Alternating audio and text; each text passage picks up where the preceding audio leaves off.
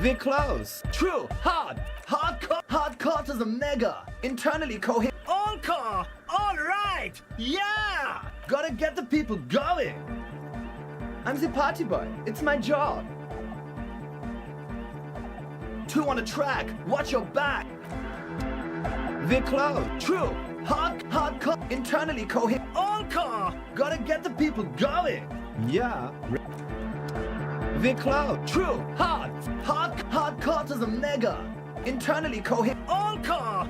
Gotta get the people going. I'm the party boy. It's my job.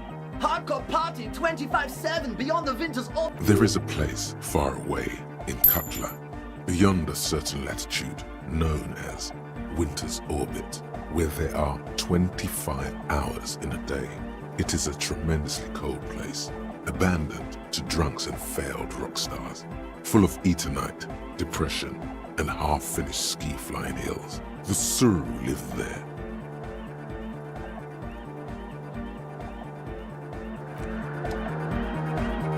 We're close. True. Hard. Full.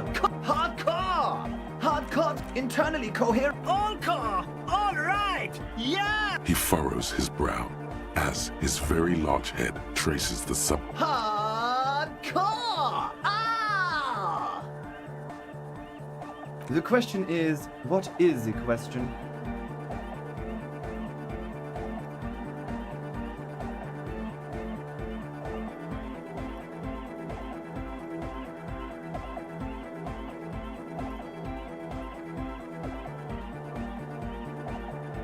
But there was no question. We're close. True. Hard. All. He furrows. Hardcore. The question is, what is the question? But there was a question. We're close. True. Hard. All. He furrows. Hard. Is it though? But is it? I mean, really? No, but seriously, I'm a bit worried it isn't.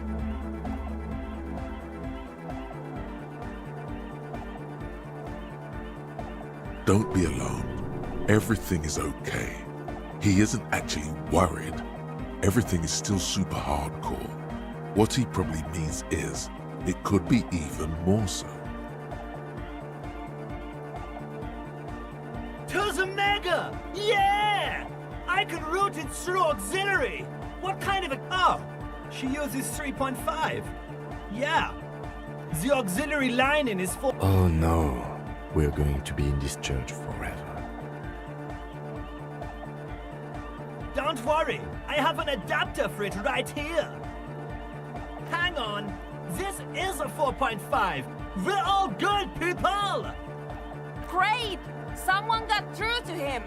Okay, let's get it all set up. Can we turn the music off, please? Everybody! Everybody! Don't panic! I'm going to turn off the Arno for just a sec. For a special scheduled event. The Arno will be back! But we're doing something else for one moment. Alright, go tell her that Egghead is ready to rave to her tunes. And then I'll turn off the music.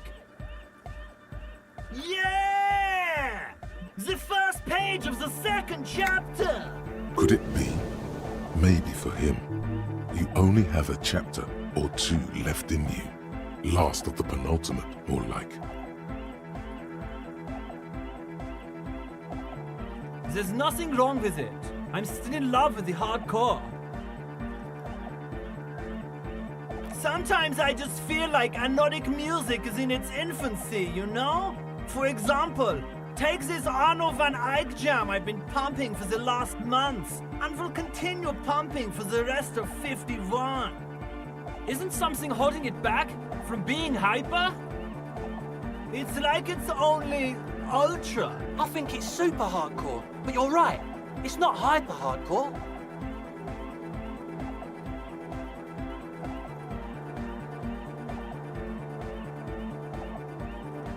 The young man looks at you reverently, as if observing the judgment inside your head, growing, taking form. His friend drops his loitering act and turns toward you two. He, too, waits for your judgment with undivided attention. If anything, it sounds a bit proto, like it's not fully formed yet. You might be a moribund alcoholic and a failed cop, but you are pretty certain a thing cannot be both proto and hardcore. Wow! Culture cop! For a moment, you almost think he's going to put his hand down, but that would be ludicrous.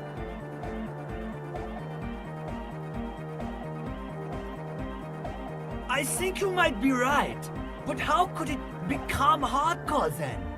I know it in my heart, but cannot think it in my head. If this is not hardcore, how could anything be?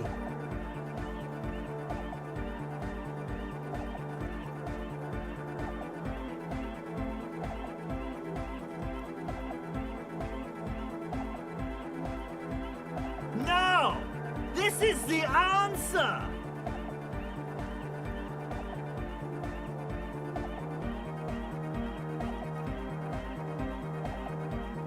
What? Guys, there's something happening in his head. Oh yeah! He's doing... But you're not. This is almost certainly a matter that surpasses the limits of reason. I know! So does mine! Uh-huh.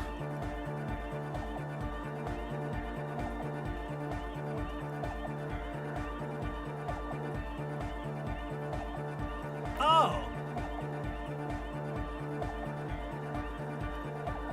Yeah!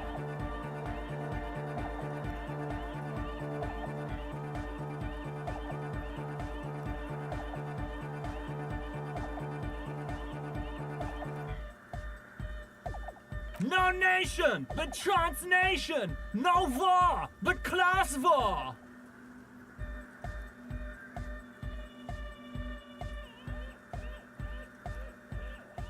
He's not a communist. It's just something he likes to yell. He picked it up from a tape jockey at the Elysium.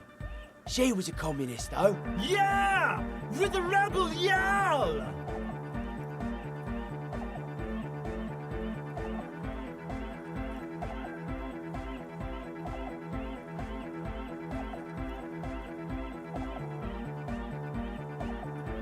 I could be a communist. If you want that, do you want me to be a communist? Please don't turn him into a communist. Oh yeah, turn him into a communist. Come on, it would be super.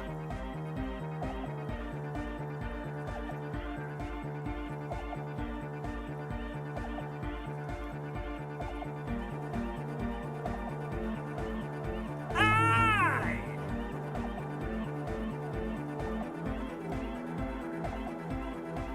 Don't be a lunatic. Of course he isn't. Jermaine here just yells random things. Odds are, sooner or later one of them will come off as fault reading. Yeah! Revolution imperative! Unless you were thinking Revolution imperative right now. Anyway, I've had a similar thing happen with Eggs yelling. I know what you mean. That's fucked up, man. Lying like that. And a cop too. Communism rules the nation!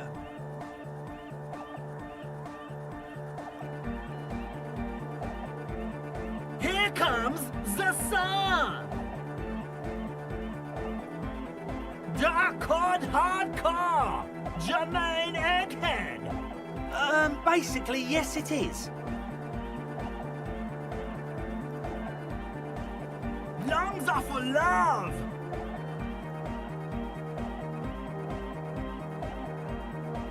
Love! In a woman's lungs! Lonely as I am, I'm not afraid. This strange, damaged feeling grows on and on. 'Cause I've never loved someone like you before.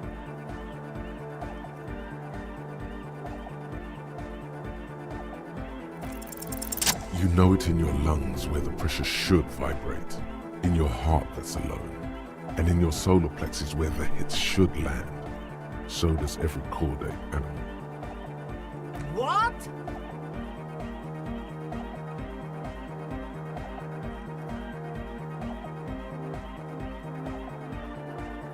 Wow, okay. We should start with the melody. But where would we get that stuff from?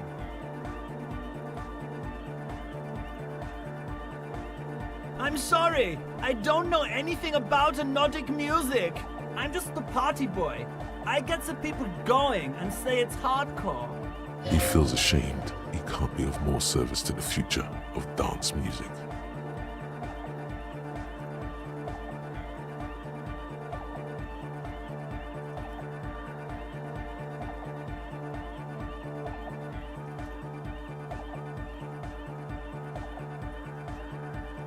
The young man falls silent with appreciation. He even tries to contain his smile, as if it could hinder your investigation. Basically, what you need to find here is a tape with some banging music on it, so that Egghead could use it to remix Fan 8's jam. Yeah, maybe that street hawker across the pawn shop has got some tapes to sell. Anyway, that's all yours to figure out. Copman! Tape! Yeah! Aight!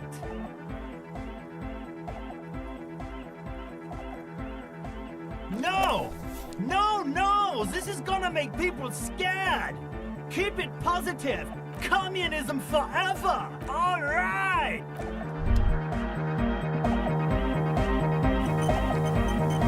Yes, what is it?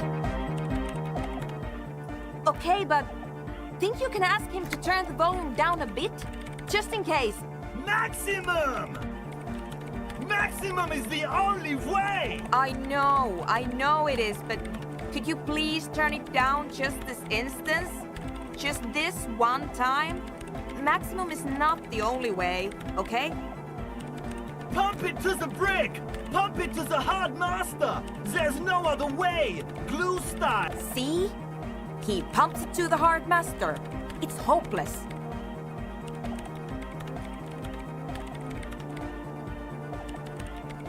Of course it is. Yeah! Permanent enlightenment! Ray of sound! Never mind then. Let's get on with our project. I'm going to unmute the speakers on a count of 5. Everyone ready? Egghead pumps his hand up in the air, waiting for the beat to drop. All ready. Ready! I'm ready if you two are detectives. The lieutenant nods stoically. Suddenly, your palms are sweaty. The church seems cold and large, somehow. 5, 4, 3, 2, 1. Mute disengaged. No wind outside, no waves, no floorboards creaking. Total, continuous silence. This is unnatural. The woman looks around. In the silence, you see dust move on the floorboards. The driver of the speaker vibrates in the air and then stops. Plasterwork begins to crumble down the walls. In the silence, a low hum starts creeping up your spine. It's a song inside you, not in the speakers, not in the room. A great bass sigh in the basement of your mind. Slowly, it builds until the air around you starts to vibrate. The floorboards, the glass, the streets and people. Nothing will remain. Guys, what's going on?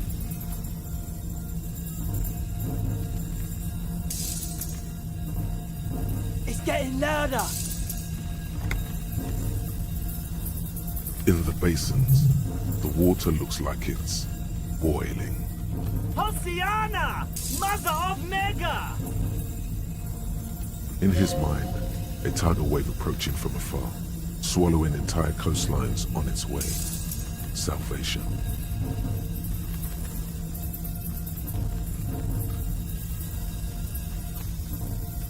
The beauty and the beat! The future of dance! Planetary! No, Egg! It's the window!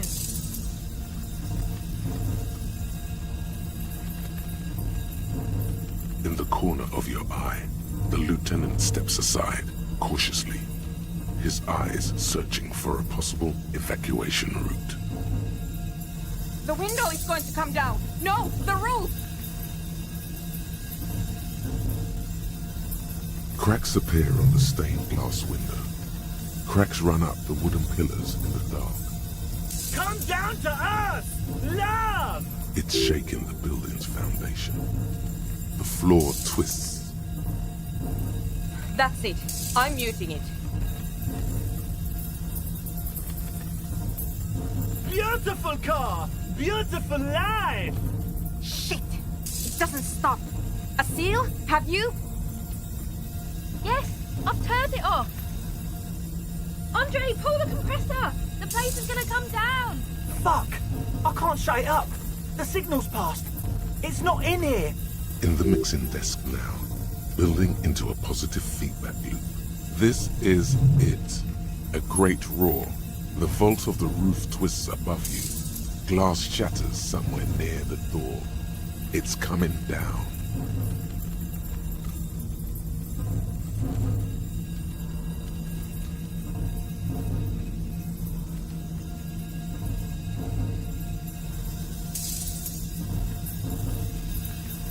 And then it stops. Totally and utterly. As if there never was a sound. Only your ears still ring from the shock. Everybody is staring at Egghead, holding a dangling cable in his hand. A black 3-pin connector. Egg. I pulled the plug. It was getting too hardcore. You did good, Egg. Most of the place seems to be intact.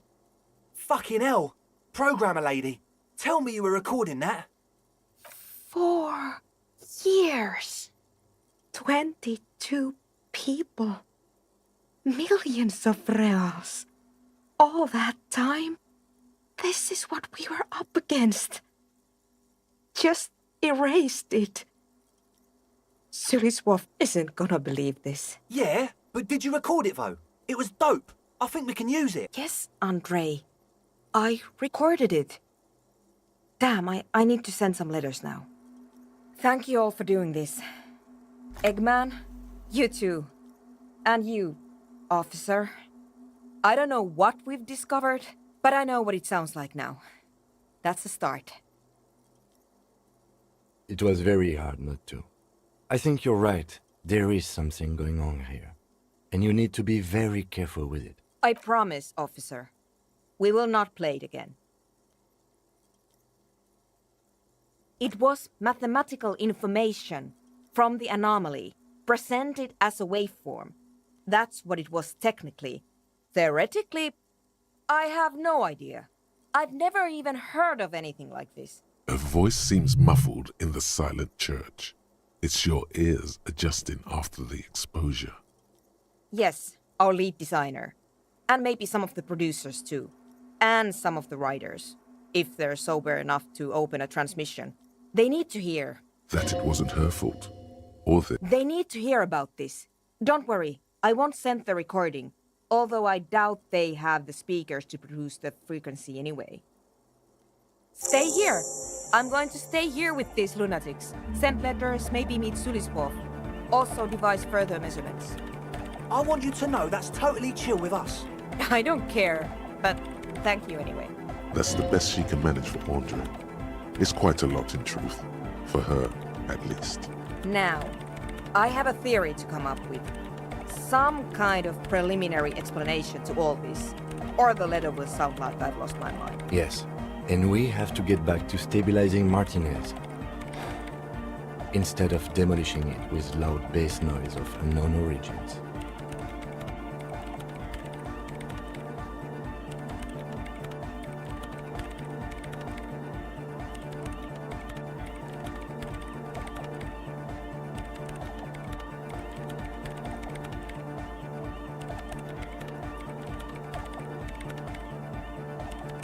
You have an explanation for all this. Somewhere deep in you, you know. The person you were knows.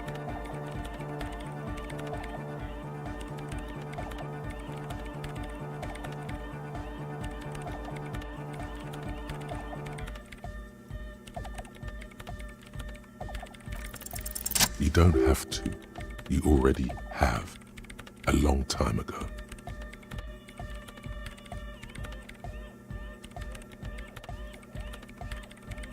These thoughts formed in you somewhere, in a long-forgotten discussion, behind a kitchen table, in the evening light, drinking coffee and smoking, with a friend. What?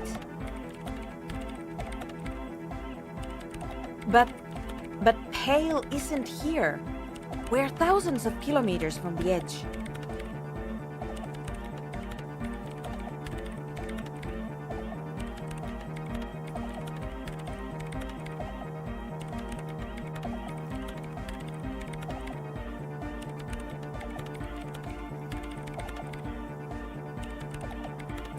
She looks up into the darkness under the nave, then back at you. You have her full, undivided attention. The lieutenant's, too. He takes his glasses off. Then what is that? It's nothing. No, it's less than nothing. No.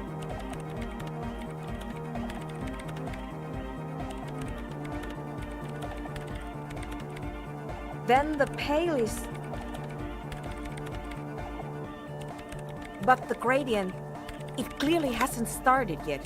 We're here, and the Pale is not. I understand. A theory of the Pale where instead of an outer ocean, it metastasizes, like a cancer or a mold, erupting in points inside the world.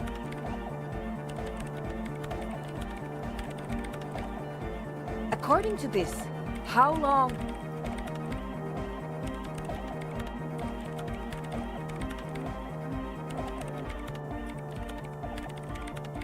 And information, causing data losses in the East Insulindian front. Have you considered why it's formed in a church? And also when or how it might start growing, or if it has other effects in addition to sound and data? An intellectual hunger fills her now, casting fear aside. I also have a question, since we are piling them on. How do you know this? I'm not doubting you. I'm simply curious as to how a detective of the RCM knows how to think this.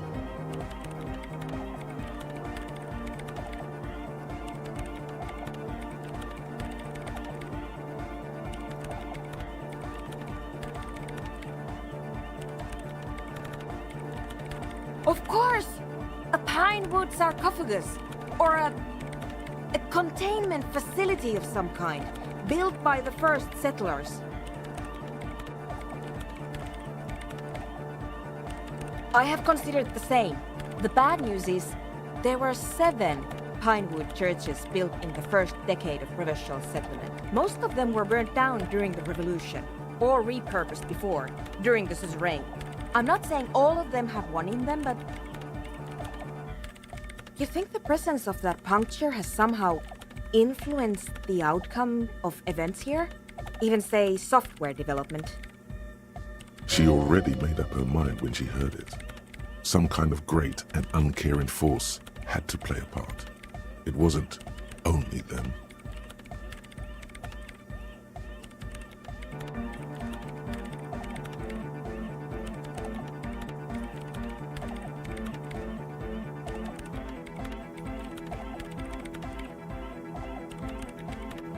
I told the producers we need to go and move to a normal office building, with amenities. But no, the artists like the milieu, the writers like the history. I told them.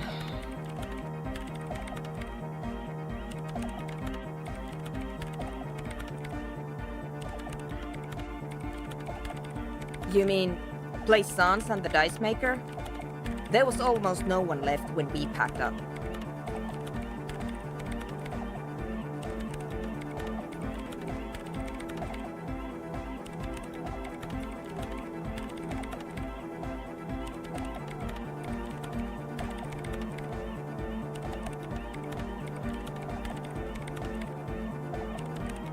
Then go tell them.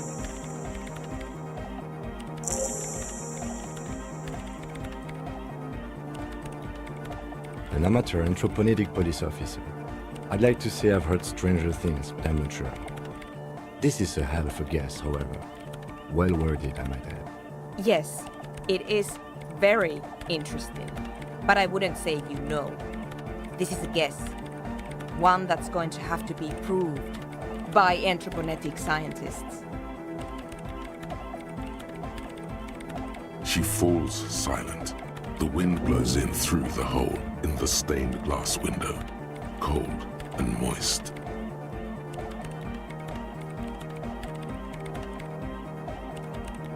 I'm going to leave that out. But the rest, some of this I can use to start to explain this to the rest of the team. Maybe I'll sound mad, but... Man, you will certainly sound mad. One more thing. Maybe a club for anodic music isn't the worst thing you can erect around this particular point in space.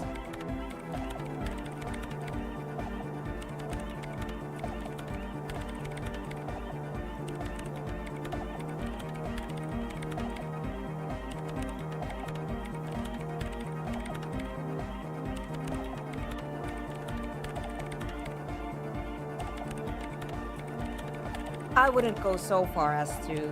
Yeah! Once the light is on in the universe, it will never go out! Thank you, Egghead. Let's leave it at that, shall we? We have an anthroponetic detection to perform in this district.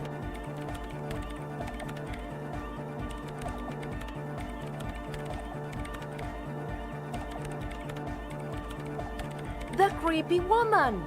We were wondering about that when we worked there, but I had completely forgotten about it ever since. It must be anthroponetic crosstalk, the one you get in radios and long-distance calls. Now it makes sense, with the pail right on the doorstep.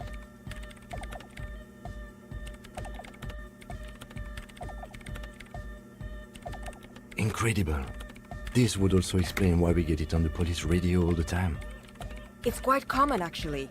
When the signal gets routed through Pale, all kinds of irregularities take place. You may hear snippets of someone else's conversation, or the voice of your former lover, or an echo of an event that took place 100 years ago. Pale is a shroud of memories, and it doesn't really distinguish to whom those memories belong to. You could hear anything. Anytime.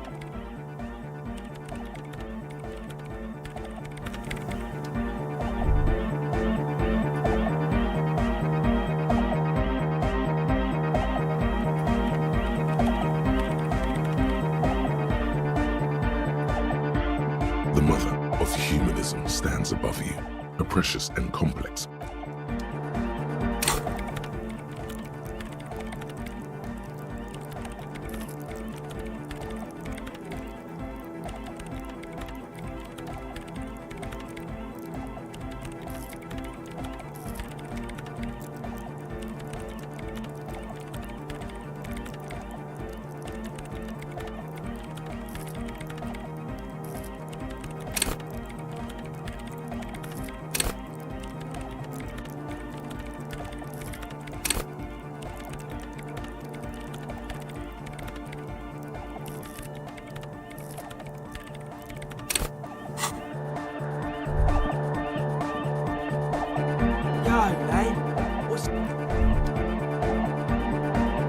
She's whistling a melody, her trusty contact mic attached to a wooden pulpit.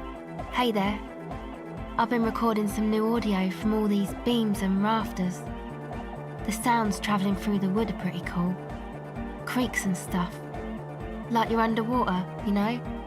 But like, underwater inside a tree. And no, it's got nothing to do with contact mic. I really wanted to say, thanks for getting me and my friends in here, and we even found some new associates, such as they are. Good, I think. Noid is getting a read on the place. I think he finds the carpentry very impressive. Andre's been setting up the compressor and dancing. Egghead's been keeping the party up. He's got the stage under control. Sauna, the programmer, she's doing whatever she does behind that radio computer of hers. She doesn't talk to us much, and the crab man hasn't shown himself, thank God. Sure, you helped us out. I can repay the favour. What do you want to know? What do you mean?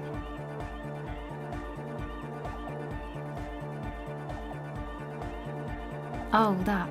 He's the party boy. Anodic music doesn't really do vocals in the traditional sense. Vocals are thought of as rock. That's to say they're a bit backward. No offence if you like rock music though. Rock music's cool by me. Pachoo, pachoo, swish. Your credentials as the resident future man of Revachol are being questioned.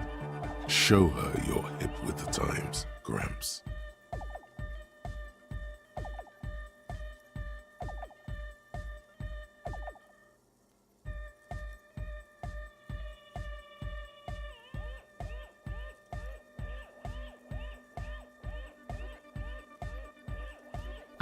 Okay. Anyway, even if you don't have vocals, you still need someone to say something every now and then, right? To urge things on. That's where the party boy comes in. He basically just stands on the stage and dances and yells how awesome everything is. It's very catchy. I understand. People are usually afraid to do things if others aren't already doing them. Dancing makes you dance, like sneezing makes you sneeze, or yawning makes you... Anyway.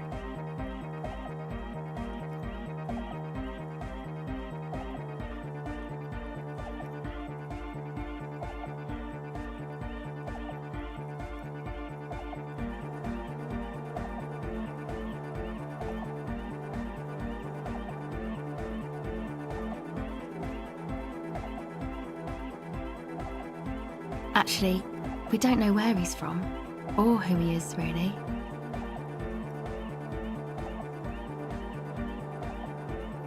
One time we were out partying somewhere in backwater Forburg. Or maybe even Coal City, I can't remember. Maybe it was Coal City.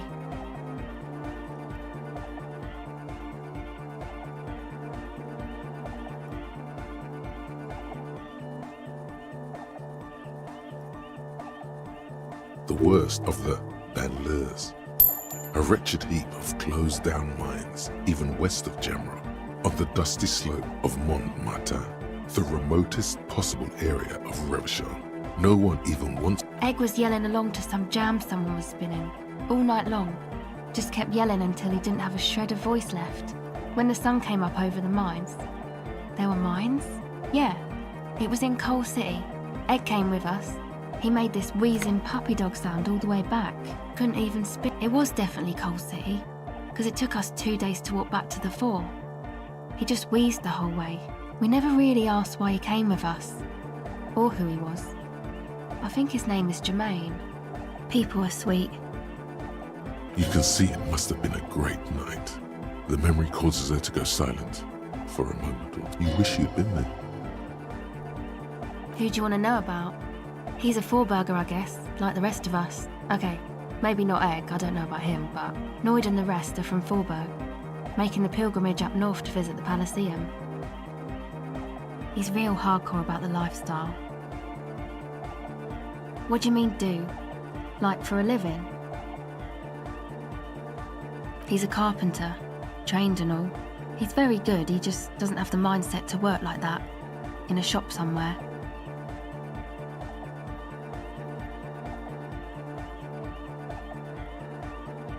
Wow, you really have talked to him. Indeed, Noid serves no master but the beat.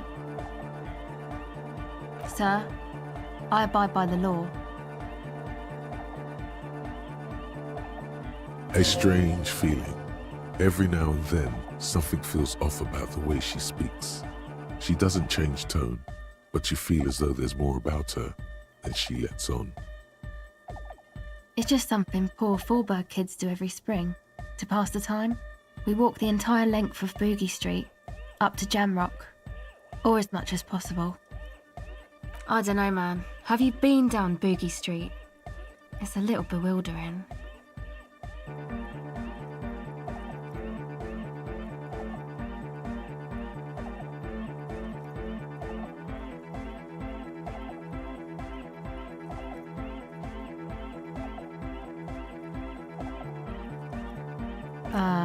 No?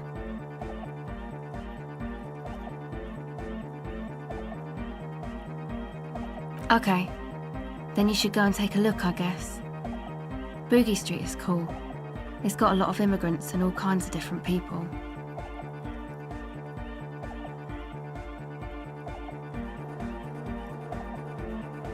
Yeah. I hope you do. Who do you want to know about? Andre? He's a cool guy. Doesn't really come off as one, but he is. He takes care of shit. Sorry. I mean, he's got a vision. For what life should be, you know? He tries to push things until everything falls into place. He's an organizer. Nothing. But then again, there's nothing to organise around here either. He really wants this church thing to work. Must have taken it as a sign when he found it abandoned like that. Said it was an augury. I don't know where he got that from. Andre's not super intelligent. I've never seen him so psyched about anything though. And he's often psyched. Looks sort of desperate, like it's his last chance or something. Or maybe he was just high. I mean, not that he does drugs, just high, you know?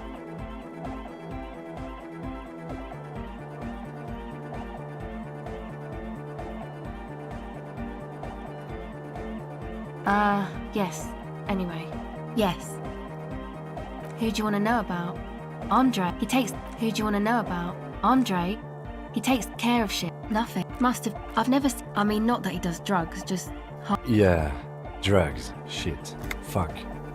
We don't care. Yes. Anyway. Yes.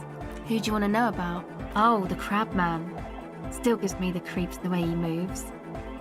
But he doesn't actually come down that much, just climbs around the rafters. I just tried to stay away from the crab man. But he talks to Noid. They seem to have some thing going on. Beats me. Noid said they get along somehow. They're both crazy enough, I guess. Who knows? He doesn't really answer our questions, see? Not that it's easy to ask them. What are we supposed to do, yell up at the tower? Who do you want to know about? Oh, she's a bit odd, I have to say. Doesn't talk much. I'm not really sure how to vibe with her, you know? Seems like she's not in a very good mood most of the time.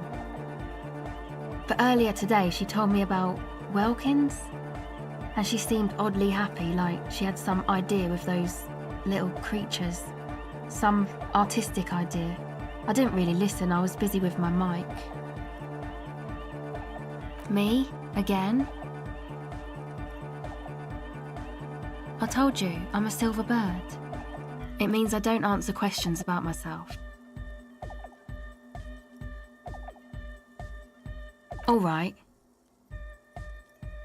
There is. Thank you. Me? Again? I told you, I'm a silver bird.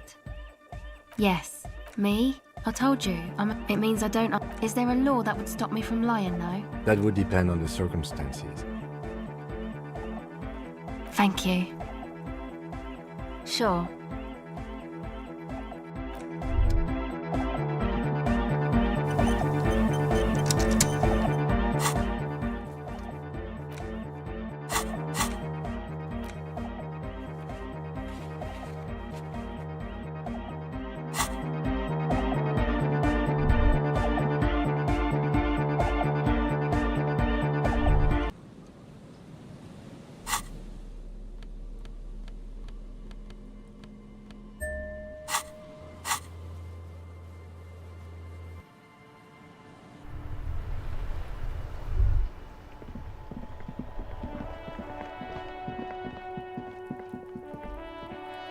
You see a set of tire tracks in the brown slush that covers the plaza mosaic. Cop habit. You look at everything. This isn't case-related, you think. Hard to say. No, these tracks are not interesting at all. Let the street sweeper just sweep them away.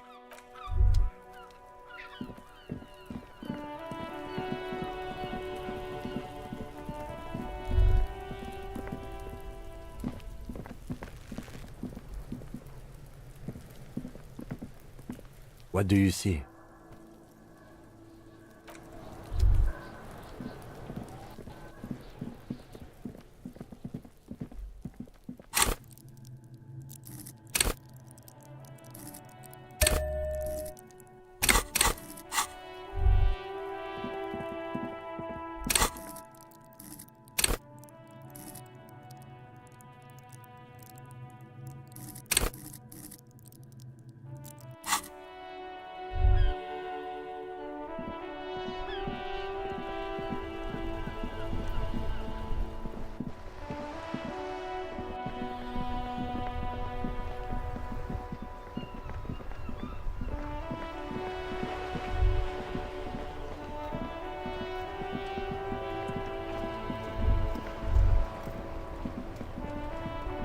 Officer, care to play a game with the lonely old man? Actually, never mind. Wouldn't be the same. The prick is gone. I can barely believe it. But he's really gone. Hell, most likely. He was an absolute Kent. His hungry little heart finally gave out.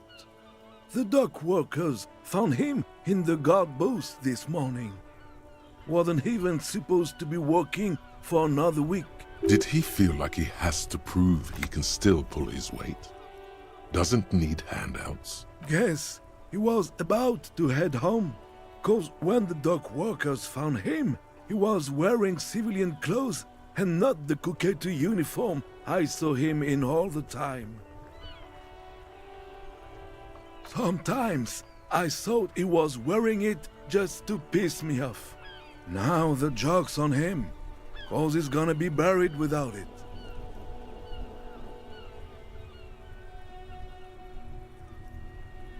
No, René was the most stubborn man in Revachol. Nothing you or I could say would ever push him to do anything. The man was completely immovable.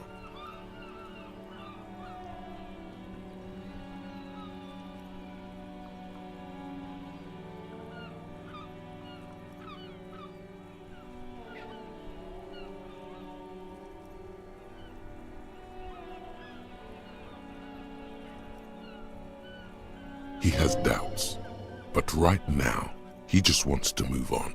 I repeat, an absolute Kent. Even his old army buddies didn't want him around. He was like an old viper. The only people who could stand to be around him were Jenny and me. She saw something in him when we were just kids and she never lost sight of it. And I thought if the most beautiful being in the world can love him, then there must be something worth holding on to. We've hated each other our entire lives. So much, in fact, that... Yes, I loved that angry prick. He didn't deserve it, but I did. You know what his last words to me were?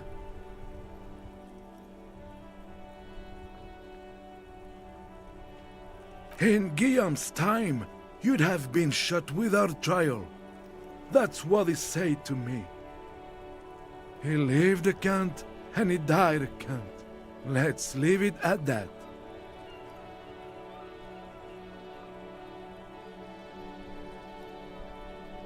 Let me see. This was 60 years ago. We all went to that parade. Young René looked so happy, and Jenny... I'm sorry, officer. I just... Thank you. Thank you for this little memorabilia. It really means... That was nice. A small thing for us, but invaluable to him. He probably didn't even know René had the photo. Yes, we are both very sorry for your loss. It is what it is. Part of life, really. But to know someone for 79 years, then one day they're just... gone. I just don't know anymore. About anything, really. But you must need something. Yes? What about... Yes. It is... I just don't...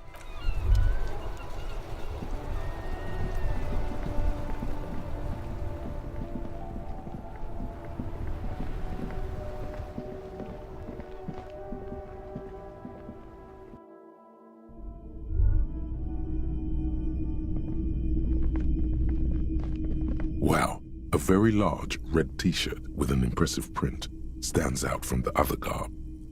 Oh yeah, the print depicts a muscled man striding toward you, a giant sword in each hand, encircled by burning embers. Behind him is a cluster of cabins engulfed in flames. Beneath him are the words, Hyundal burning. Smells like worn cotton and a little old sweat there. Worn cotton with a side of flea market or trash bin. Sniffing is okay. But please don't try anything on. Can't have you leaving your photon emissions in the fabric of things you're not going to buy. You're not imagining it. Photon emissions? What is he talking about? Hell yeah, man. I don't usually carry printed tees, but this one was just a fan. No, I wouldn't go that far. But I do think the Hjelmdala man... Most people don't think that the man from Hjelmdal really existed. But, I mean, even if the man from Hjelmdal didn't exist before the adventure novels, the stories of... Okay. You sound skeptical. It's not that complicated. All that's required is a more robust understanding of cause and effect. Besides, I've been to Kotla, though not quite as far north as the Hjelmdal, and watched northern lights travel across the sky. Very unique, energetic tides there.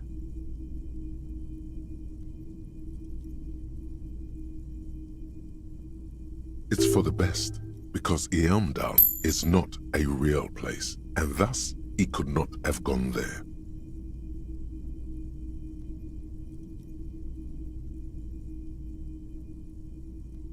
His theory isn't exactly incoherent, but its logic does suggest some unusual neural activity.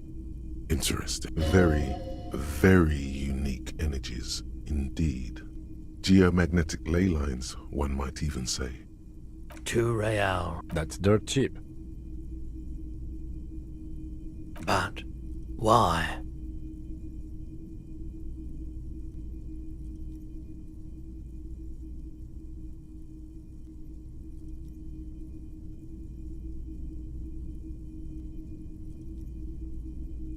I suppose that makes sense, yes. Please go ahead and take it. Welcome to Hjelmdal.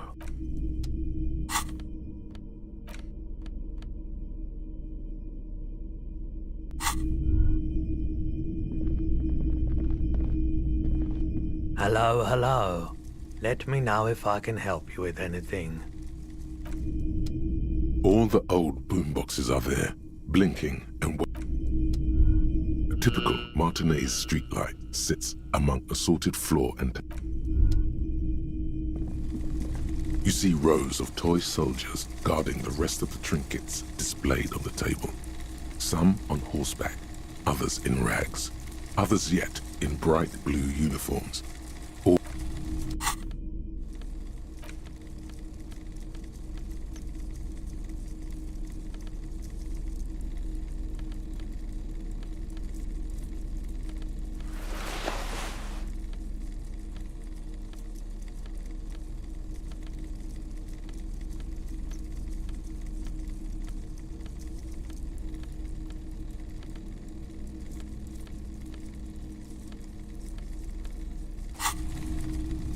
You see rows of toy soldiers guarding the rest of the trinket. Everything you pick out seems faded, chipped, and sad somehow. Most of them are just broken toys.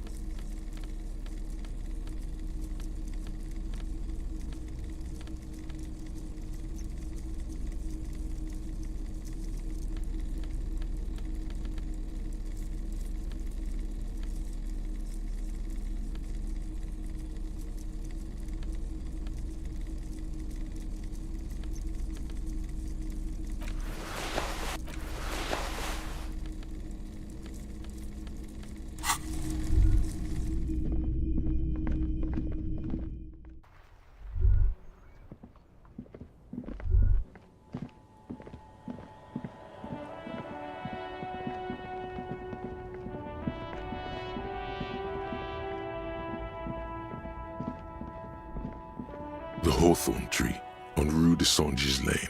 Bronze-colored ribbons of the gnarled hawthorn tree on Rue de Saint-Gilles Lane.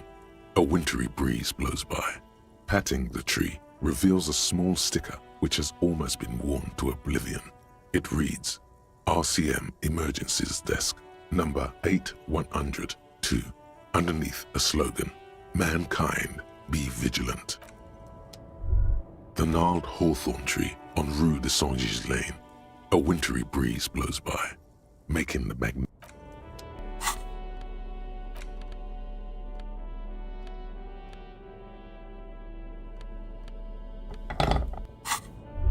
gnarled hawthorn tree on Rue de Saint-Gilles Lane.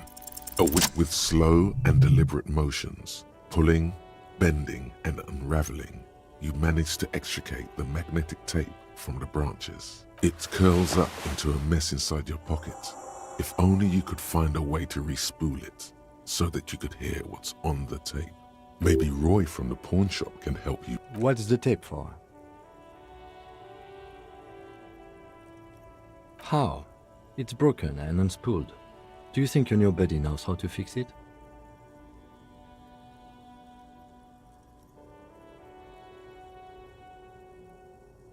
All right. You could also get it fixed at the pawn shop across the street. We shouldn't waste our time. You know, since tape spinning isn't really our day job, solving murder investigations is.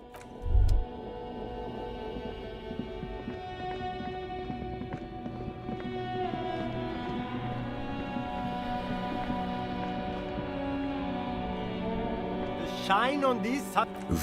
Those UV stickers are. These are all.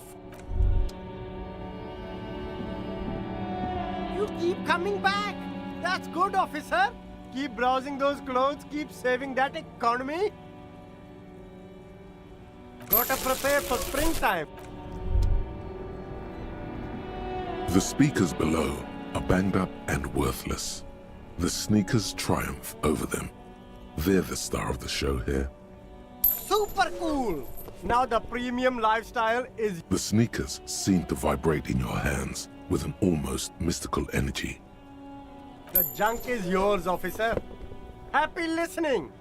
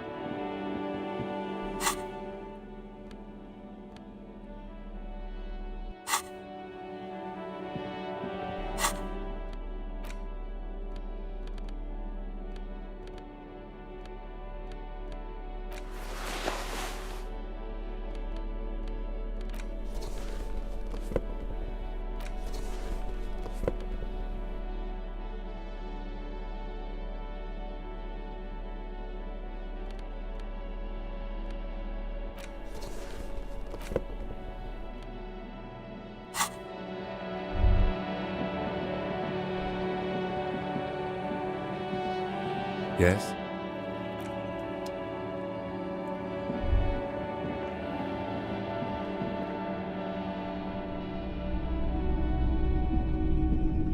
Hello, hello.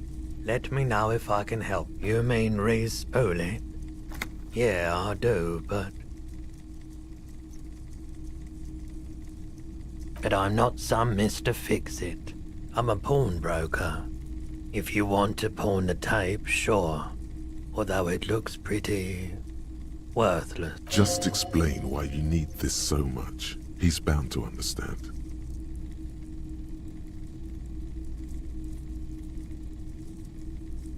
Huh? What do you mean? Yes, what about it? Is it any good? The music, I mean.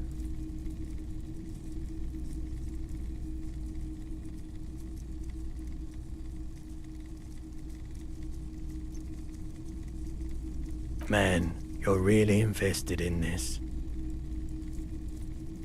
Okay, I'll help you out. It's going to take a moment, though, so just sit back and relax. You take some time to look around the store. The play of visuals all around the pawn shop is mesmerizing. Suddenly, Roy turns back to you with a reel of tape in his hand and coughs. You know these visuals would look super cool in the church.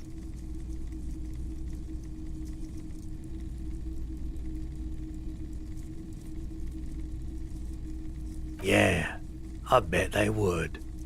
All those lights in a massive church hall. A sanctuary filled with hand-picked positive photons. There would be no room for sadness in such a place. It's a brilliant vision. There's a but, isn't there? There's always a but. I rather like it here, too. So yeah, I'm not giving you my projector. This tape is all I can do for you and your friend's nightclub project. Looks like he really means it. There's no way to turn this around, I'm afraid. Yeah, a sanctuary. There's a but, isn't there? Yeah, man, no. I rather like this place happy, too. You know, where I work. This tape is all I can do for you and your friend's nightclub. Looks like he really means. There's no way to turn this around, I'm afraid. Yeah, my pleasure. I do what I can for true passion projects. Just try.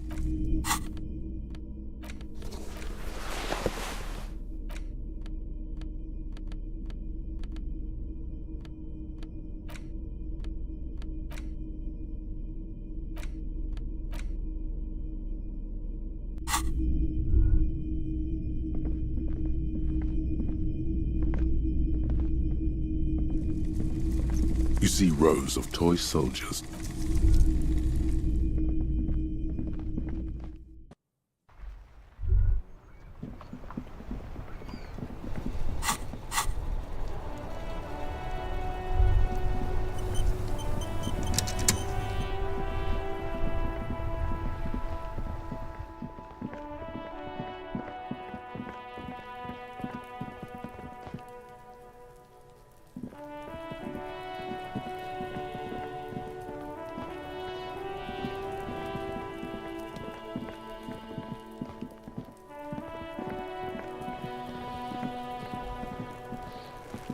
Fuck does Kuno care?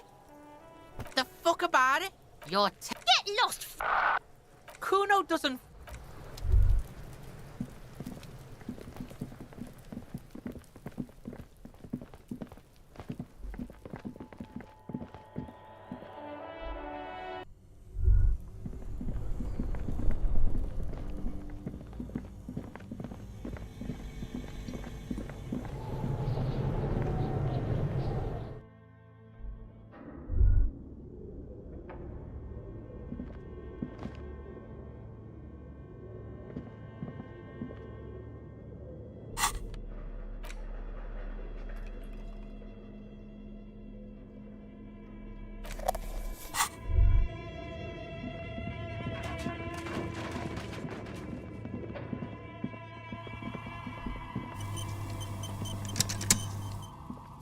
Oh, it's you again.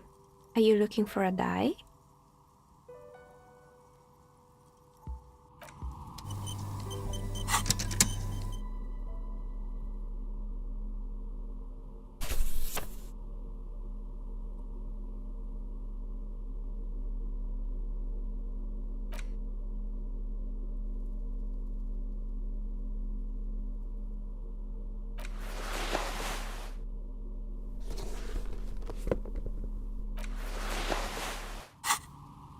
Oh, it's you again.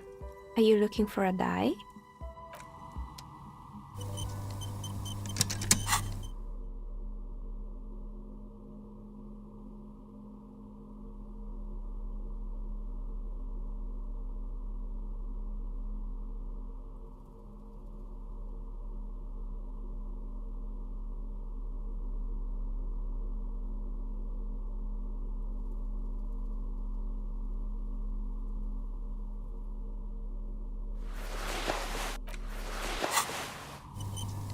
Oh, it's you again. Are you looking for a... Aside from getting naked, you're not sure what else to do.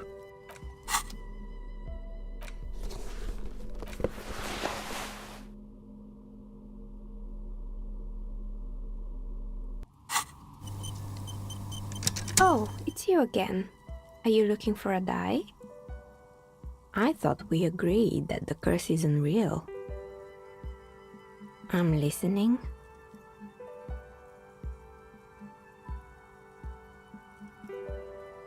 Excuse me? A 2mm hole in reality? This can't be true. I'm afraid it is, ma'am. Sona Lukanen-Kilde, the former lead programmer of Fortress Accident, made the discovery. Sona is involved in this?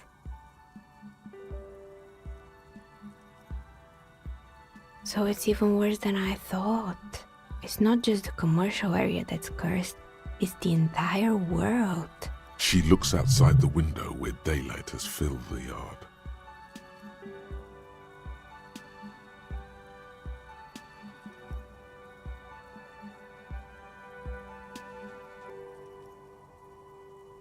A curse is something superstitious, but a 2mm hole in reality?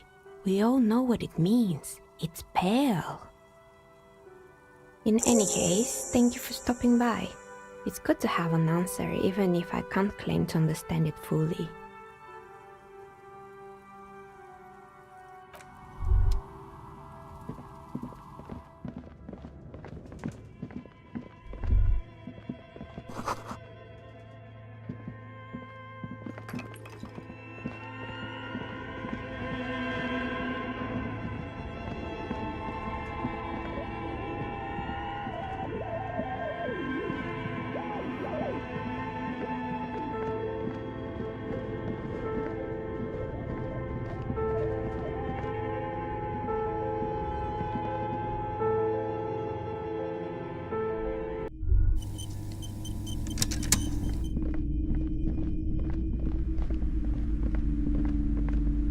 Hello again, esteemed officer, and welcome to Crime Romance. What do you mean, the actual source?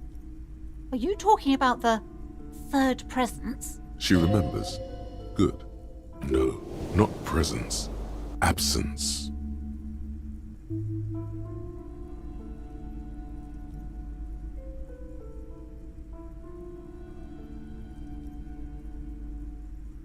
Absence? I imagine things must be rather bleak for you to return to me. Tell me, what have you found? A what?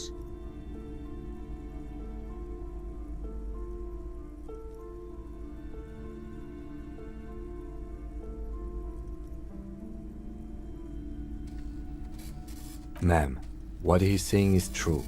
We found an anthroponetic anomaly in the small Pinewood Church down the coast. I don't mean to be an alarmist, and more research is needed, but it's not looking good. But that's not in any of the ancient texts. How am I supposed to protect my bookstore from that? Tell her the truth. It's out of her hands.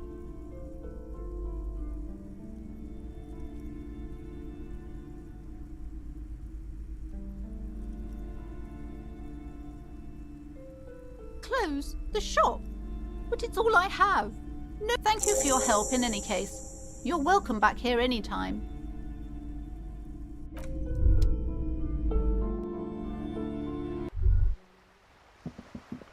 Hello again, sir.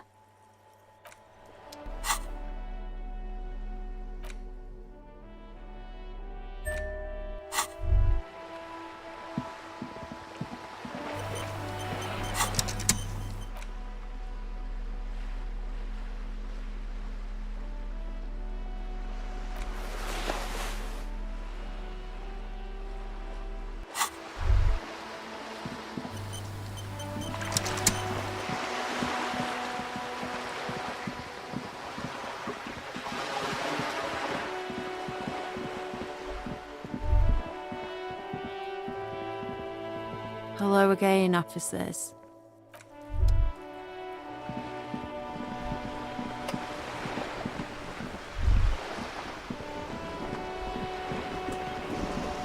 You're back. Good. What can I help you with? More lessons in basic reality? My favorite part of the day. Go ahead, ask me anything.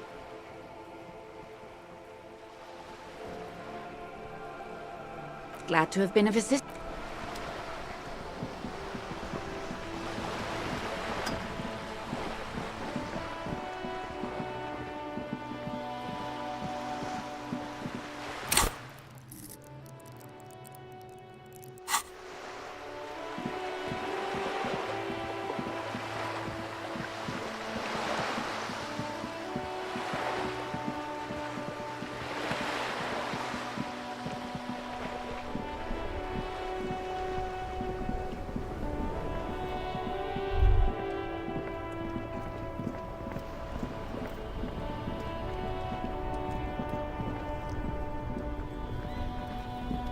Now it's turning into a kind of a...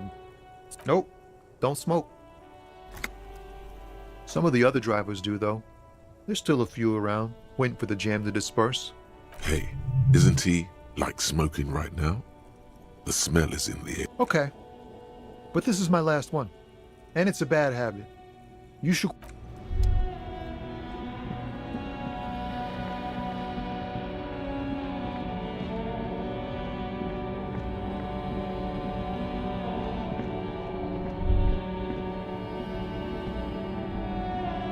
A lorry abandoned. The smell of sick. There's something odd about the passenger. Voila! A stack of neatly folded papers has been stashed behind the seating fabric. You see... Bonne prise. This large map displays the elevated motorway called 881. The intake leading to Martinez is marked with a blue X. There's another X on the off-ramp at a place called the Old South. Toll booths at the intakes are marked with a circle. It looks like there are scant few ways of getting onto the elevated motorway that runs over Jamrock, and this person knows them all. This municipal map from the 30s displays a complex system of storm sewers underneath a sub-district called the Pox, old military hospital, right adjacent to the 41st precinct. No storm will ever drown Revachol, the great solution to the riddle of history.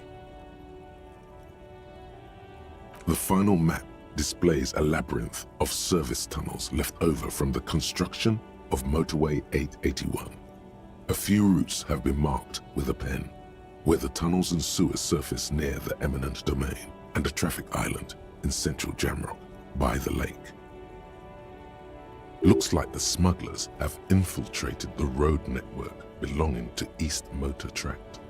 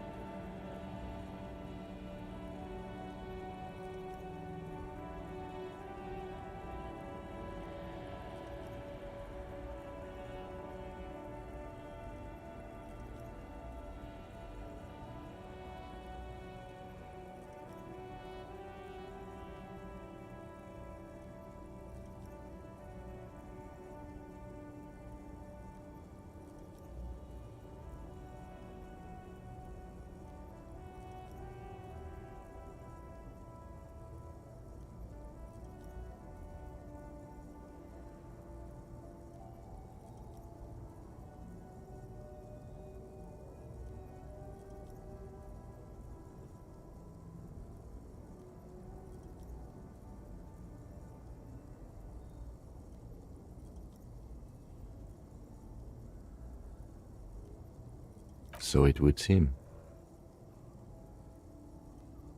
The RCM patrols most of these auxiliary roads, though apparently not all of them. Hard to say. This distribution network looks certainly large, yet still vague enough. It doesn't reveal much about the Besmerti behind it. The Besmerti is a Revacholian crime syndicate. They see themselves as the inheritors of the 14 Revacholian Indo tribes. But really, they're just violent gangs vying for control on the west side of Revachol. With cool names like La Puta Madre and Aura Masta. It's a dark parody. It's definitely not the Union. They just do some logistics. This operation has spread everywhere in Jamrock. If it's that widespread, then Madre remains the most likely suspect.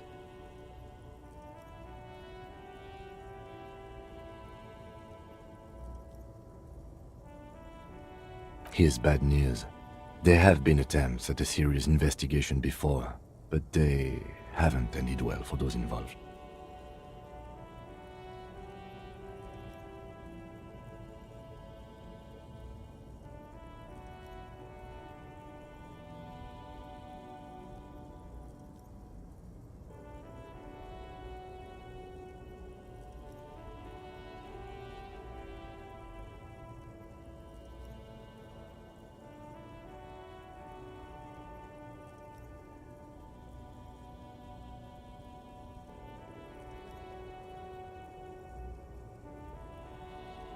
Lieutenant Kitsuragi is a brave man for saying Madre's name without the winces and whispers that usually accompany it.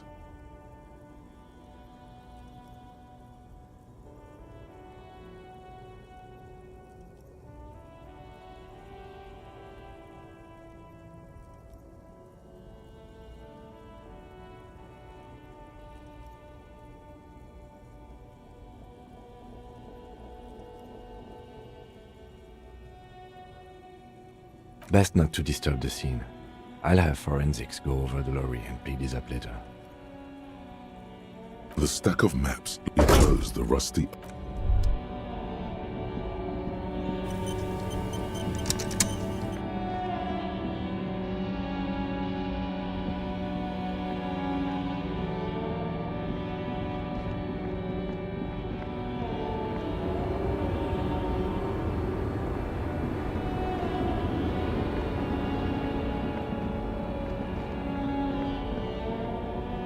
A Stars Ryko, one of the finest Zhimsk-made motor carriages ever. An oldie, but a goldie. Not many people outside of Grad, and Revachol West too, it appears. A Stash Ryko KK2. That's a classic model. Never thought I'd see another one repainted after what happened last time. No, only that the motor carriage is typically baby blue. The colors of Sigismund the Great, an ancient Zhimsk ruler. His banners were famously zephyr and white. The colors of the Stars Ryko.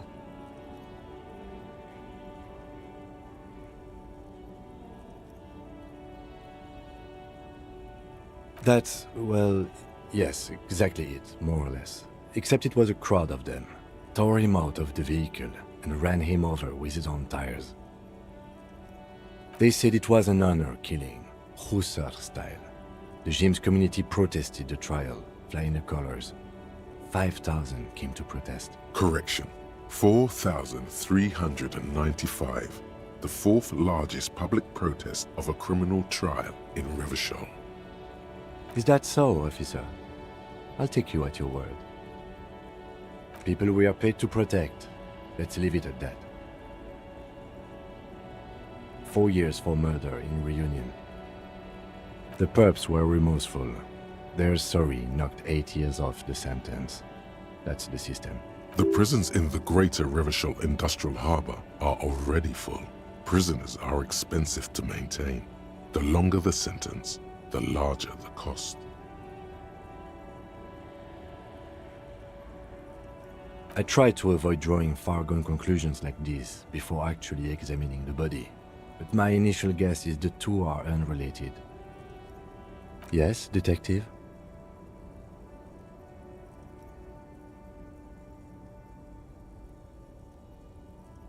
You sure you're not Zhimsk?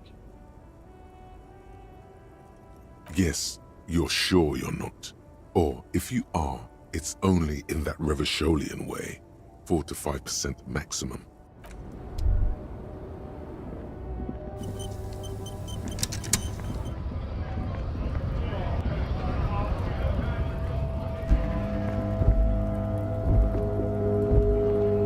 Looking for something?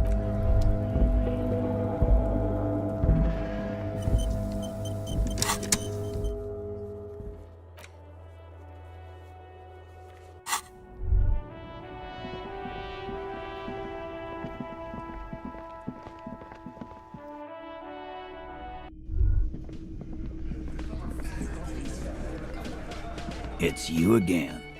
What is it?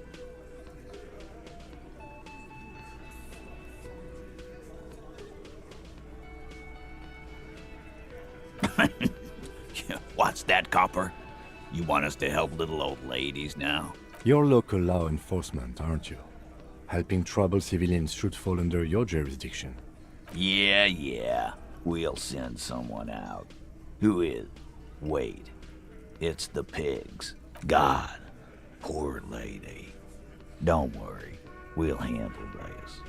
I think she got some family in Kuron or something. Bastards left her alone when she got sick. We've been getting complaints. Hey, wasn't Everott's B team looking for her the other day? They said something about her, I don't know, finding something? Yeah, I think you're right, Gene. She have something of yours, Pig?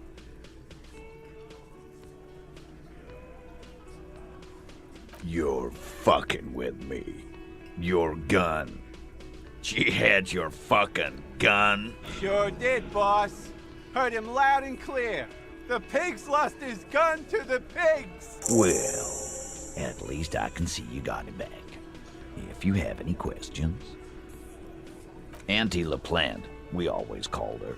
Something LaPlante. Marianne, amigo.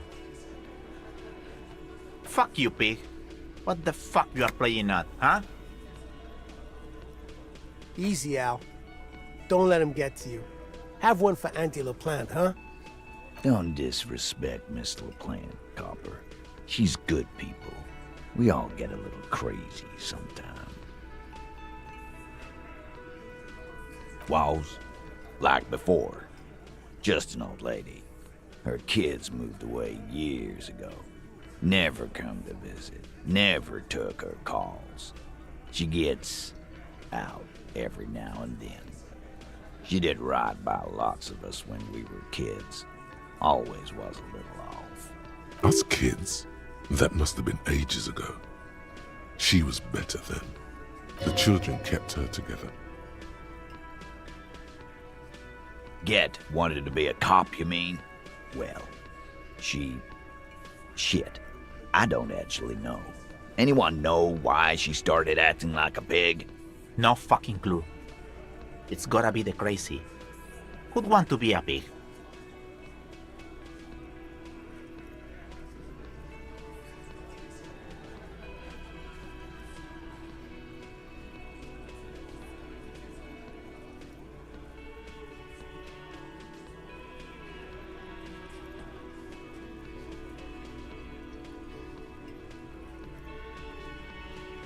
Yeah, you should be. Whatever, Carl. Don't worry. Get. No fucking clue. No, I didn't. Because I'm not fucking stupid, Polizonte. Yeah, Carl. That's some pretty fucking weird shit to say. The pigs, level weird. But whatever gets you through the day. Dunno. She lives by the water. Shit washes up all the time on the beach. Police paraphernalia doesn't just wash up on the coast, people. It's not like we dump it at night. She bought it, collected it. Station 41. A man carries a crate of rusted, unused badges. You think these would net us something at the annual auction? A balding detective drags a comb futilely across his head. Shit, who'd want those? Just dump them into the river. No problem, old cop man. We take care of our mentally ill here in Martinez. Ain't that right, boys? Sure enough. With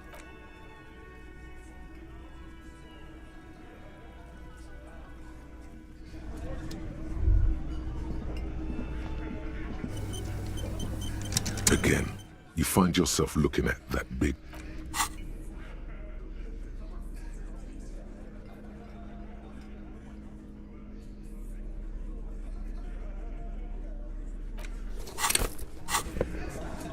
Again, you find yourself looking at that big old window.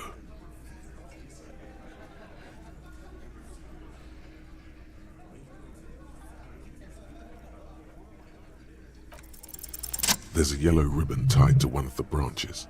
Light yellow, faded with time. A tiny splash of color in the blackness of the thicket. Hanging from it, a bronze key.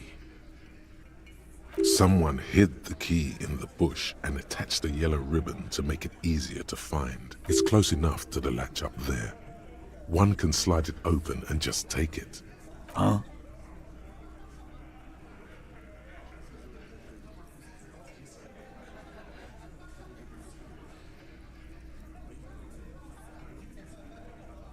And I need the God damn it, Dennis. You know I can't help it.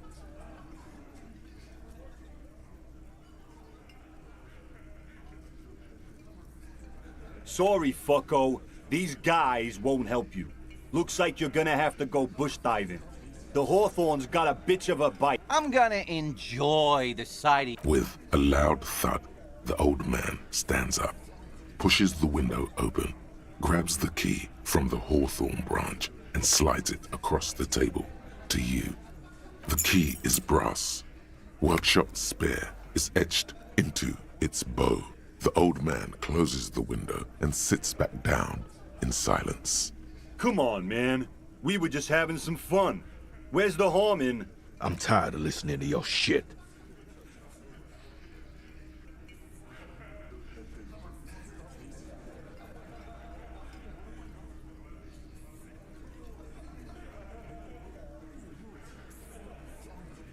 Didn't even know it was there. Boys. No idea. Never even seen it. Someone must have hidden it there before this room became our place. It could open the door in the kitchen. The blue door. It says workshop spare. Maybe there's a workshop there? It's worth a try. Don't thank me. I don't give two shits about your key.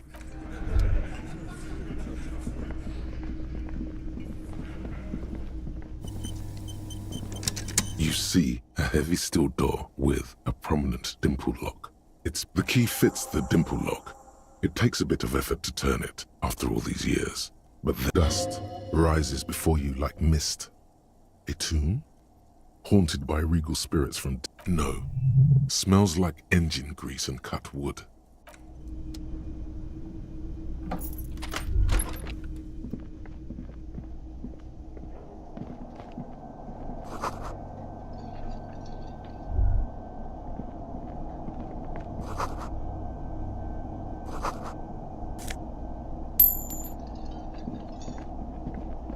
Over there, in the corner.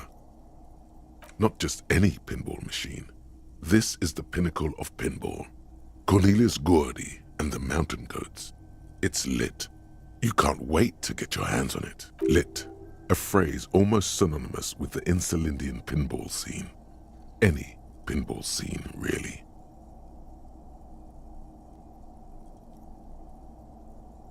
The pinball machine. Gordy's Goats. A classic. A little. Feels like a lot. Too much to play it again. Ah, great. Cornelius Gordy and the Mountain Goats reads the golden lettering on top of the back box. There's a small column of text underneath. The machine is coin-operated. Get the game on, Fingerboy. Those flippers are ready.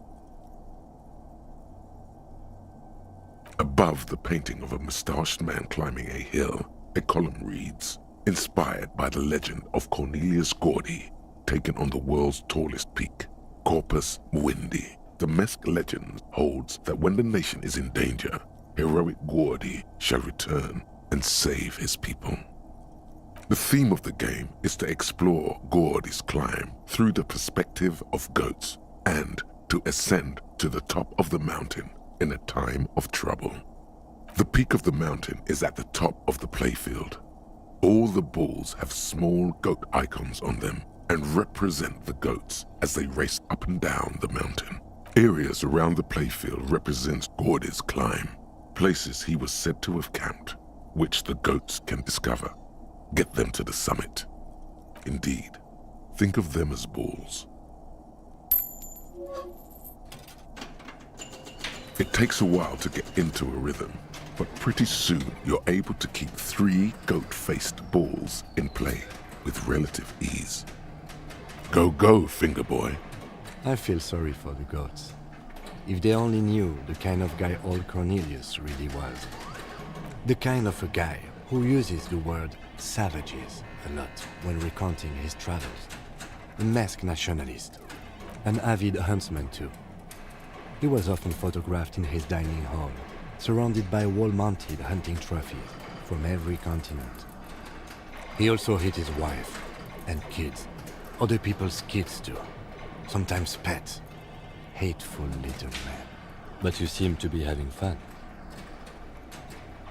Your game is definitely improving.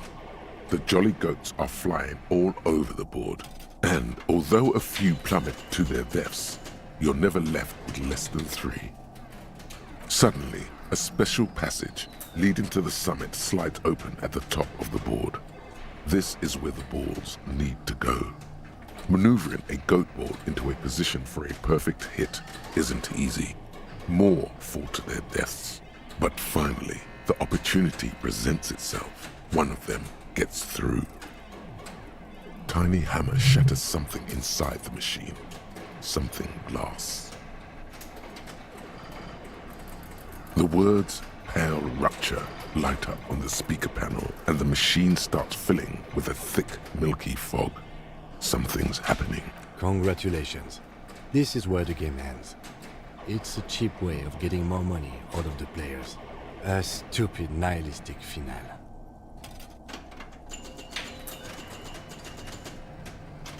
There's so much fog, you can barely see anything.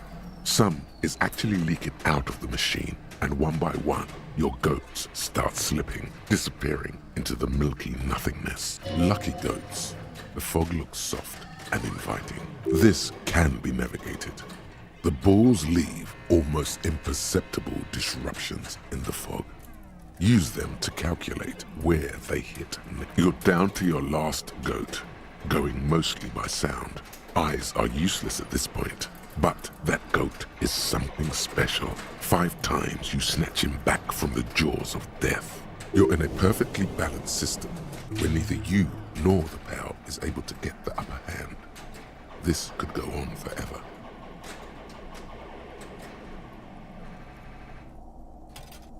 I am. I've seen it before. Played it too. You will eventually make a mistake and then it's all over.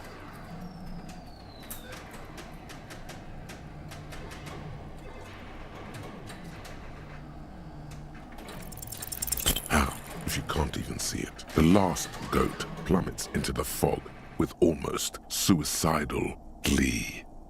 It killed itself to spite you. There goes nothing, finger boy.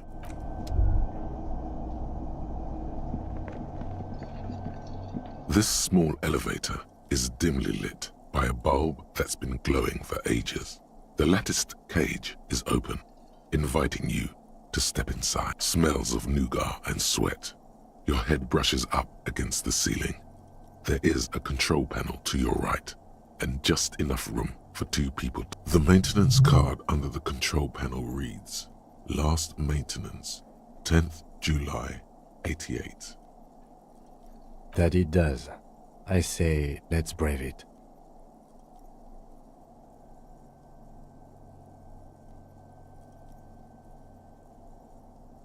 No, it was maintained in 88 of the previous century. No, I think the bureaucrats just forgot about this backroom elevator after the revolution.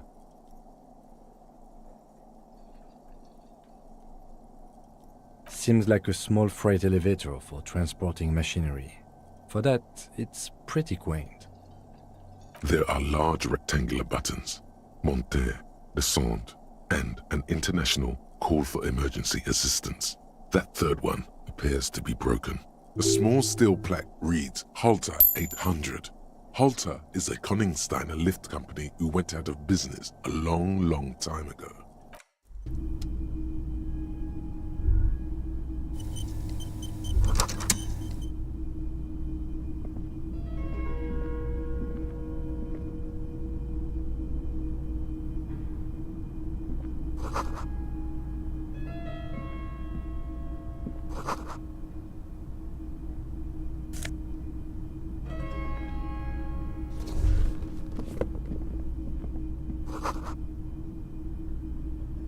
So this is where they brought 40 pinball machines to fix them up, a long time ago. Everything is covered with dust now. The lieutenant looks around the dusty, crowded room, inspecting the tools on the shelf. At some point, 20 years ago, 15 maybe, before pinball went out of vogue. Looks like it. I'm guessing Martinez North 22 used to be a pinball arcade before it became a hostel. There are machines left over. A creak. Some dust falls off a shelf. Downstairs in the hall, next to the main door. One of them even works. I've seen one of the hearties bang away at it.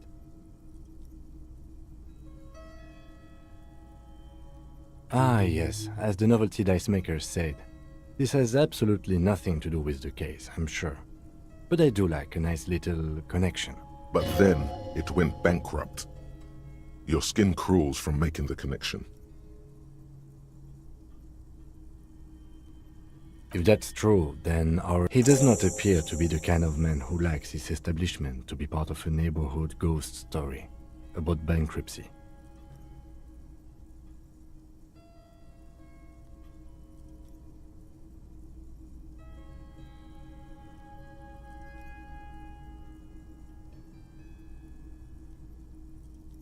Stupid superstition. But still, it would be interesting to see what the cafeteria manager thinks of this. It's not a ghost story.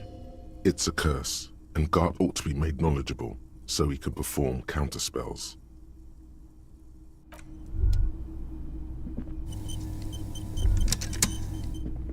You clearly see footprints in the downy carpet of dust covering the workshop. Jackpot. These, unlike everything else here, are new. 3 weeks maximum from the dust coverage.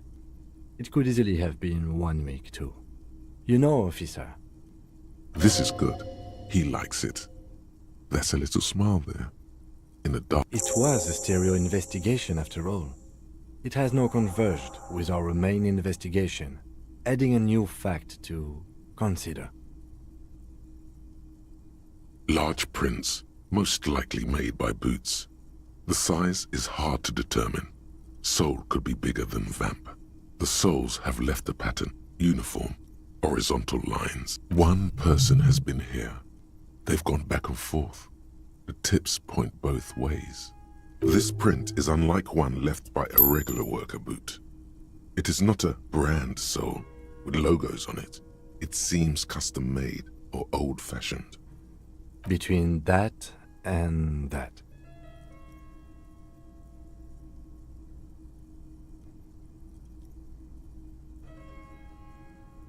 The size looks about the same, actually. They are not the same shoe, but they could be the same person. No, these little horizontal lines are different. They look custom-made to me, or some... Everything around you is quiet. The prints crisscross the workshop floor.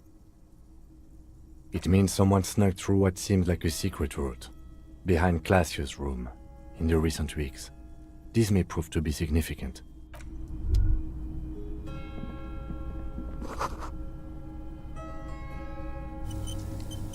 You can almost see the shape of a man and a woman writhing inside, bathed in drug sweat and dirty linens. Bottles lie around everywhere.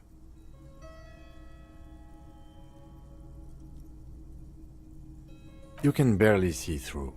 Better not to jump to sensationalist conclusions here. The footprints on the floor, however... You lean closer to the peephole instinctively. I bet they're doing something quite unnatural.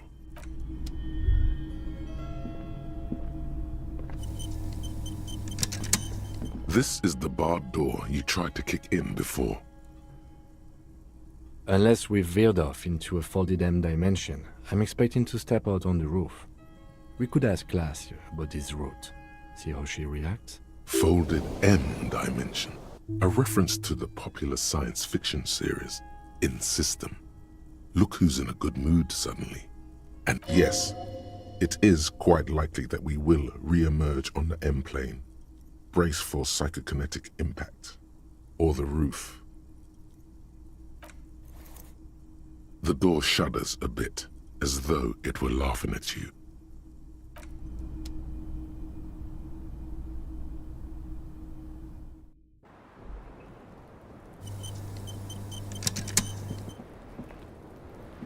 It's always good to see you. Something in her demeanor has changed.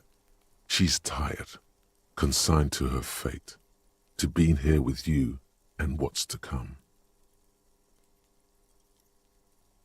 Lely? That was his name? As I already told your partner, I didn't actually know his name. I just called him Lely. It's short for Lelystad, where he... Yes. He said his real name wasn't his. I tried to pry it out of him, but... Lelystad. That's a good start. It just occurred to me, colleague. We still haven't performed a field autopsy on the deceased. The questions I have assume some kind of foreknowledge on our part. I suggest we go and perform it now, and return once we've brought ourselves up to date. Miss, excuse my colleague. He has recently suffered brain damage. We will now go and do our duty, cleaning up. You won't have to look at that site much longer, I promise. It's always good to... Something in her demeanor. I understand.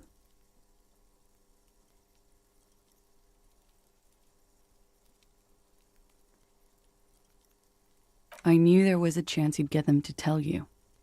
It's what you do. You're the police. For what it's worth, I'm sorry for wasting your time. This is good. Clear the air first, between you two. Then move on to questions. No, it's not good. It's the opposite of that. This will let her dictate the terms of your... Shush, I can't hear what she's saying. If you knew we would find out eventually, why did you waste our time? Because of the Hardys. I couldn't just dispense with them. They were only trying to help me. Out of the shit I'd gotten into.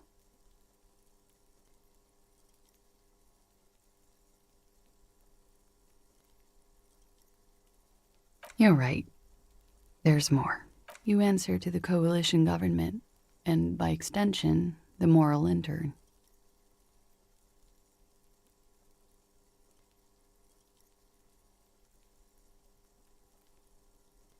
You share a database with them. You send people to their courts. Just business, but bad business for some people in the moral intern. If I show up in your records, officer, they will find me. They will... What happens if they do? They will kill me, sir. If you file my name, take me in for questioning, enter me into the moral intern mill, well, then I'm fucked. For nothing. This murder didn't have anything to do with me. Fucked? People after her? Moral intern people? This isn't Oronese lit. Here we go. For once, you seem to have her off guard. Actually, this murder did have a little to do with her.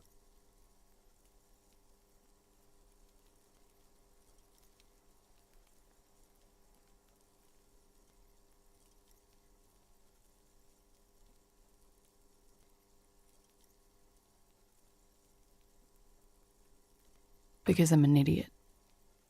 Idiot? She's nothing of the sort.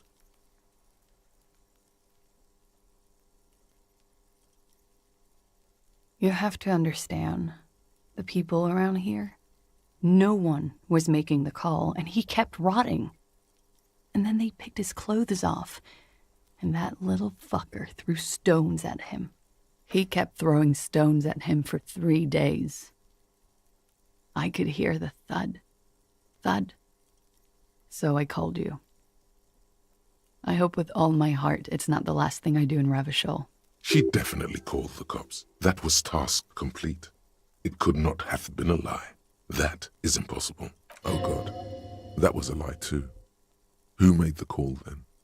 She did, of course. Don't be paranoid, man. It's unbecoming of a police officer. And it makes you sweat.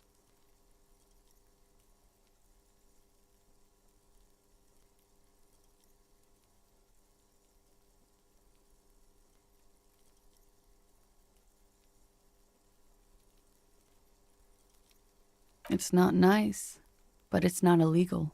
Not here in Revachol, or even in Oranje. What exactly did you do? Industrial espionage. I joined a business collective with the intention of betraying them. I did my job well enough to be asked to do it again, with a bigger company. The kind you really, really don't fuck with.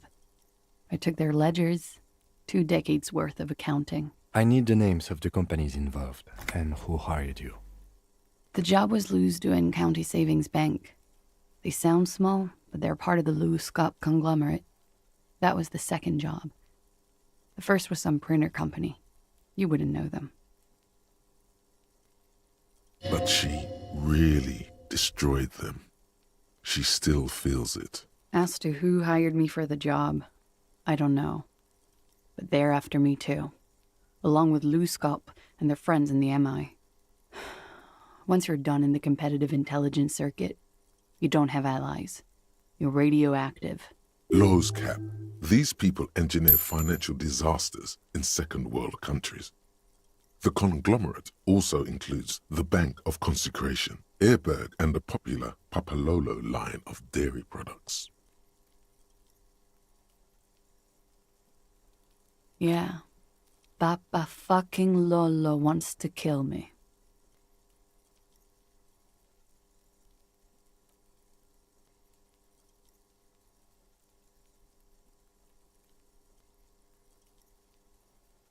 Sure, I'm not a war criminal, but it was bad. People lost their jobs. Good people, too, not just C-suite. A lot of people got hurt, but that's just more of my shit you shouldn't have to deal with. You're solving a murder. That can wait. Look into her eyes. There's more. One of them killed themselves because of me. She says it quickly, like she's said it 100 times, to herself, to get used to the idea, out of guilt.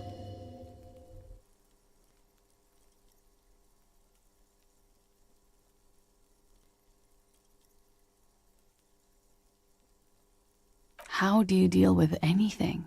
It's all just... How do you do it?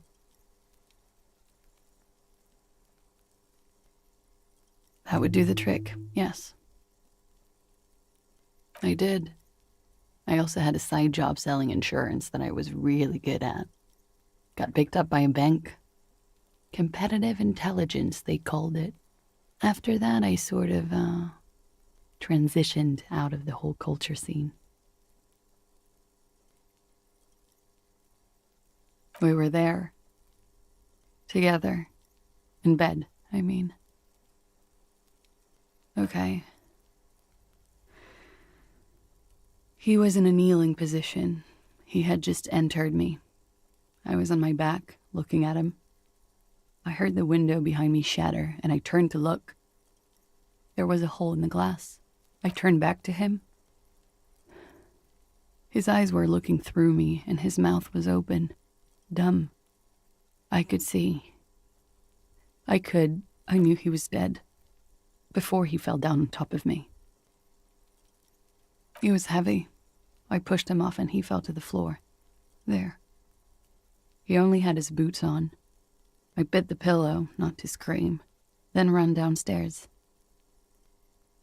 I waited for the second shot to come. For me.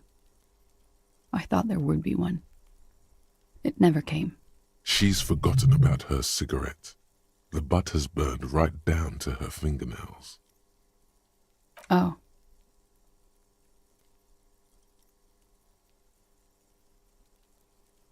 So am I. What time was this? When did it happen? It would help us if you could be as precise as possible. 11:30 to 12:15. I don't know the exact time. Around midnight. It's okay. Were you inebriated? Not as much as usual. He'd done a line, plus other things. I was drinking. This doesn't fit with the testimony of Titus Hardy. He said she was higher than usual. Oh, yeah. I did one of his lines, just to clear my head.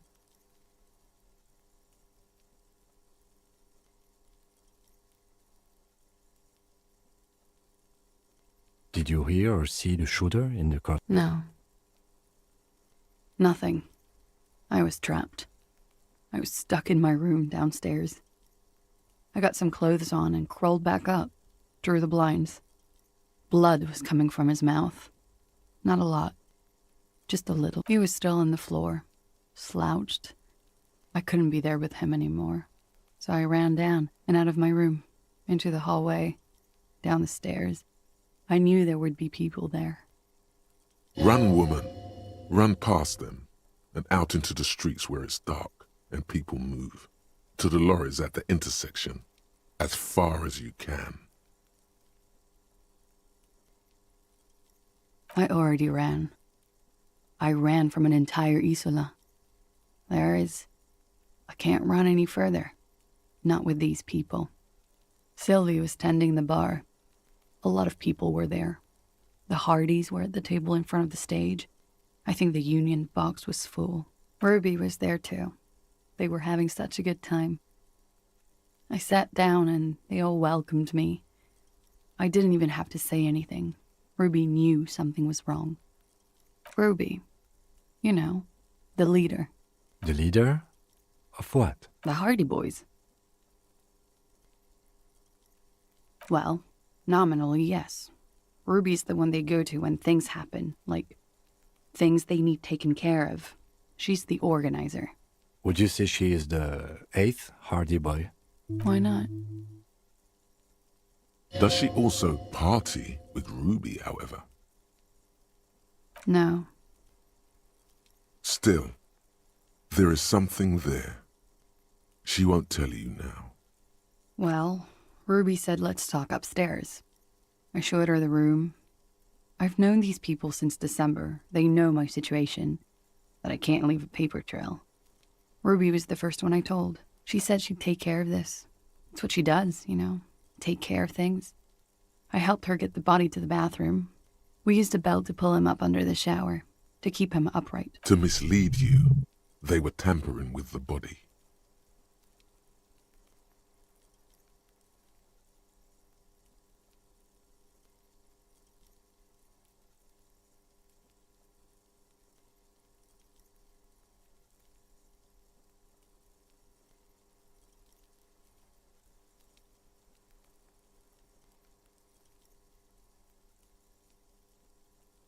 To produce lividity, matching a hanging? Yes.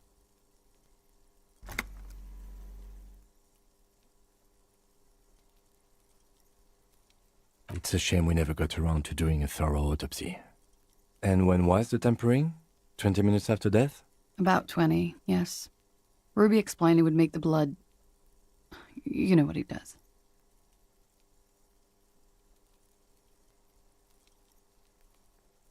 Ruby went outside to talk to Titus and the boys. I was just looking at Lely in the bathroom. I had to put his clothes back on. His armor, too. It was tough, but I've seen him take it off and put it on many times. It took Ruby maybe half an hour to come back with Titus. I'd gotten him ready by then. They carried him out. I knew what they were going to do. Make it look like a hanging. Ruby said they would.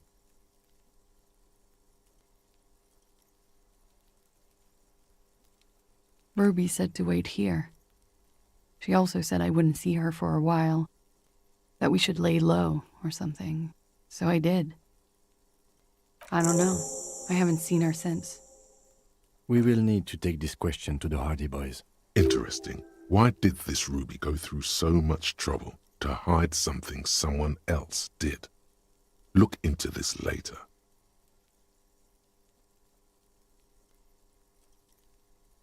What are you doing? Coming up with a theory. She said Ruby knew something was wrong before she said anything. How come? It was loud downstairs. She couldn't have heard the shot. It is ominous. You already coming up with theories that put the blame on someone other than Glacia. When he was shot? I may have. I don't know. I couldn't hear anything over the glass exploding. The gunshot wasn't that loud.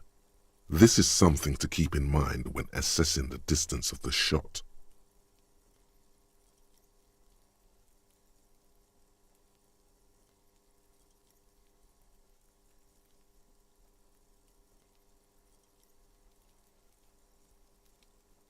That's the first thing that went through my head when I heard the glass break. I thought they'd found me. They've killed him to punish me. All last week, I've tried not to talk to anyone or be seen with anyone so they wouldn't be hurt. I've come to understand, however, this is paranoia. What happened didn't have anything to do with me.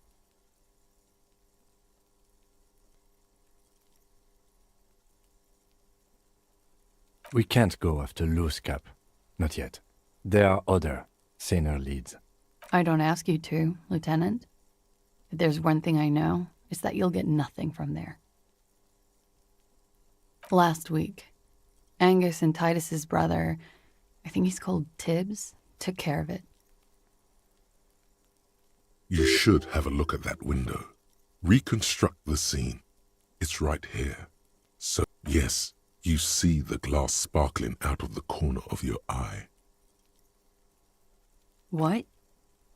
Why would I put myself through this? Insanity. Get myself cornered like this. He wouldn't have died if it weren't for me. I know that. But I would never hurt him. It could have been a desire murder. Maybe an act of jealousy. He was a serviceman. He must have had a gun. Somewhere, lying around. Now, you guys suddenly have theories pouring out, when they're obviously just stabs in the dark.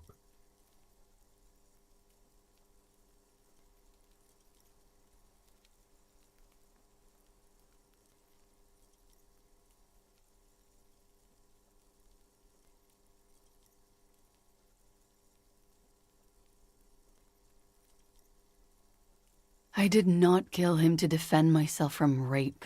I told you before. That wasn't what happened. True, sire. 'Tis true. I'm sad to hear that. They must have said it in some fit of frustration or under pressure. They couldn't have meant it. I've talked to them after it happened. No one has implicated me.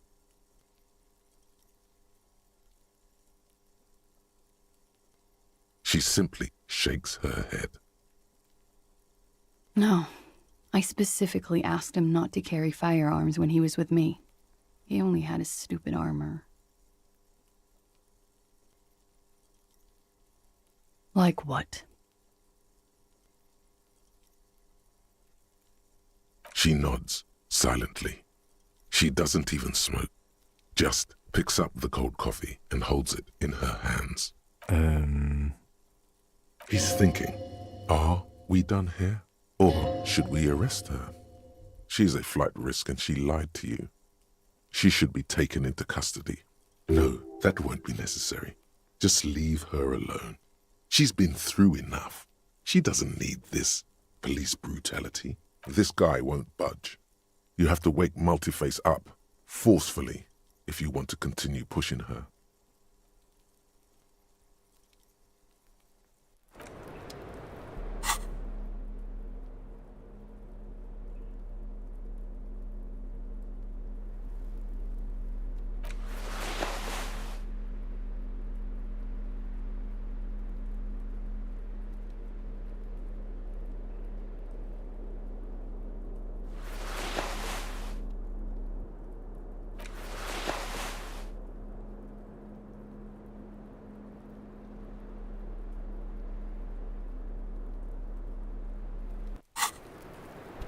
I was just thinking, what a nice day for questions pertaining to a murder investigation.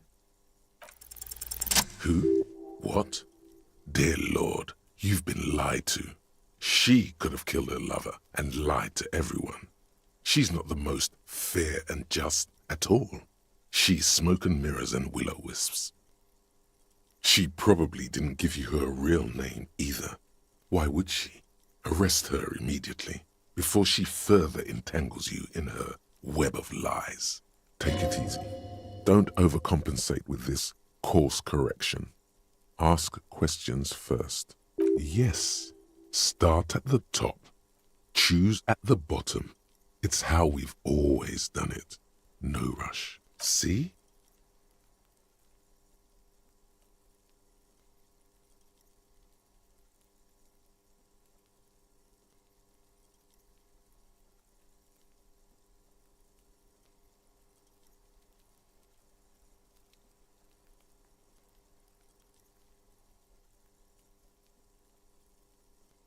I did. What is this? I called your desk or whatever it is. The numbers are all over town. Call 8-100-2 for emergencies. There was an older woman on the other end. It sounded like she was smoking. She took my complaint. She coughed. That is the emergencies desk number. Anyone could know that, sire, by looking around and calling the desk.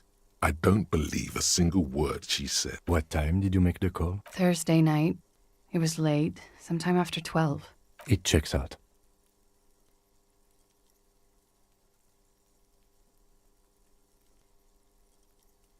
She stands before you, holding her back very straight. I agree. You wouldn't give us your real name, not when people are after you. Okay.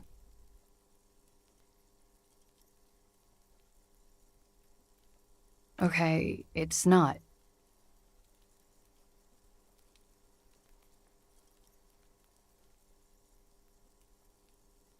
You log your work every week.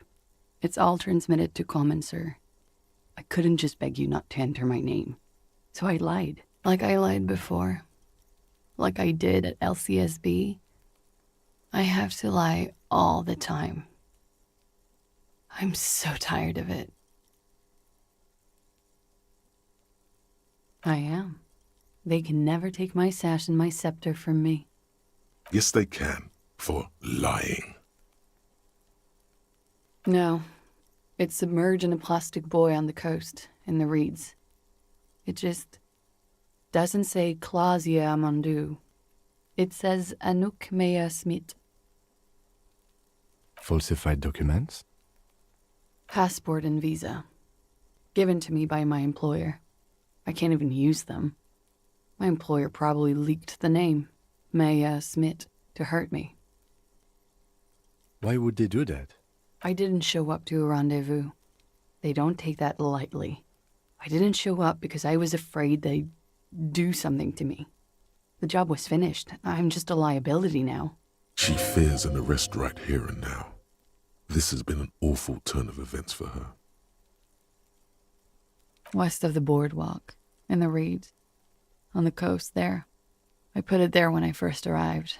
Haven't been there since. I'm not sure I could even find it now. It's useless.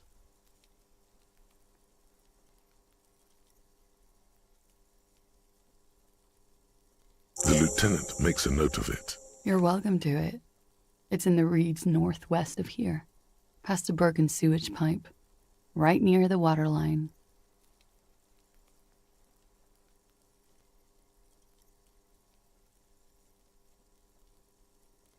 It's Katarzyna Alazie.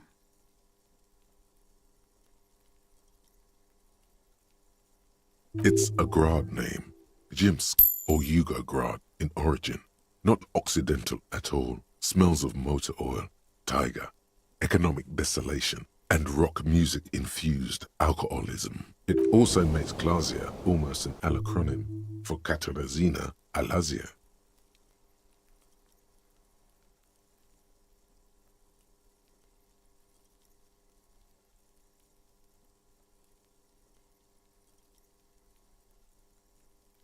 It was a sentimental thing. I wanted to be more me here, this time. So I used my nickname. A nickname?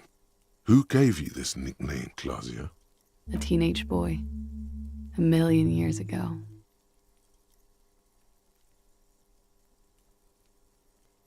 My parents were Zemsk immigrants, but I'm nationalized Oranese. All I remember is Oranje. Alazie is my father's name.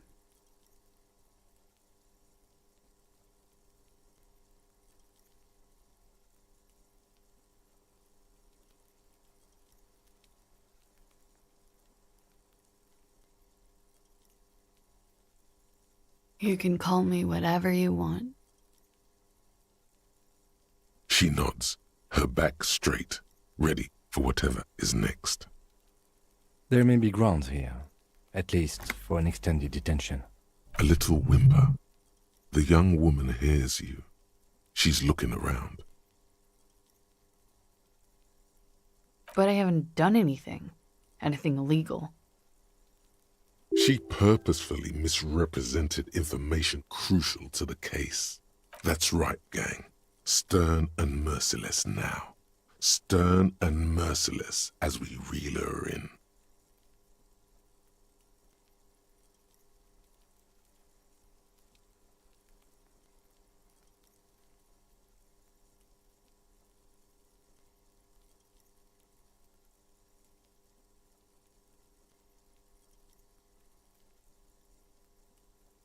The lieutenant produces a pair of handcuffs.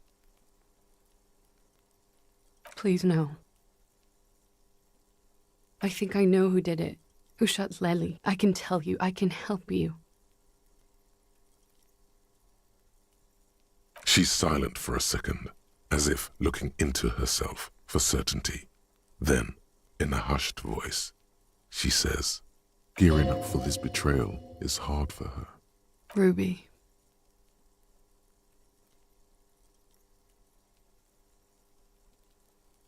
She has this thing for me, ever since I met her and the boys downstairs. She's been pretty frank about what she wants. Sex. And more. I made the mistake of confiding in her. I told her I was on the run. She started protecting me. It became an unhealthy relationship. When I started spending time with Lely, she told me to end it. Said there would be shit if I didn't. It was not a good meeting. We stopped talking after that, but... I don't understand. What exactly in your relationship made you think she is romantically interested in you? She said she's in love with me. She even asked me to run away with her when I told her I'm a fugitive. She started developing notions about our relationship. And you led her on? A little. I was flattered, you know? But then I had to let her off, and it was not easy. I came to regret being friendly with her. We maybe kissed, nothing more. Yes, but what was their relationship outside this unequal power dynamic?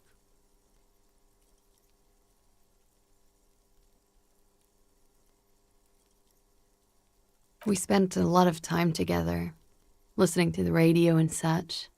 She had great milieus, and she was good company. I was sorry it had to end. What was that question about? She's feeding her friend to the wolves here. It also has startlingly little to do with arresting her, you suddenly realize. This is just an assumption. I know what it sounds like. That's why I didn't want to tell you before. But she knew what had happened when I came downstairs. Somehow, she knew Lely was dead. She wasn't surprised at all.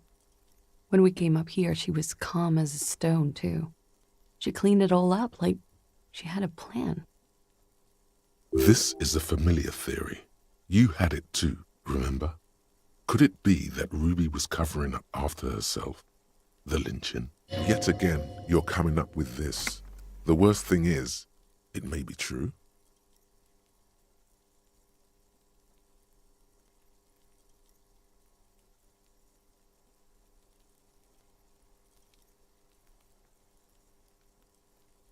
She came over one night, drunk, said she'd turn my life into a living hell. I've been threatened before, so I can tell when someone knows how to do it. And she's a pro. She must be. To keep the Hardys in line. I tried severing ties with her after that. I thought it had worked, but... You've been through there, right? I saw you come out. It leads downstairs.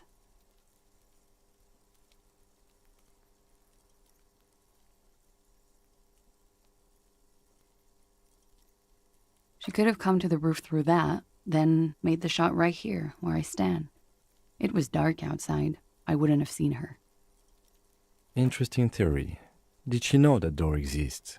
Had you been out there with her? Yes, of course. She's been up here many times, jacking private stations off the ring antenna. She used to come here to drink on the roof with me, before it got weird. Okay, and what? Arrest the liar now.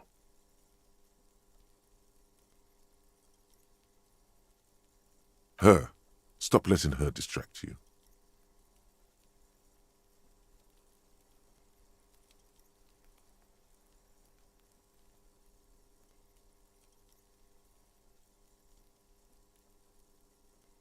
Still? After all this, sir, please. It's a shitty world, and I know I'm shitty too. I know.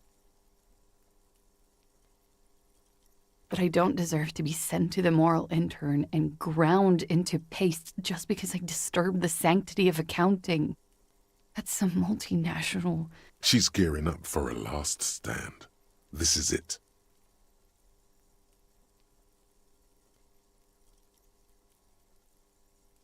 I don't know.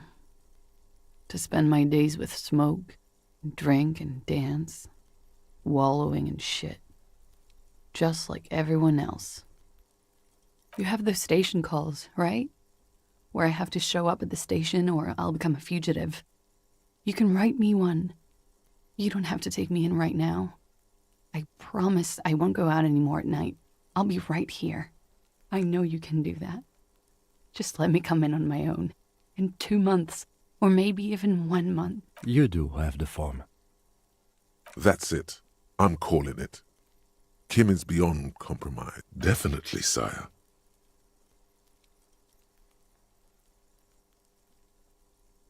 Everything could change. This city, the extradition rules, the people after me could be in jail. Or maybe Revachol. There is desperation there, in that silence. A cornered animal looking for a way out. Maybe Revachol could be free. I could be tried in a free Revachol. An independent state that doesn't hand its detainees over to the moral intern. I find that hard to believe, miss.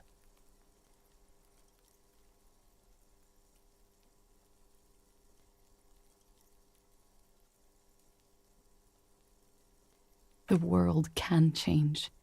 It's changed before. Her political overture has succeeded, we see. This was her last card.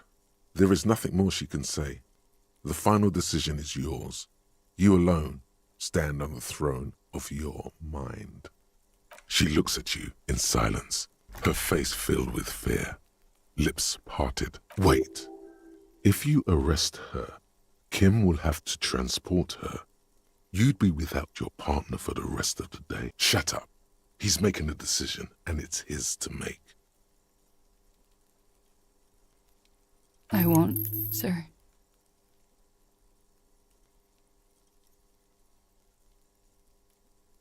She slowly lights another cigarette and steadies her breath, as if in the presence of some tiger.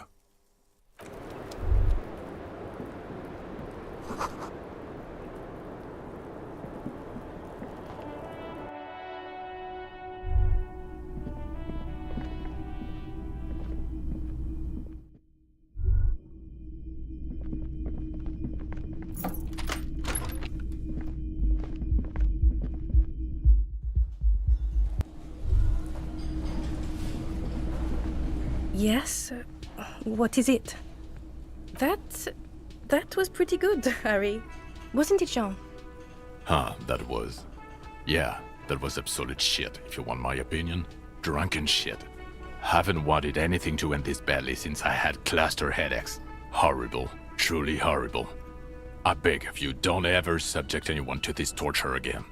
I mean, seriously, you need to— Jean, it's not right. Don't make it worse, and I really liked it. She actually did.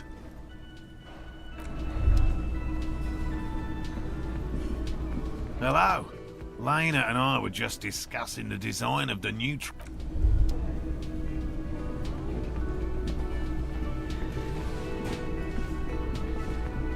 Oh, hello, sweetie. Hey, was there something you needed?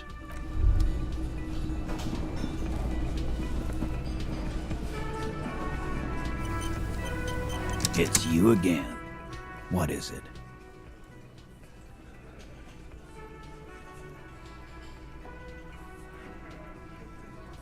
Why?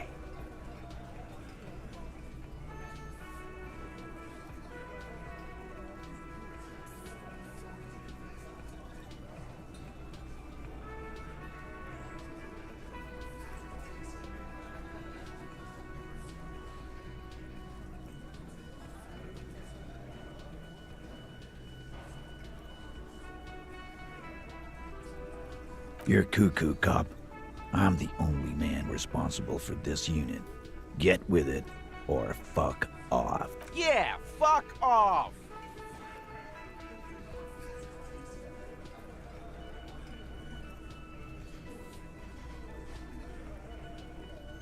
Sounds like you're making her a suspect in this.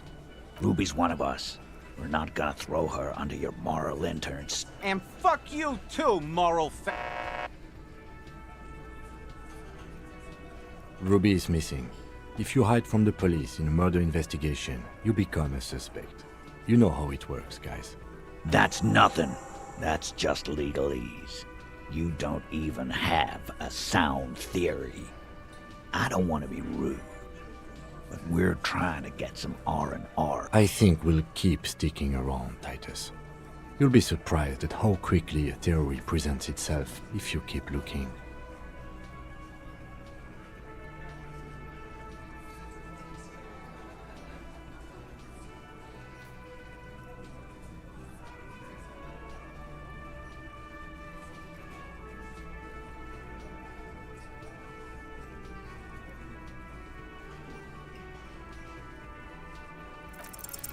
A sudden flash of lightning in your neocortex. The hostel cafeteria is lit by its airy blaze. Floor plans, bullet trajectories, webs of human emotion, all channeled into a single thought. Because she was here, all night, with us. He's cobbling together shit so he can put her away. It's Cop 101. She was here all night? 11:30 to 12:15? She was here during all that time? Yeah, with us, drinking, near the stage there.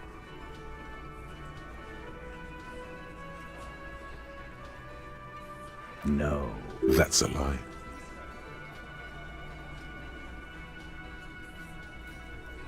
All right. She took a fucking leak, okay? For one moment. Maybe went out too. She has an operation to run from her lorry. We're not getting into what that operation is again, cop. That's probably for the best. Don't break your stride now. And just 'cause she was gone for 5 minutes doesn't mean she magically got to the roof and shot him. I've been through this. It's not plausible. All right, we're in. We got Ruby unaccounted for sometime during the window. This was crucial. Now let's place her on that roof.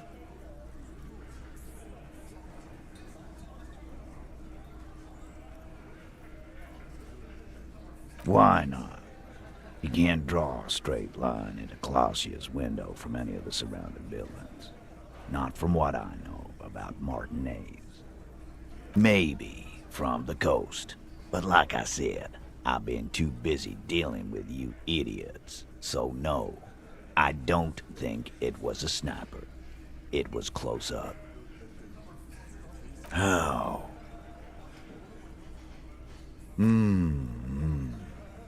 People say there was a pinball arcade here. East Delta Pinball Arcade. Weird. Okay, but how'd you get up? There's no room for a staircase in this building. Or an elevator. The elevator is outside the building. It's an old dumbwaiter used for moving pinball machines up and down from the workshop.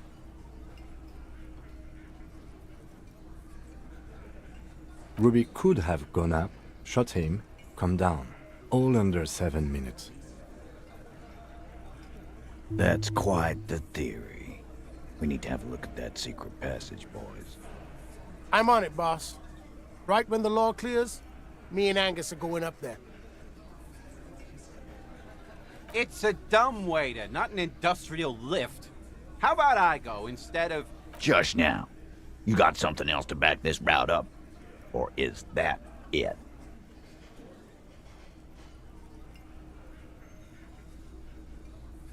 I've seen the winch. I'm not blind. You saying it's part of the elevator she'd used to get up there? That's one mystery down then. An architectural mystery. Doesn't much concern Ruby, does it? Right. What the fuck does that got to do with Ruby?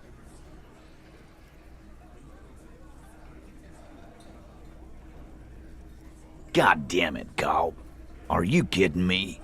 You know it was no goddamn pinball murderer. Don't say funny things. He looks calm, but these are serious accusations against one of their own. Just a thought experiment. Let's go on. Footprints. Recent. The tracks were recent, but not worn down in the right foot like Ruby's. It's best to omit this pesky little polemic for now. Too confusing.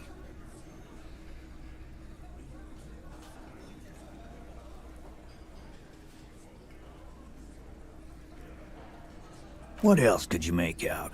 How recent? What size? That close, huh? How fortunate. I'll take a thorough look at those prints myself before I believe that, Cobb. Good news is, I'm still listening.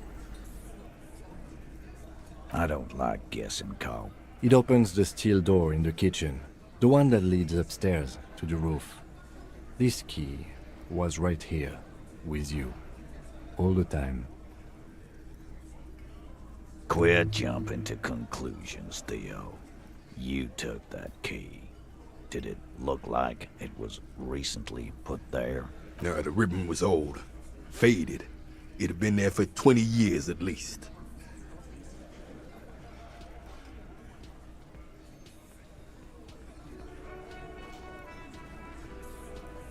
Why? This doesn't make sense. It's damn interesting, but it doesn't fit well, and you know it. It doesn't fit well, but it fits, and he knows it.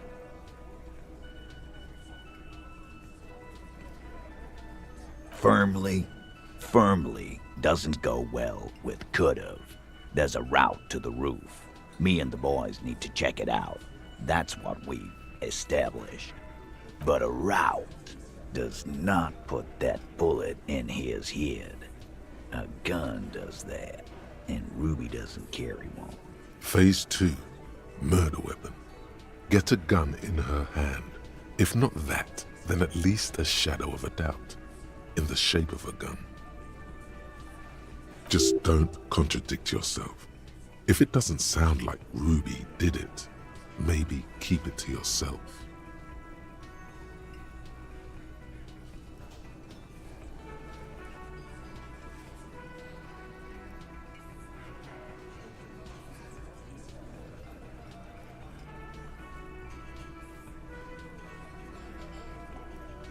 That looks antique.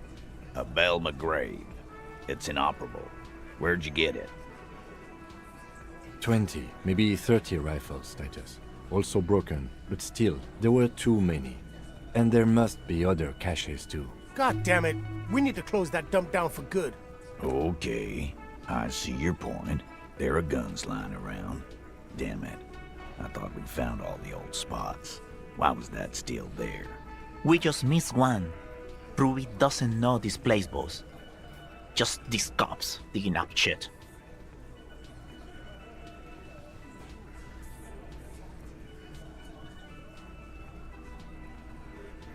God damn. That's just about your favorite topic, isn't it? Every fucking 5. You were warned not to bring it up. Your best shot here is to just back out of it.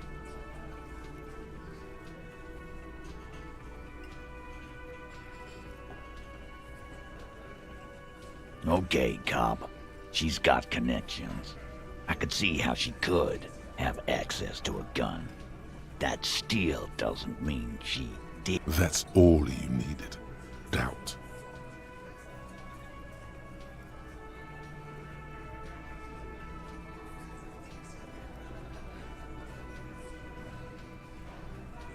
All right, cop. Keep talking. I'll tell you when I've had enough. T, we're not seriously considering it, are we? Ruby wouldn't do this. Why would she do something like this? Phase 3. Motive. The last component. The big one. Get this and they'll give her to you. Remember, don't piss him off. That never works.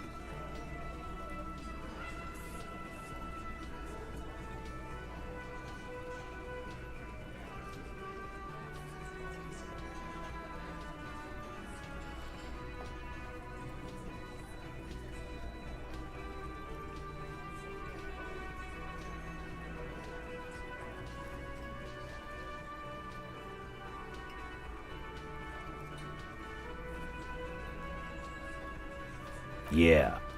Like what?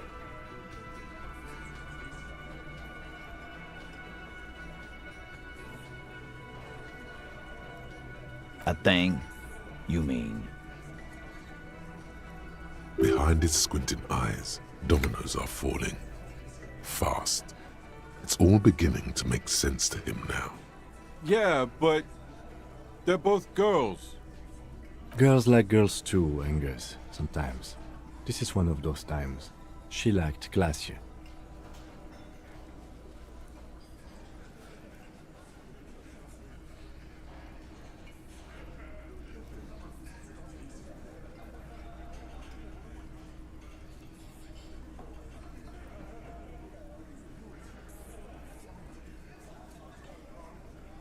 She's not a ghost. She's gay. You'd have to be an idiot not to... Guys, I'm not the only one who knew. Right? Knew what? First he says she's murdered him. Now she's a too? It's a lie. Come on, Glenn. She likes Monica's titties more than you do. Everyone knows which way the wind blows there. I did. I knew it. That's why she didn't fuck me at Fatty's birthday party. She didn't fuck you, 'cause you're 40, and you still live with your mom, Dennis.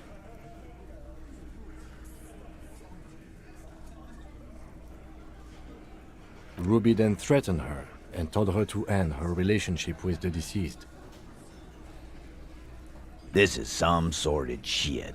It's also the kind of garbage our Miss Aronier puts out to cover her own ass. Sort of, but he doesn't have to know that.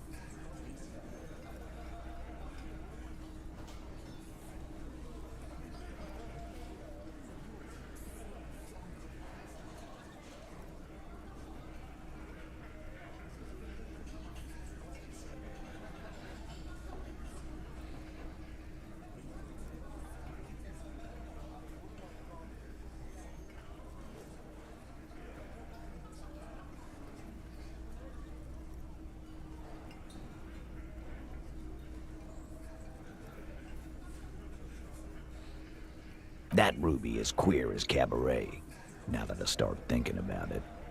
I don't know why I didn't see it earlier. And that's okay. Some are queerer than others. You can still be a Hardy. But if you bring your own personal shit into our outfit... If that's the case, then it's not right. But it's not the case, right? There are many pieces that fit together that way, Eugene. Face it.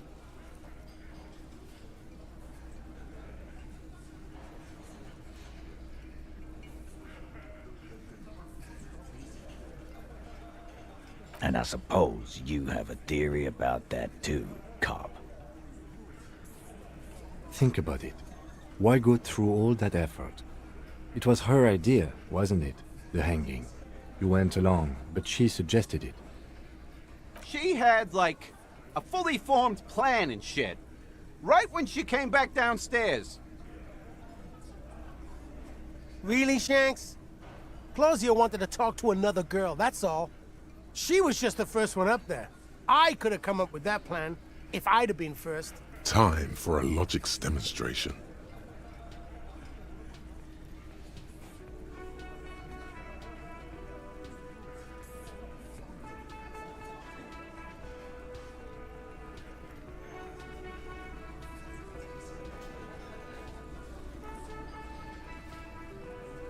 He scoffs. Think. You kill him. Get up there. Shoot him. Get down.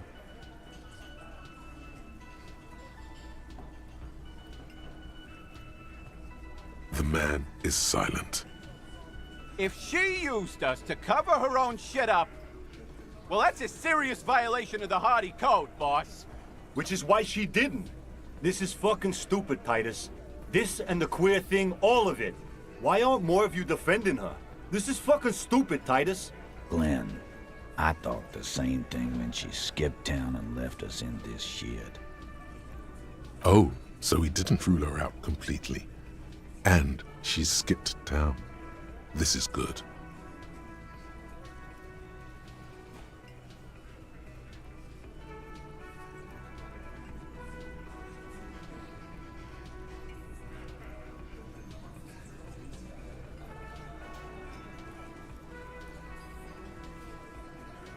Nah, man.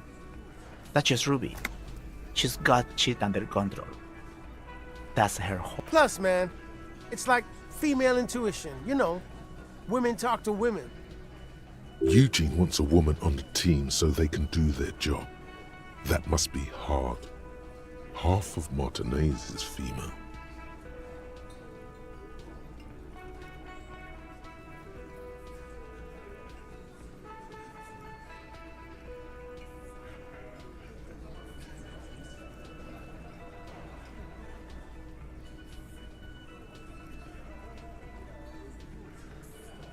Not so useful. Fucking hell. Silence. He looks around the room. The old man in the corner nods. A very small nod, and a trickle of tobacco spit on his lip. Yeah, I see it. There's one more thing I've been wondering about. Ever since you asked me where she is. Add it to your list of suspicions, if you want. I don't know where she went. She just got up and left. Got real scared, too. Wouldn't tell me where. However hard I asked. Want to know why? She was afraid I would tell you. Maybe she was right. By now, I probably would. She knew there's evidence on her, and she knew we'd find it.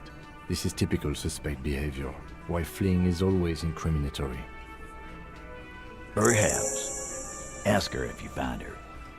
It won't be easy, though. She made sure of that.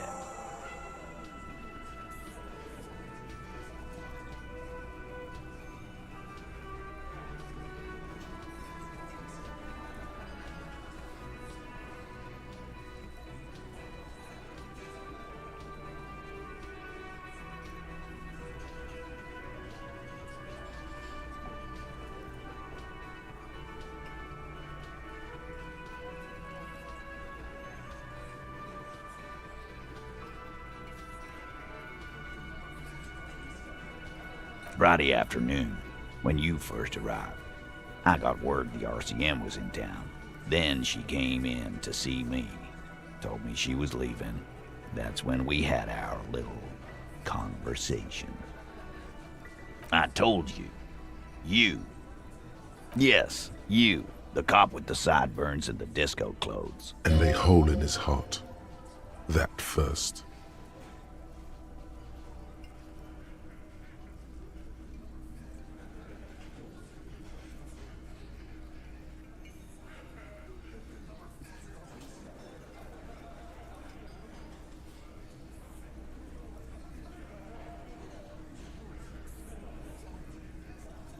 How can I forget?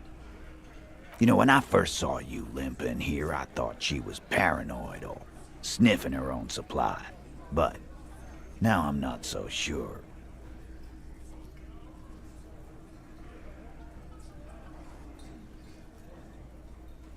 She said you have a funny taste in clothes and that you won't stop until you have something on her. She said she's heard of you from Jamrock, that you're a human can opener, that you play suspects against each other, open them up like cans. Fucking hell. Titus, did he just... Open Angus up like a can? Yes, he did. Now, we can whine about it, whack him, or we can go on with our lives. I'm having a go on with our lives kind of day, Al. How about you? Silence. He nods. You are insistent. Yeah, there was something else. She wouldn't tell me, though. I could see she wanted to. It was burning on her lips. This caught Titus, this caught Pete. But she was too scared. She's not far. We know that much. She didn't take her lorry, so she's on foot. Good fucking luck, man. She knows this place like the back of her hand. Yeah, Al. And we won't either. She's not really a party candidate anymore, is she? She's not, Glenn. A little. On the coast. Where have you looked for her, more precisely? More precisely? On the coast, past the waterlog. She's not here, so I'm thinking she's there.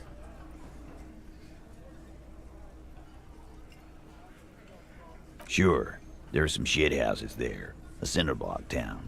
The fisherfolk there refuse to unionize, so that's one place we haven't looked. I hear they have a shack where junkies sometimes crash. Time for you to step up. We will start there. One more question. What does Ruby look like? Boyish. Hair's red. Dyed. She looks like a Lowry man.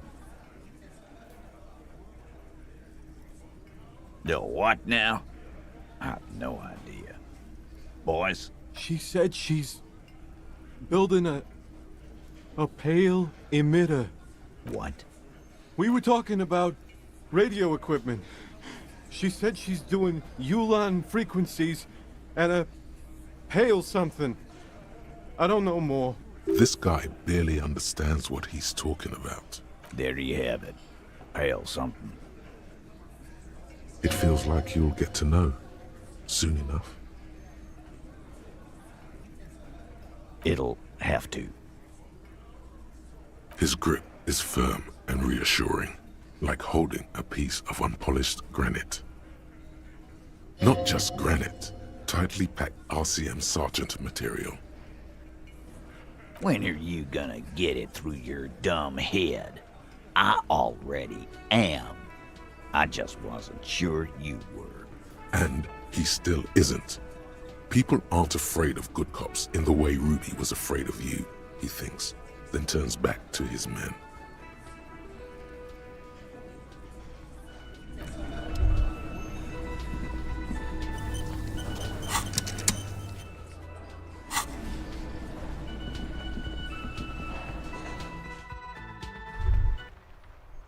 You think you have a pretty hot suspect right now, don't you? That Ruby of yours? Notice how it came together without casting too much suspicion on Clasia. It was nice and ruby-centric in the end. Anything strike you a bit off about this mishmash?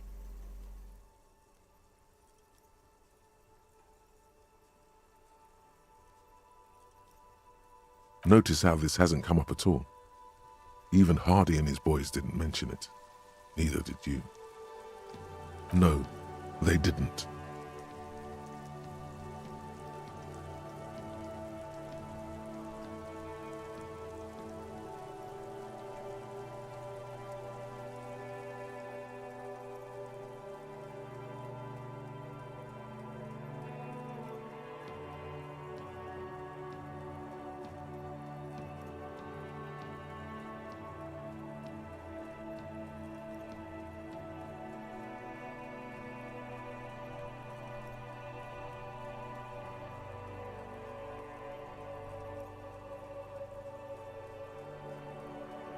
That's right.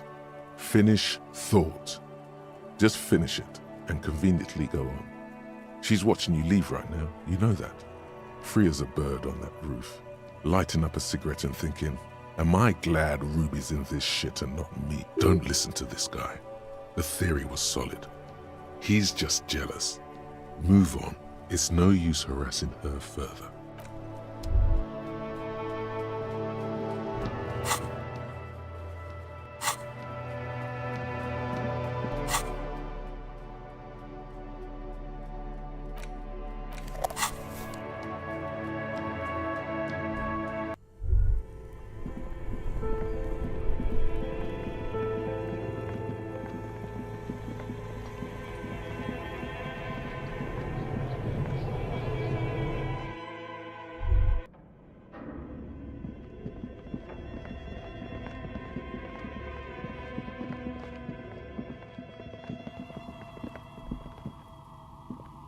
Oh, it's you again.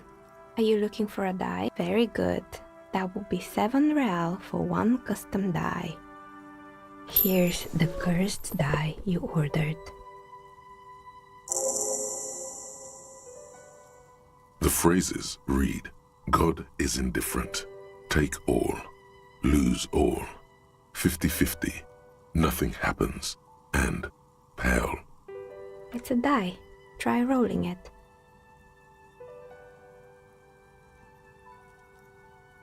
You throw the ball on the floor, and it ends with one of the phrases facing upwards. God is indifferent. Good.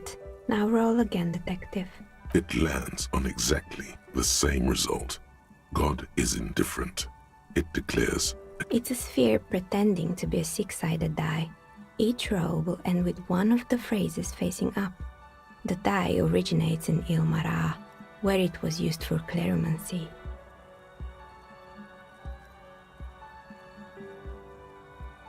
Except I've weighted the die. When you try rolling it, you realize that each time it gets you exactly the same result. God is indifferent. This is our curse.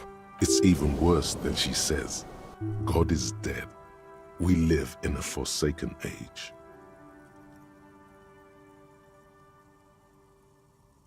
In the face of death? No, not really. It is, isn't it? There's something liberating about knowing it's just we humans, no all-powerful forces guiding us, watching us, judging us. Good luck, officer. I'm sorry. I'm a bit overloaded just now, so I can only produce 1 die per customer.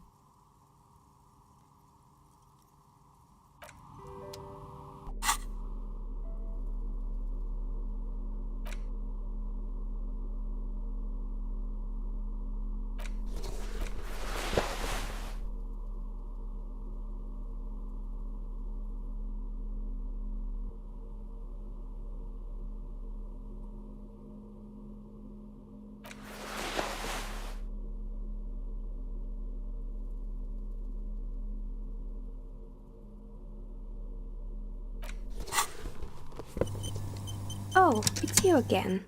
Are you looking for a die? Aside from getting naked, you're...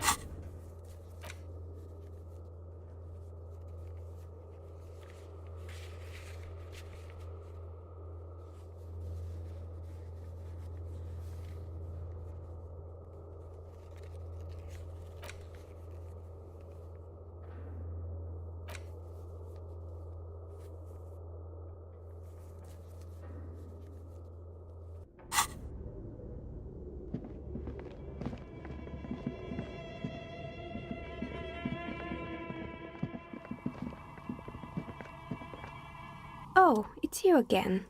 Are you looking for a dye?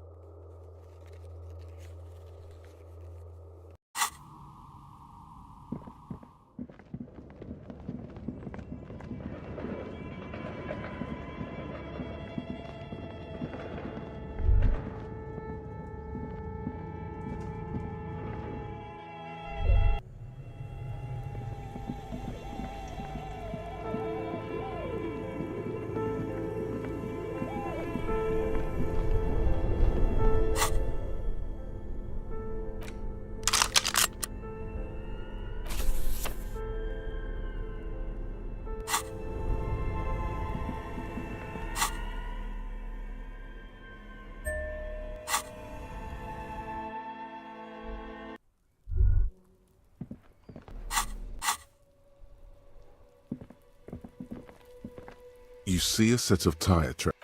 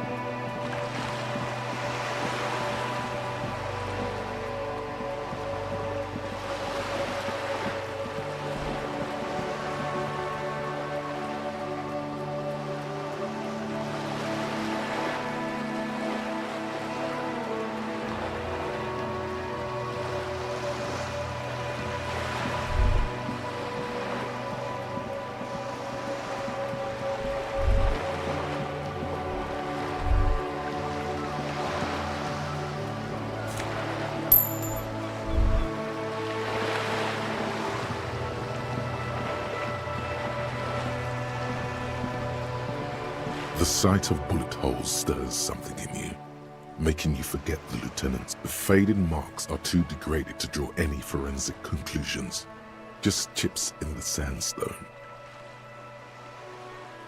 They look pretty ancient. Where? There? Those are old. Yes, the one that happened half a century ago. Those bullets were fired during the revolution and do not warrant an investigation by officers of civil law. Not much. I don't have a fresh perspective on it.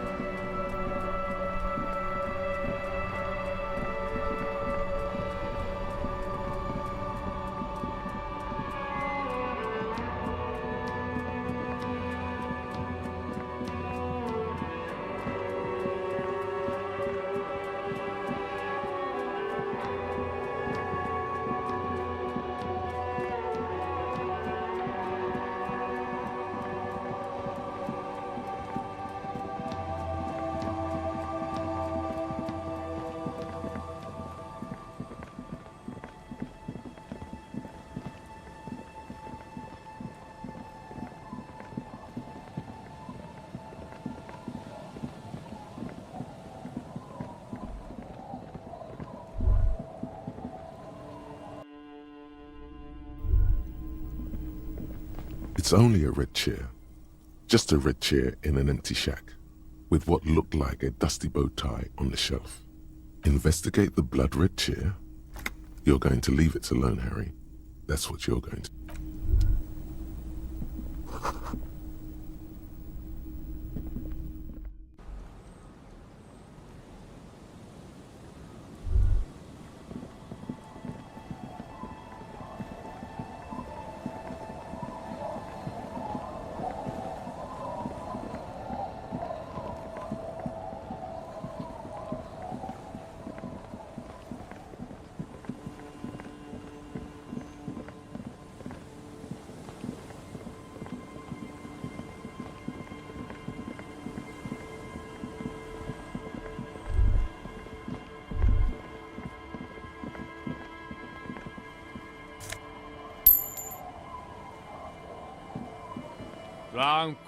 The noxious odor emanating from the drum. Don't you call her? Yeah! Don't! Abigail. Abigail is his wife or girlfriend. Chances are she's gone. Calling her wouldn't make it any better or worse. You're not going to get anything out of this guy. He's too drunk. Abigail? Don't call Abigail! The man hiccups, then mumbles something. There's no use in yelling at drunks. The drunk man starts coughing. He snorts and beckons you. Don't call Abigail. Don't call Abigail. Don't call. There was little chance he'd... Don't call. There's... Good to see you, friend. Do I have deals set up for you, buddy boy? So what do you want? I got smokes. They're cheap. Very cheap. I got Pilsner. Great deal. You won't get a better deal on that piss. Spirits I can let go for 300 real. I also have speed. And see, friend, it's real valuable. Worth every real, if you catch my drift. Got it from a bit of a business venture.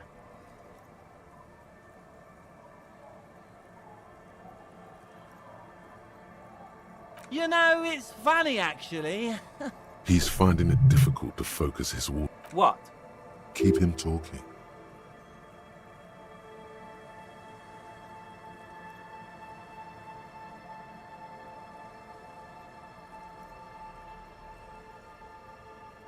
This guy.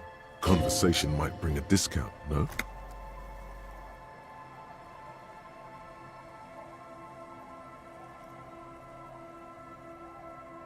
Oh, this is medicinal spirits. The good stuff. I got one of those scientific ampoules a few months ago. Torpedo, they call it. It's supposed to keep a man from taking a drink. Didn't stop me for shit, that's for sure. 5 lemons with half a pack of butter and you're good to go.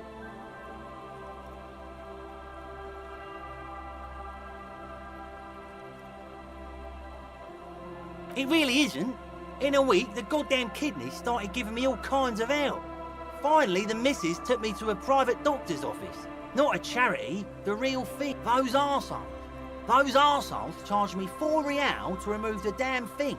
But I came out on top after all. But the idiots left me alone in there. Now, I used to teach high school biology. I know what doctors use to preserve dead fingers. Like 3 cans of this blue medicinal stuff from the back room. Threw the snakes out and voila! What's left is this beautiful blue stuff. 98.7% almost pure alcohol. 2 I already sold to these fine gentlemen here. But this last one is yours for 3 real, if you want it. 3 real and it's yours, friend. The deal of a lifetime. That's a much more reasonable price right there. Just make sure to enjoy that one, friend. My kind of guy. Here you bottoms up, Captain. Here you go, friend. That is unhygienic and dangerous, and it does not endear you to me. Just wanted to make that clear, okay? Unhygienic. This stuff is very hygienic. Aye, by amphetamine I mean speed.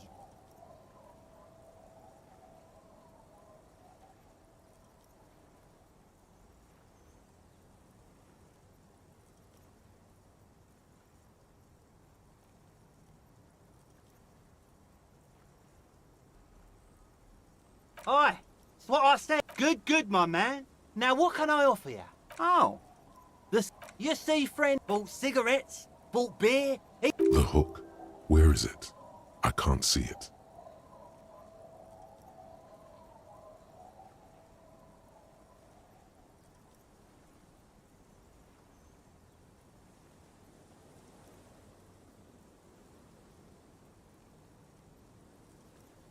Of course.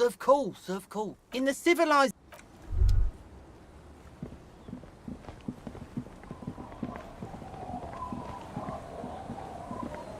The scruffy-haired little boy kicks a stone. What bad people? I don't think questioning for...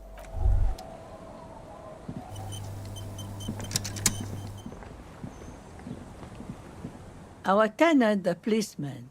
I hope the way... Nay, I haven't seen anyone lately.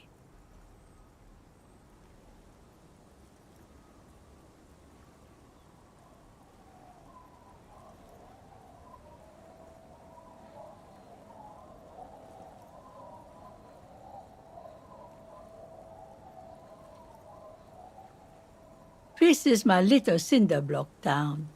I know what goes on around here. She's being evasive. She knows something.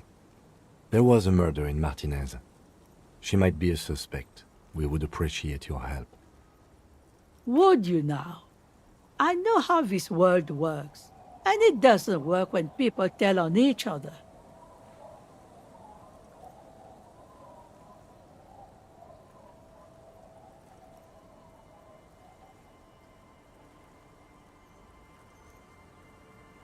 Ah, I should have known. This is yet another union mess. I'm not afraid of them, you know. We are not in the habit of being afraid around here.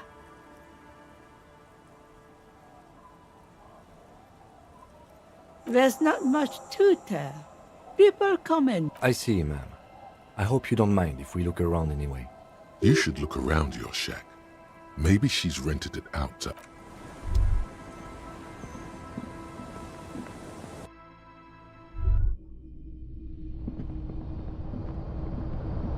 As you look at the floorboards in this corner of the shack, it's clear one of them isn't quite level with the others. The edge of a floorboard next to it looks scratched. Hollow space underneath the floorboards is dark and damp. You can barely make out the mixture of sand and sawdust below.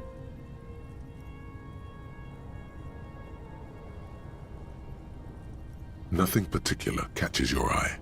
Looks like more reeds. There might be something hidden inside the sand, though. Something bad. Someone's night thoughts. A last resort. A bad idea. You stick your hand in and start combing through the sand. Dry, not like outside. Fine dust. And then, something hard wrapped in paper. A small cylindrical object. You pull it out. A bullet.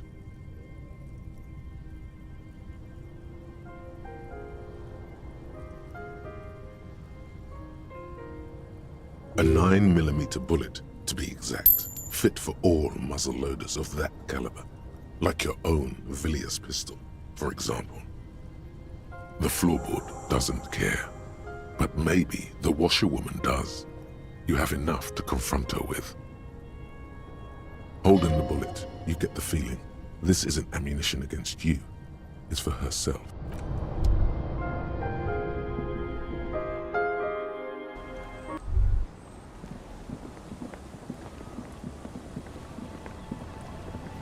Aye, the sea's gonna calm down soon.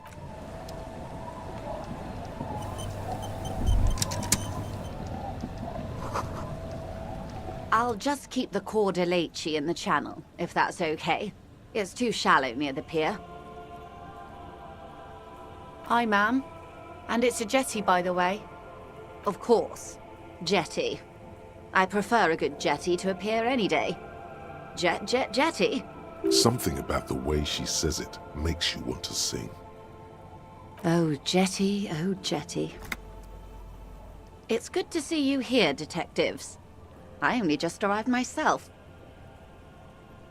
What brings you here, madame? Nothing, really.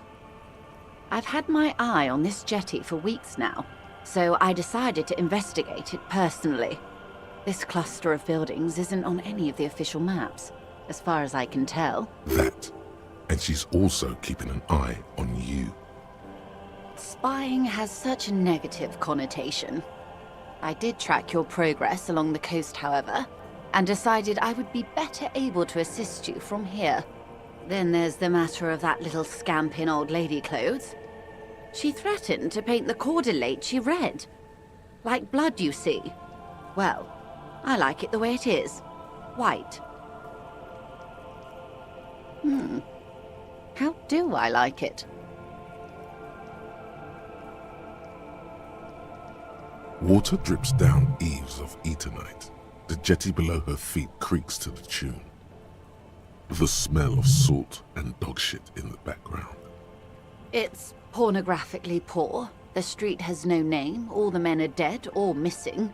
And is that the carcass of a motor carriage over there? Fortunately for you, madame, the RCM is on the scene. All right. Politics time. Let's react.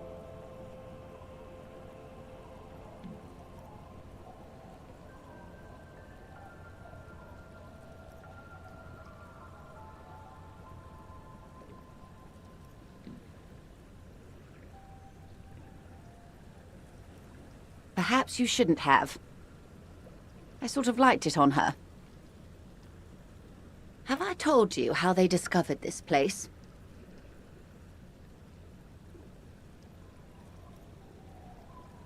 Yes, in Cielinde. Well, your condition has left you no worse off than most of these.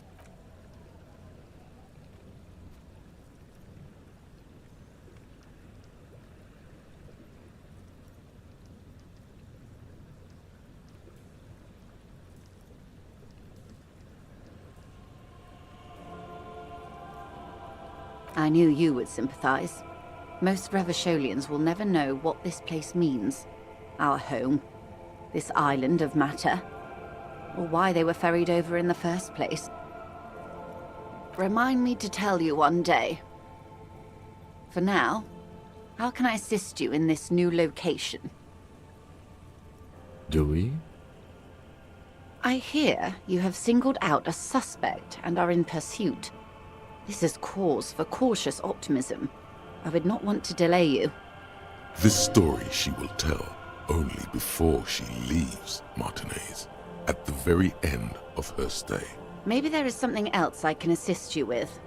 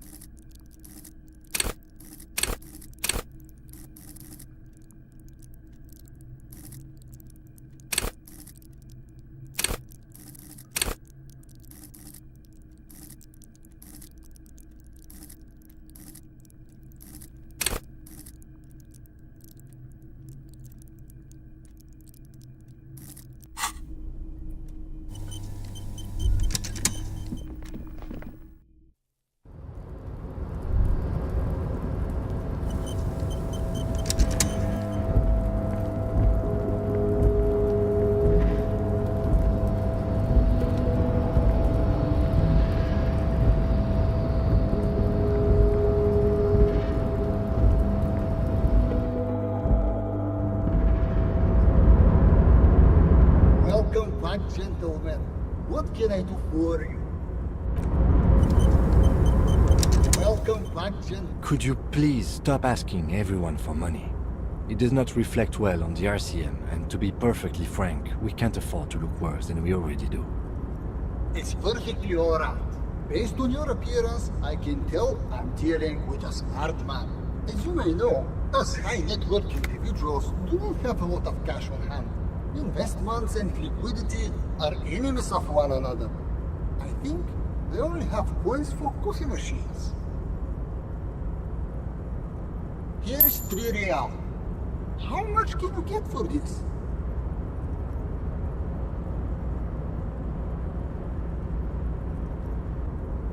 Yes, I'm sure. You know, maybe you can make that money grow. Come up with an investment plan.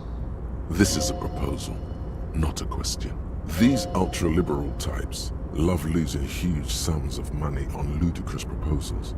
Ergo, you should come up with a plan that's totally dead in the water.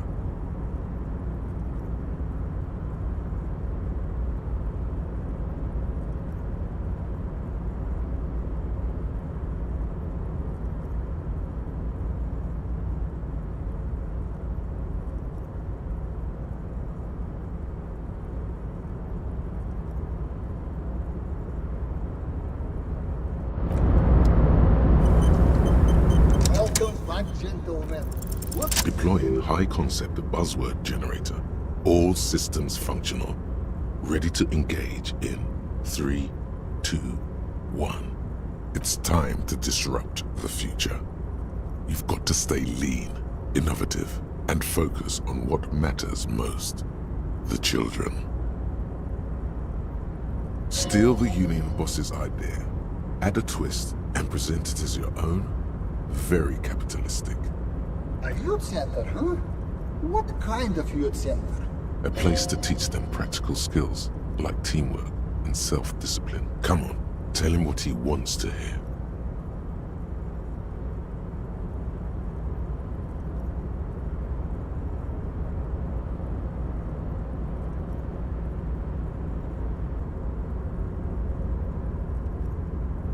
Brilliant!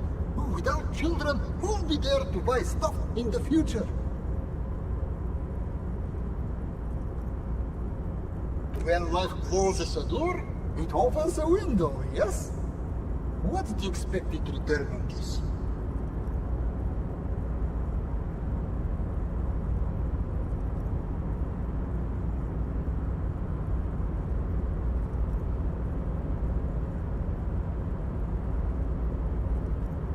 You're deep into ultra-liberal territory now. Good work. Very impressive. You've got a natural eye for unusual investment opportunities. I don't normally do this without a formal pitch deck, but to hell with it. What's the point of being rich if you have to follow all the rules? Here's a round of seed funding. This should be enough to prove out the concept and get things off the ground.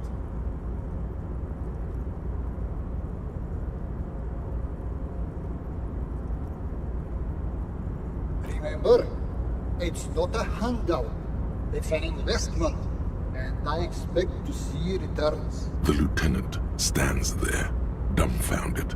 His mouth opens slightly, then closes again. Is he having a stroke?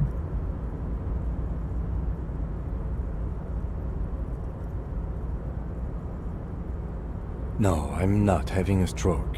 You're just still full of surprises, most of them bad, but some good. Now, was there anything else I could help you? The pleasure was farewell, friend.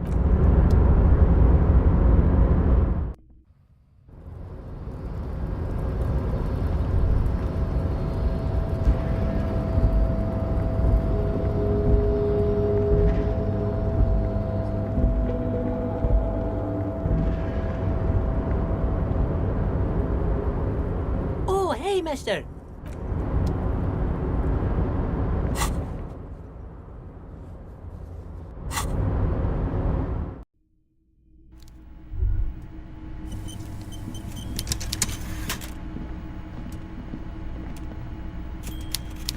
Mr. Dubois, the word in Martinez is a certain police officer is once again happily reunited with his service. I prefer my police officers old-fashioned like that, with a gun. You can do so many things with a gun that you can't do without one. Now, what can I help you with? Ah yes, I was informed. It seems to be a big undertaking. What are you hoping to achieve with it exactly?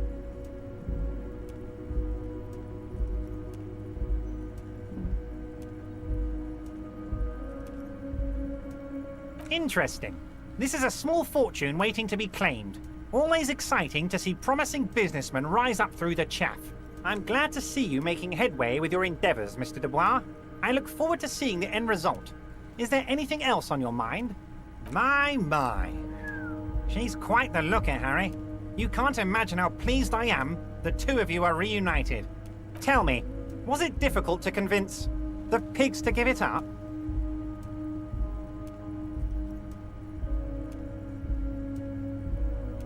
I told you she was a piece of work, Harry, but I knew you could handle it.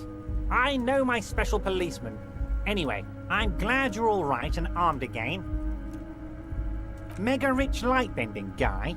Oh my god, how did that get in there?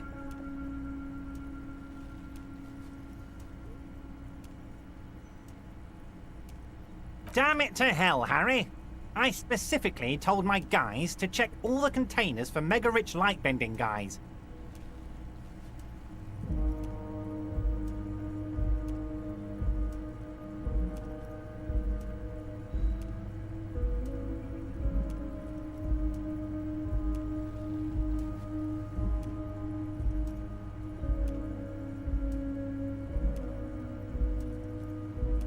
Honestly, Harry, we might be moving a spot of drugs through this harbour, but I won't be caught transporting the light-bending mega-rich. I have a reputation to protect.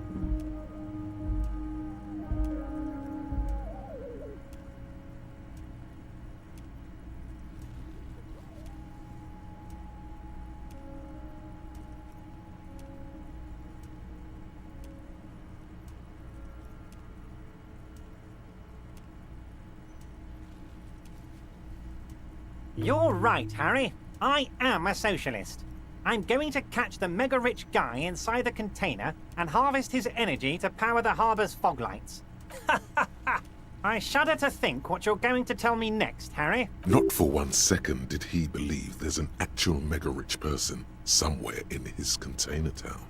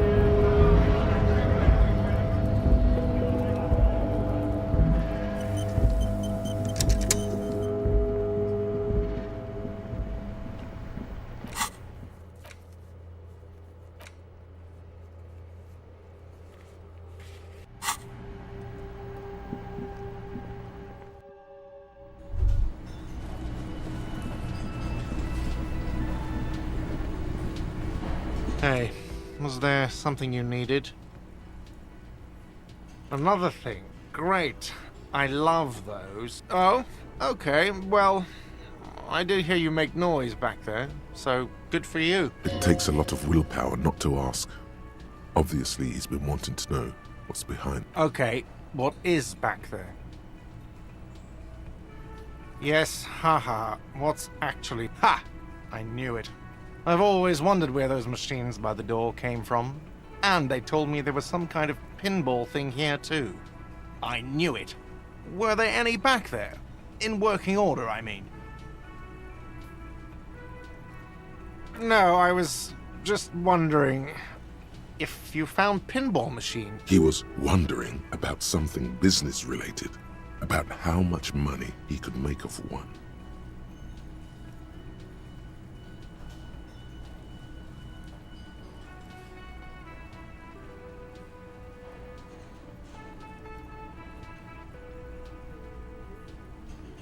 No, but we could diversify the entertainment options, seeing as you've opened the door back there.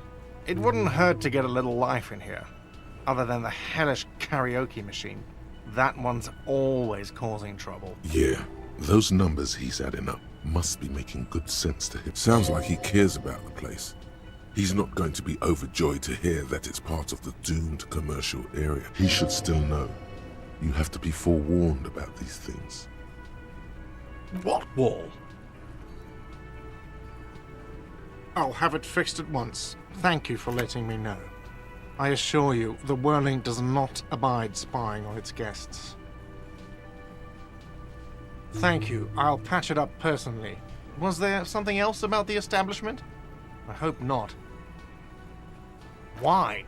No, fuck it. I don't want to know. I don't want to know why these degenerates do what they do. I thought we had one good guest in the building. He really doesn't like it being classier.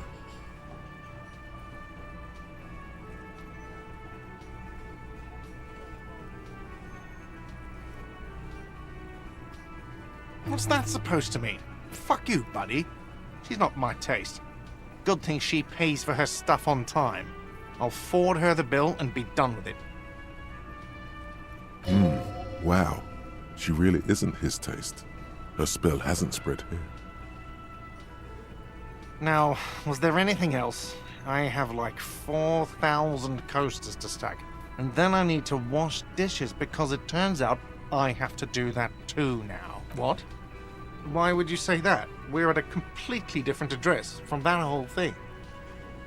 Everyone knows of it.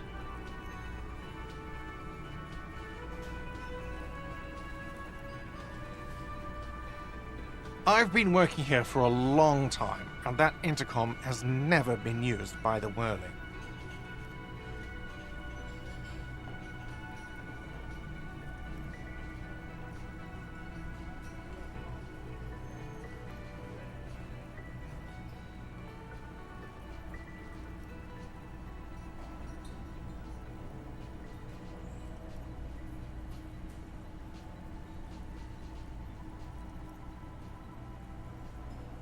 It's a sign of the Whirling in Rags not being part of the doomed commercial area. Relax, Mr. Gart. I'm sure there is no doom.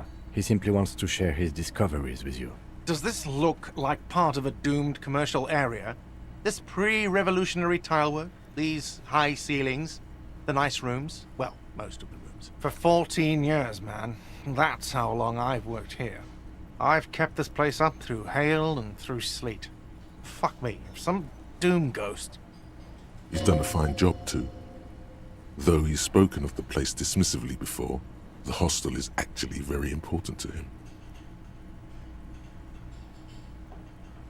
Yeah, it's slowly growing on me again. It's beautiful in its own way, especially for this neighborhood. I've been trying to keep it that way, even if it is part of the damn doomed commercial area. Yes, your police skills have delivered. I'm sure you'll get a commendation, maybe even a promotion. Some real estate management company, they never come around here, just collect money from afar. Honestly, I think some money laundering might be involved. Well, it sure as hell wasn't the real estate company. It was you? You look surprised. What? It's a great name, I know.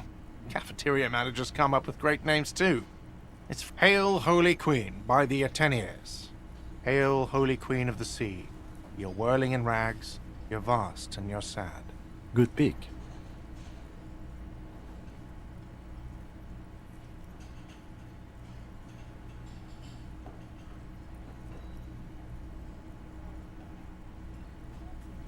What about them? One is a basement dive frequented by chain-smoking communists. I can't tell you how sick I am of Kraz Mazov and Ignis Nielsen and all those old ghosts. You're guessing there aren't that many others.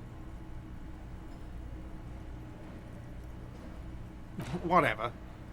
Was there anything else? Yes.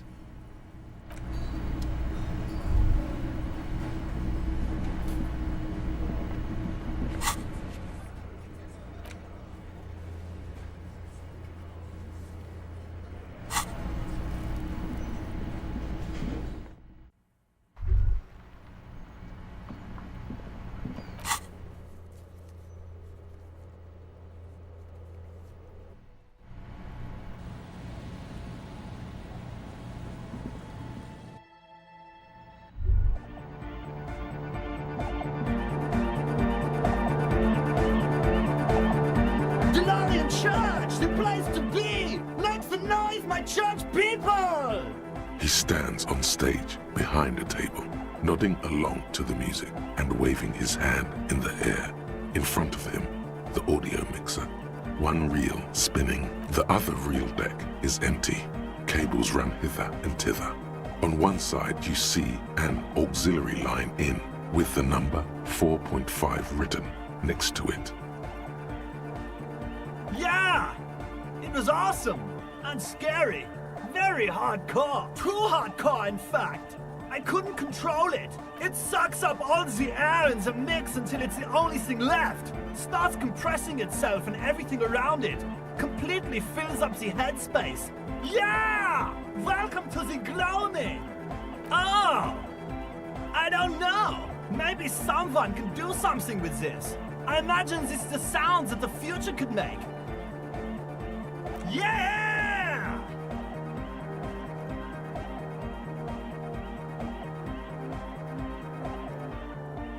Yeah! Remix time!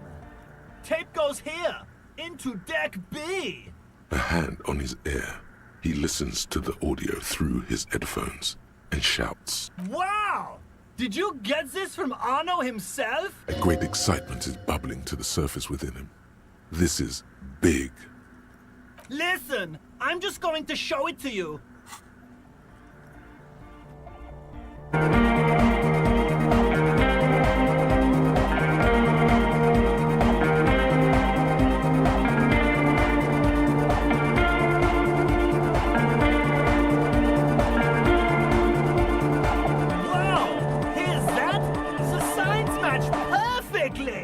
If only we had the beat for the full assault, it would be unbelievably hyper. What is this? It's good. How did you guys do that?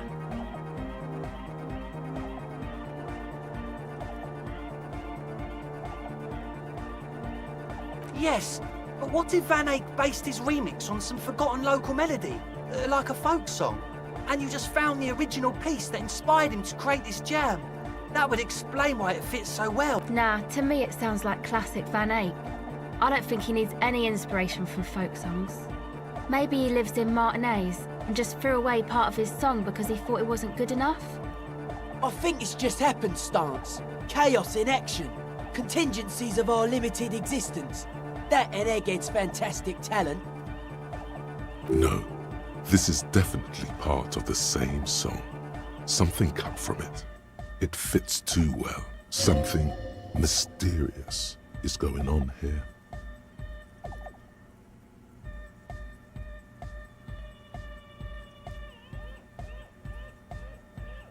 Be how it may, if it fits, it fits!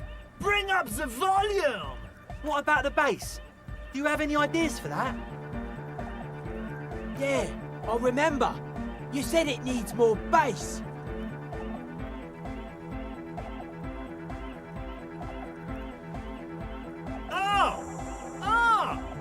But how? What about that compressor Andre was setting up to achieve some sort of... Don't be too hard on yourself if you don't figure it out.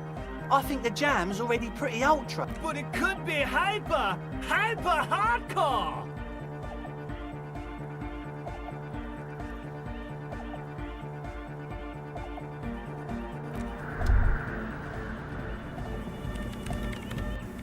Yes, what is it? What? No, no one. She has not seen her, sire. 'Tis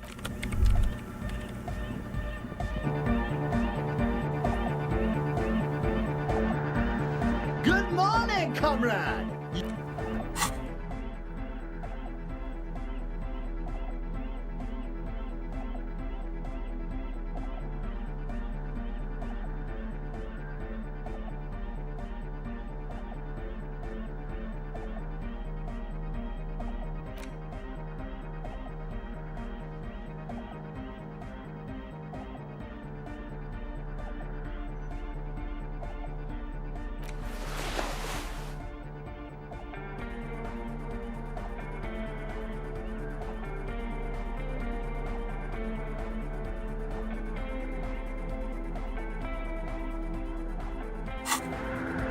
Good morning, comrade! Yeah! Harder car!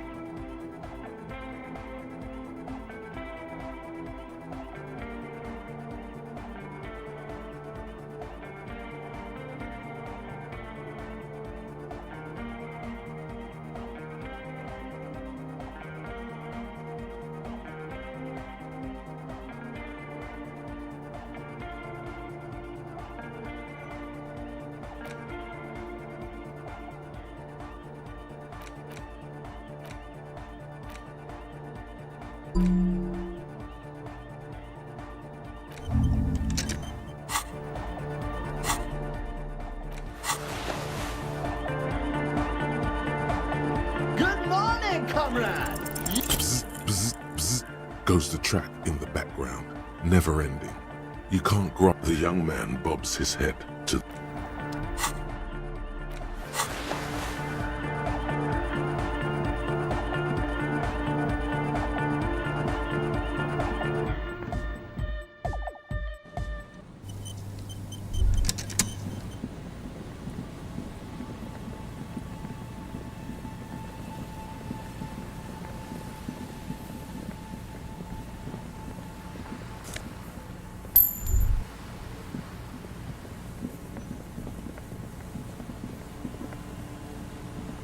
An old door, worn by elements, guards the depot. The wind has blown a sand dune in.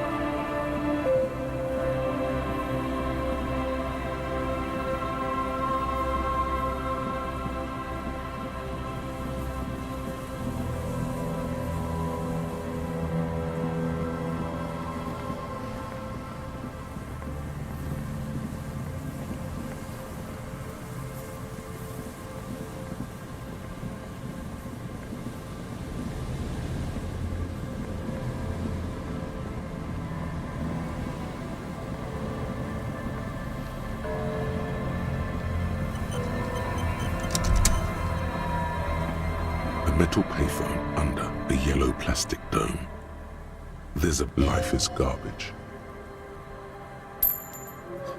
You dial the number again, as you've done many times, calling, calling, calling, calling, calling, calling, and calling for who knows how long, but no one answers.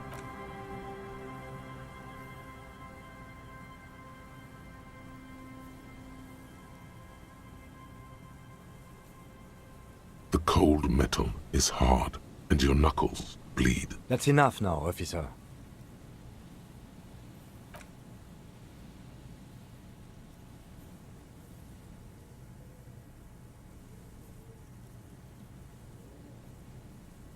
It didn't give you any fun for that. Officer, that's enough. That's right. It's over.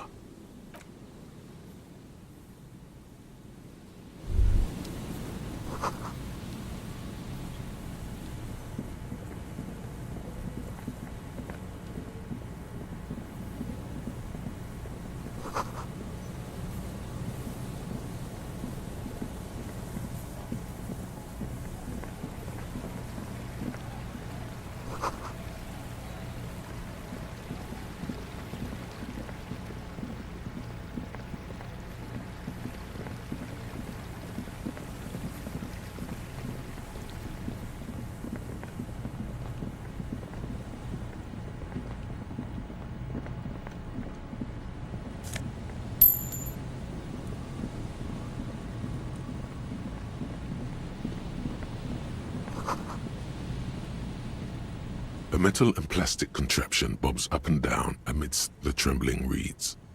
At first, it just looks like trash, but if you look close... That, over there, must be the boy Klaas you told us about. The one she hid her passport in. We should take a look. Ooh, hidden things. Secrets. You lift the boy out of the water without much effort. It's not tied to anything. The cords dangling from the bottom appear to have been cut. The number 11 has been written on the yellow plastic. It hasn't been in the water for very long, but it's already discolored and slimy with silt. A latch holds it close, but only just barely. Simple construction. There's something in there, splashing around. It smells like you would expect it to smell. A concentrated version of a shot glass's worth of seawater pours out. Some algae. Well, damn. We still got here too late. There's nothing of use here anymore. I have no idea.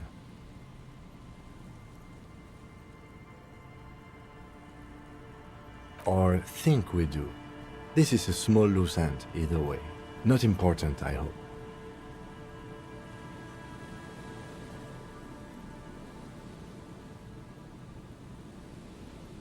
In my experience, cryptids are generally uninterested in travel documentation. We should go. You could ask the miss what she thinks. Later, if you have the time. Though you doubt she'll tell you much at this point. The dome-shaped plastic boy bobs up and down. You lift the boy out of the water without much. A shot Well, damn. We still got here too late. There's no... I have no idea. I wouldn't go so far as to say that. This is only a small loose end, but I do wish we knew who took the documents. Could be. We should keep an eye out. Nothing more. You could ask the miss what she thinks. I have no idea. Or think we do. This is... Might have been Klaasje, might have been the people after her, might have been a local drunk. You could ask the miss.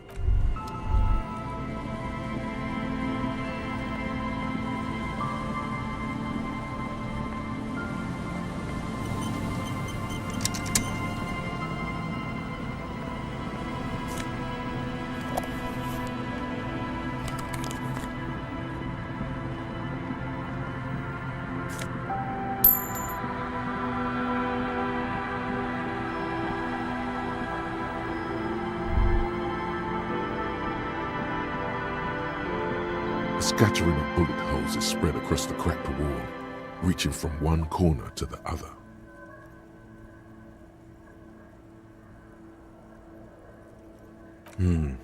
Correct. The density of the bullet holes is unusual, even in a general average bullet hole frequency in Martinez sense. Meaning, this is a lot of bullet holes. Looks like fully automatic rifle fire. Something you don't see these days. The lieutenant also nods. It is quite a scene. The two of you standing next to the broken wall of an abandoned building, nodding. The lieutenant is nodding so hard it looks like his head is about to snap off his neck. The lieutenant matches your nodding pace. He's a true professional at this. A small bead of sweat runs down the side of the lieutenant's face as he maintains his nodding. As the lieutenant takes out her handkerchief and softly taps the sweat off his temple, a faint crack echoes through the coast. Your neck couldn't withstand all this effort. It's too much. Busted the neck, did you? Glad I stopped when I did. My neck was really starting to hurt. Don't worry, little man. Now we should get going.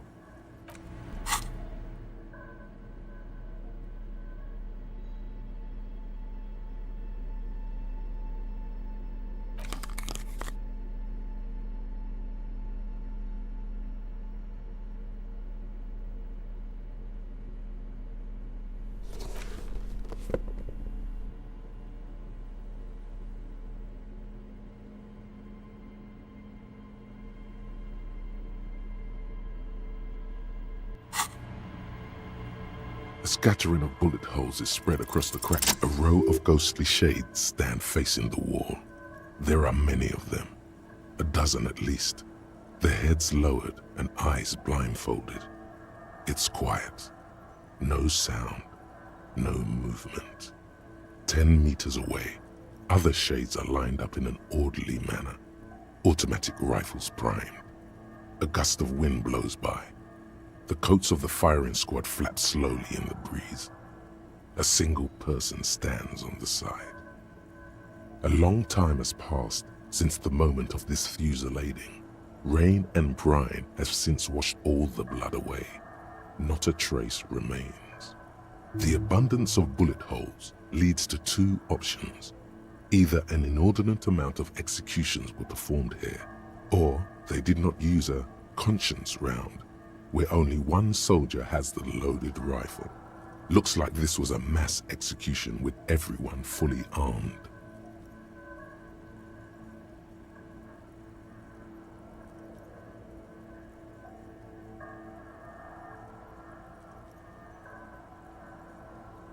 A host of men, probably in everyday clothes, ragged from the conflict and covered in dust.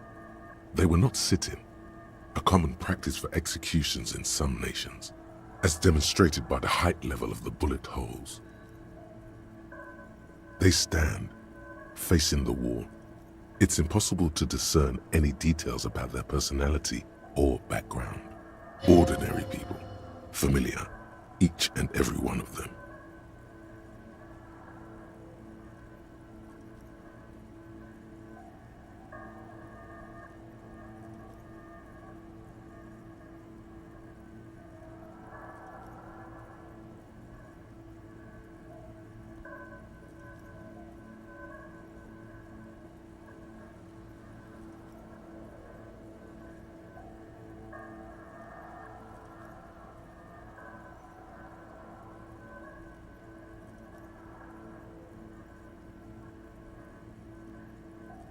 Comrades, the forsaken, the wretched, who tried to rise against the horrors of the world. 7 men in combat uniforms and dark coats, holding automatic rifles aimed at the people. Soldiers from some side, but from which one? The commandant, the one who gives the order. Machine gun fire crackling through the air. I don't know. I don't know who died here, lined up beside that horrible wall. It could have been any of the parties involved in the revolution. Perhaps the ones executed here were the loyalist conservatives, killed by the communists at the start of the Civil War. Or it could have been the communists, put to death during the last stretch of the conflict by the coalition forces. Remember what Trent Heidelstein said about Veld? Another likely scenario. Yeah, it's very unlikely the coalition forces were the ones who died here. They were always the last ones against the wall. To be honest, if a coalition member was anyone in this situation, it was a commandant, the superior giving the orders. A cold sea wind blows away the figures.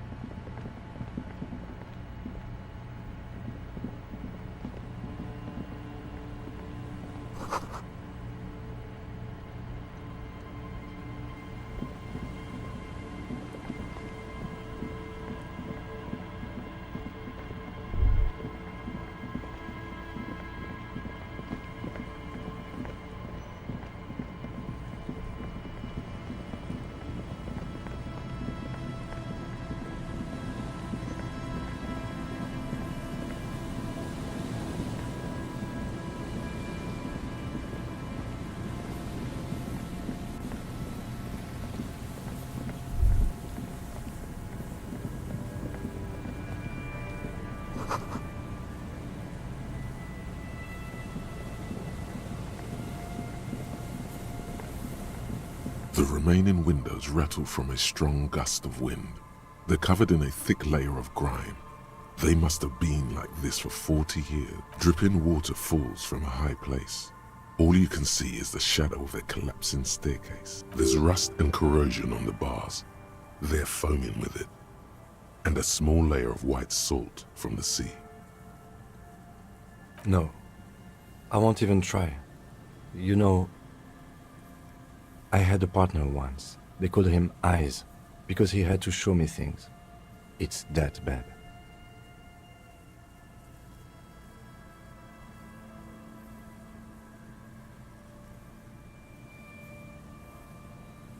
This partner of his, Eyes, things didn't end well. It saddens him to say his name. Don't even ask. He wouldn't answer. Maybe some other small talk. Well enough, actually. It's odd how that works. I'm no sharpshooter, but I passed my shooting courses 7 out of 10.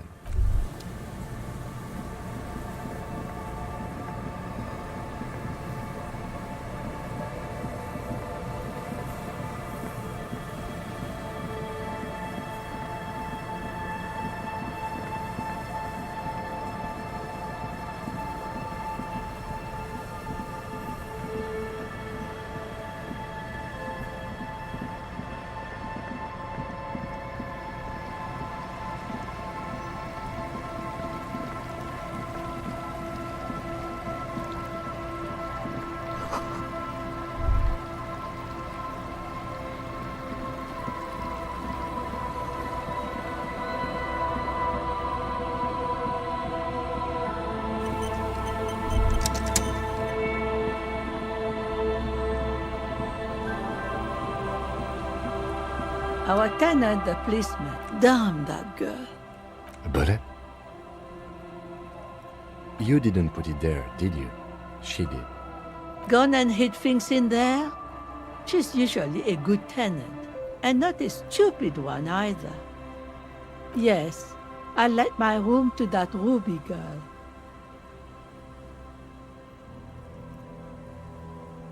As I've done before when she's been in trouble or just looking for solitude.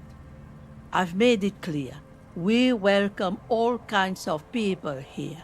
She came last Friday, left on Monday in a hurry. What has she gotten herself into, that girl? She seems genuinely worried about her previous tenant. She's seen her hiding out from trouble before. That's for the police to find out. Right then, please answer each question to the best of your ability. I'm sure we have a few. Yes, early with the dogs, around 8 o'clock, I think. She probably heard the Lieutenant's Kanema drive by, and it woke her up, just like it did you.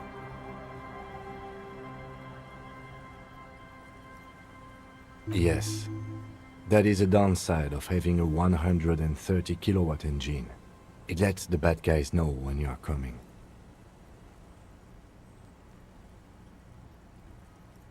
I cleaned it, like I always do.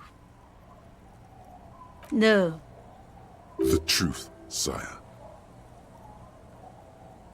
She's good company. Knows how to talk to an old woman. At my age, you don't get a lot of quality conversation. So I really appreciate that about her. This Ruby is an old lady whisperer. She knows how to work the village elder, unlike you. Did she talk to you much during her last stay? No, she was mostly silent this time. Kept to herself. She tried not to let it show, but I could tell she hadn't come to fish.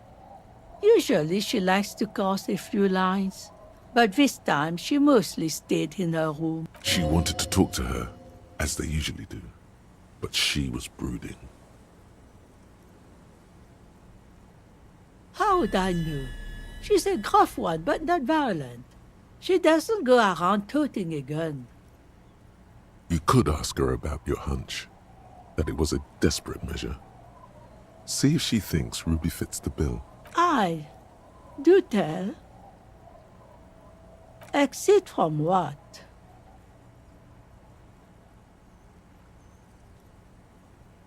The lieutenant stops writing for a moment. He looks at you, then at the old woman. No, she's a fighter. She really believes that.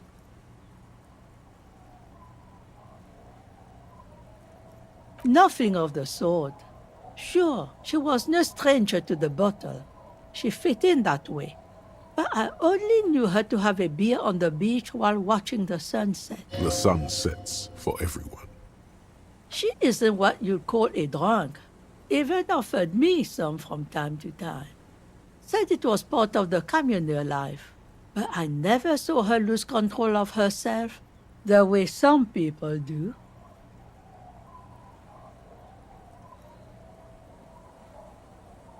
Not that I know of, though she was into nice music. She once showed me a few mixtape milieux she'd made.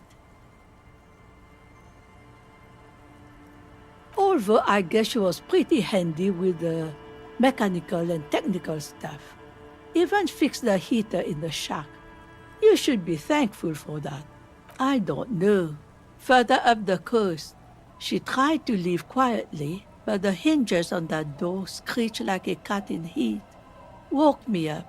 I heard her rushing in those heavy boots, heading up north. It's a peninsula. She might be trapped. You'll never find her, you know. She knows the coast like the back of her hand. You only just arrived. I wouldn't worry about that, ma'am. We are persistent.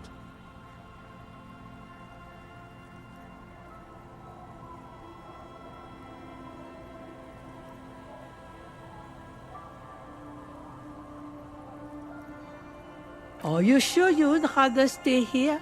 Get a nice cozy fire going in the heater? Seems like a better idea to me. The Fell Electric Mural. You feel like you should go look at it again. Step closer this time.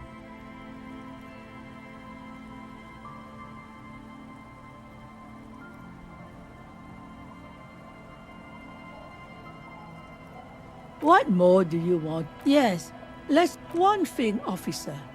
If you do find her, please go easy on her. She really means it. It's an honest plea. She's a good girl. Whatever she's gotten herself mixed up in. Anna Van Eyck. Okay, so Egghead is clearly not Van Eyck in disguise. Van Eyck is an Oranese disc jockey, but those people get around, especially in Revachol, in the clubs on Boogie Street. Perhaps he stayed here for a short stint and discarded part of the song he was working on. Just threw it away. And then it ended up in the Hawthorn tree. But why? Did he think it was retrograde? It wasn't. Perhaps he caught a glimpse of the future and did not want for it to arrive just yet. Perhaps the city whispered the top line to him. and he was frightened by it?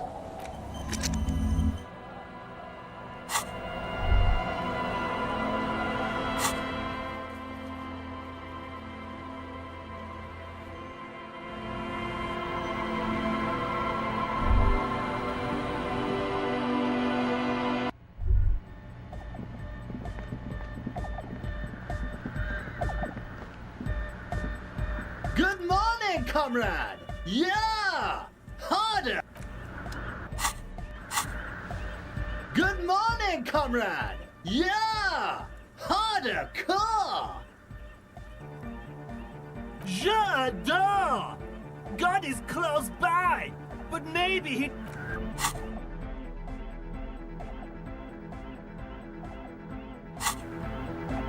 Good morning, comrade!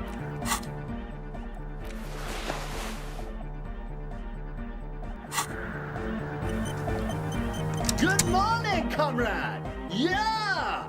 Harder, car! Here's an idea. Say what you said before, the exact same thing. Or wait, say something that's only marginally different. It will yield a drastically different outcome.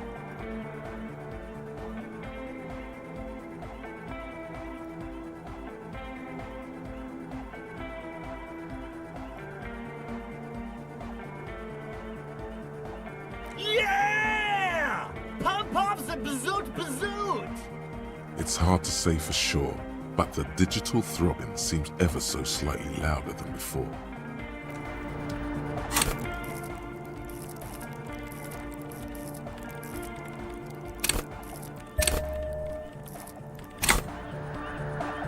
Good morning, comrade! Yeah! Here's an idea. The fluxifier? Where is that?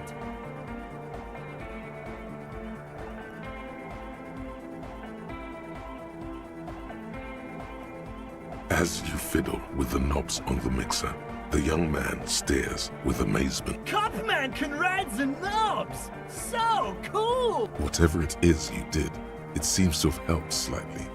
Maybe now you'll be able to make sense of it.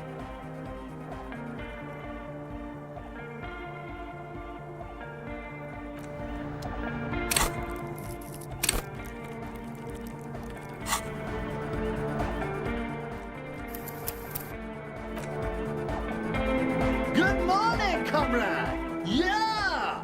Harder! Here's an idea. Say what you said before, the Oscillator matrix? Where is that? Top secret you gotta bring us some. Don't listen to him. He's making shit up. There's no top secret cop audio tech.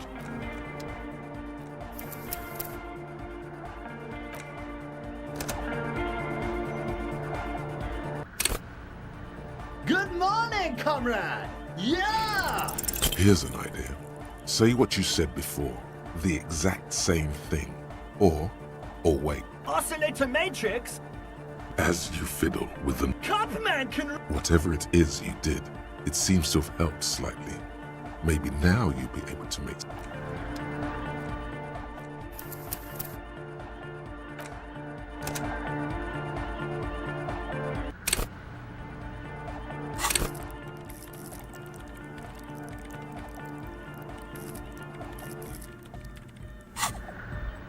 Good morning, comrade! Yeah! Here's an idea. Oscillator matrix? The large-headed youth gives you an innocent soul, unaccustomed to acts of wanton guile, a cruel joke to play on an earnest talk dork.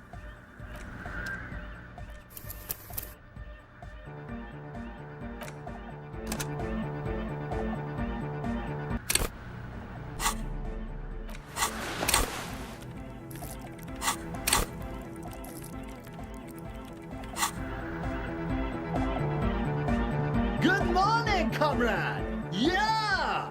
Harder, car!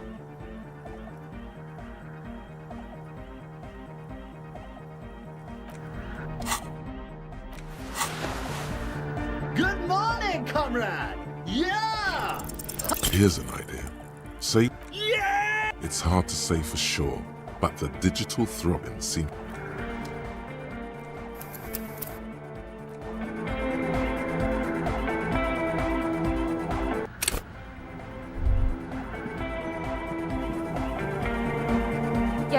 What is it?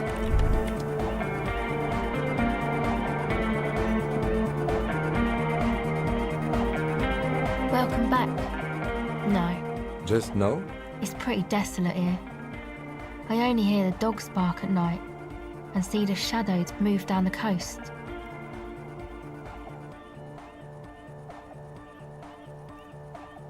Exactly. It's our... Yo, man. Oh, hey, man. It's good to see you.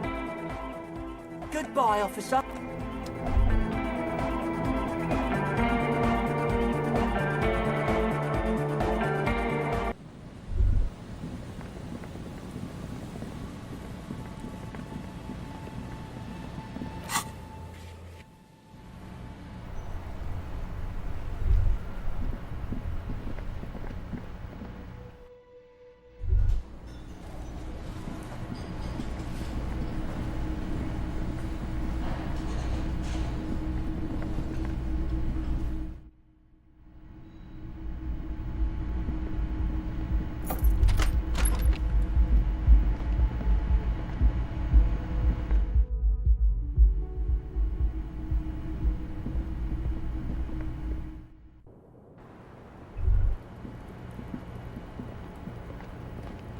I was just thinking, what a nice day for questions pertaining to a murder investigation.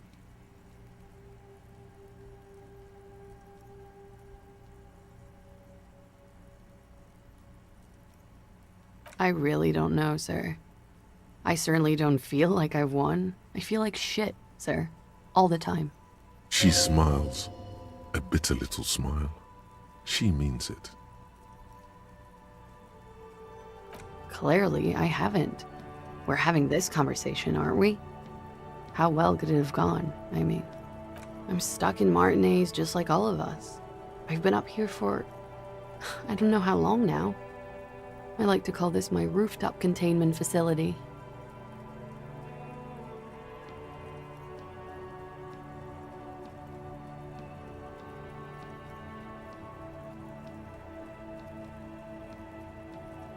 I don't know what to say. None of this is fortuitous for me.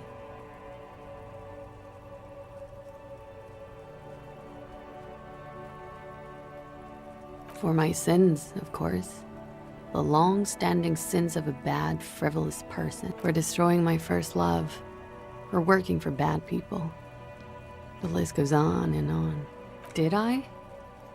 Why do I still feel suspicion hanging over me then? What I managed was to get him killed. I understand that. The lieutenant looks away, over the railing. He feels uncomfortable with this conversation. He doesn't know what to add. She nods, slowly. Careful. There is suddenly a strange glint in her eyes. Not malicious, but dangerous.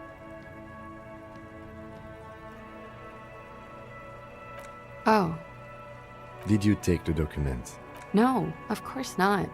As I said, it would have been too risky for me to use those documents anyway. My employer gave them to me.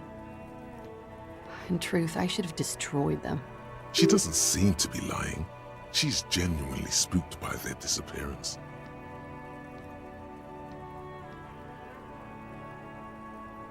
Cryptid? Of course. That must be it. Thank you. I feel better already.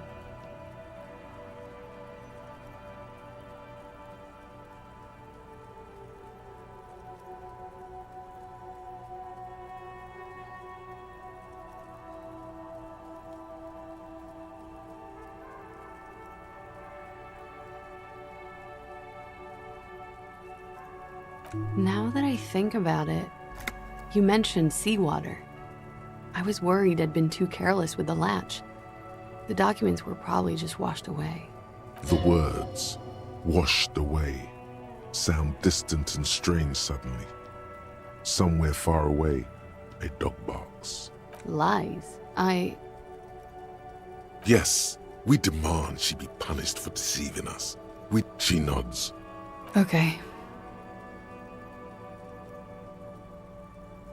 She slowly...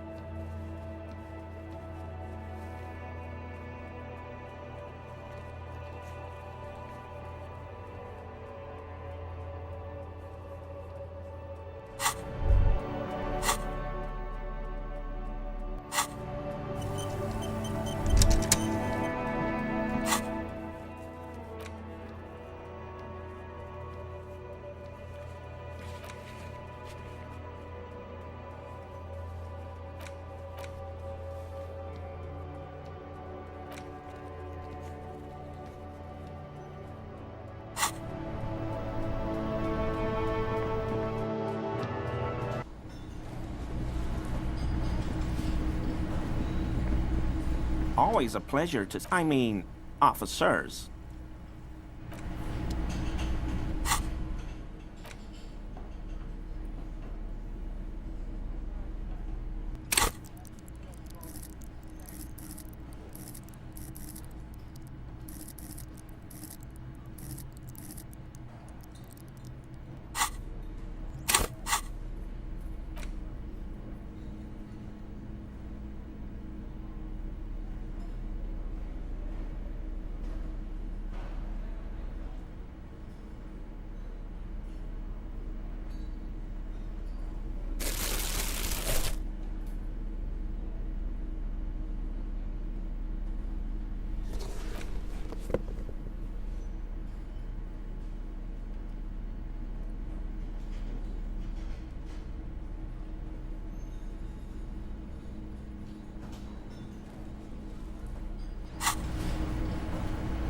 Always a pleasure to see officers. That shirt looks very uncomfortable on him. Look at the buttons, barely keeping that thing together, as if something is ready to rip out from underneath. It sounds like he's wearing some kind of armor under his clothes. You can't tell it's there just from looking at him. Probably stolen from the corpse in the yard near. I knew you'd figure it out, officer. I'm sorry I didn't tell you at once. I was ashamed of what I did. And I didn't want you to know. We're not detecting falsehood, sire. He's gearing up to admit this shame is surprisingly sincere. Gary, what's going on? I took the hangman's cuirass. I didn't... God damn it, Gary. I know. Shame on you. Give the cuirass to the officer at once. Gary didn't mean to interfere with your investigation, officers. He's just thick-headed and poor as dirt. But he's always helped us, given us a place to stay. And he's followed Morel into God knows what jungles. He's a loyal friend.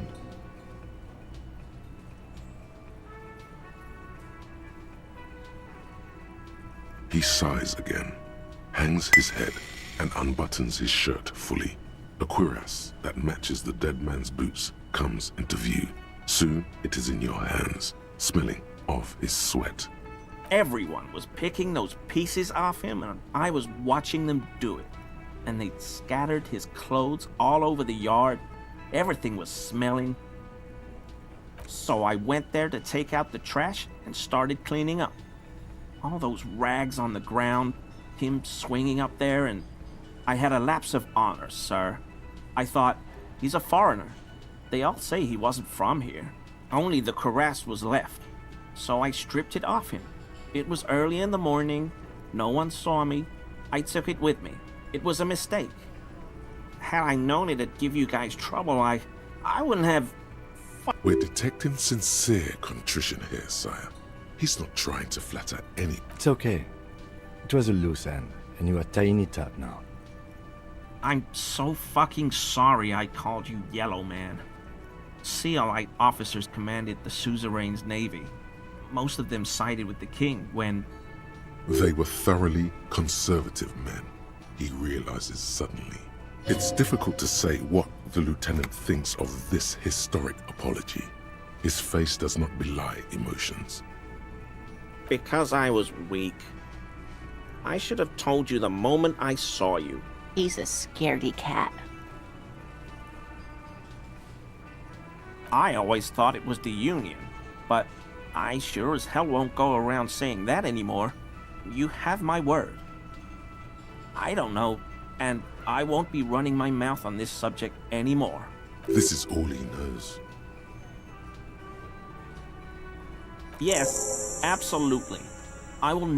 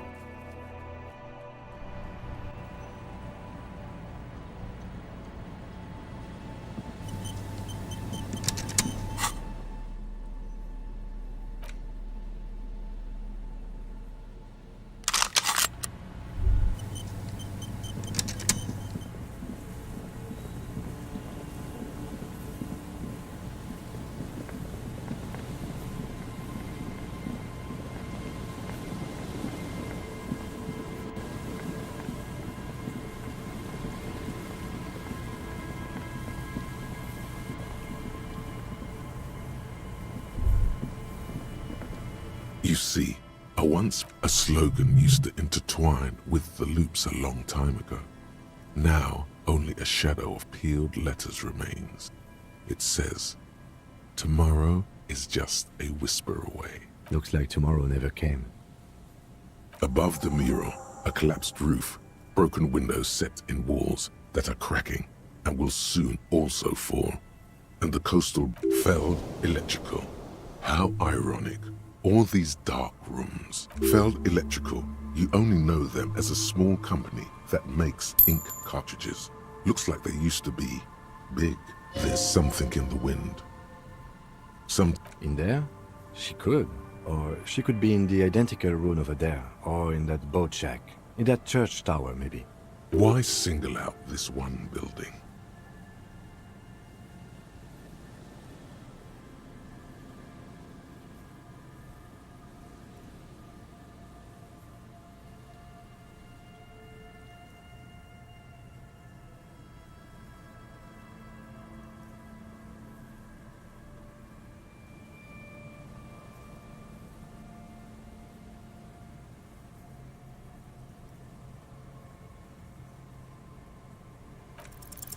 Even though you're sure you succeeded, all is quiet.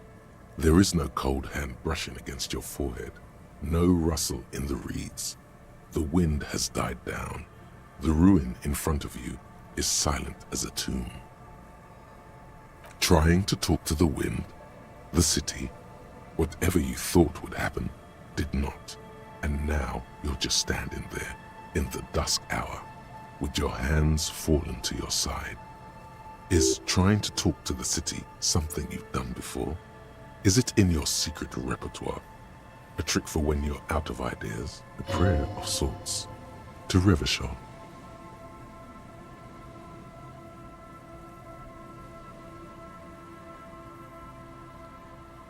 How do we? I was really hoping she'd be in the village. Okay. She's probably north of the village, and this place is a peninsula. We already scanned most of the outdoor areas on our wild cryptid hunt, so we have an understanding of the geography, at least. And then there's the church. We've already searched that and can rule it out. I know it doesn't feel like progress, but exclusion is a step too. Anyway, we do it the old-fashioned way, sector by sector.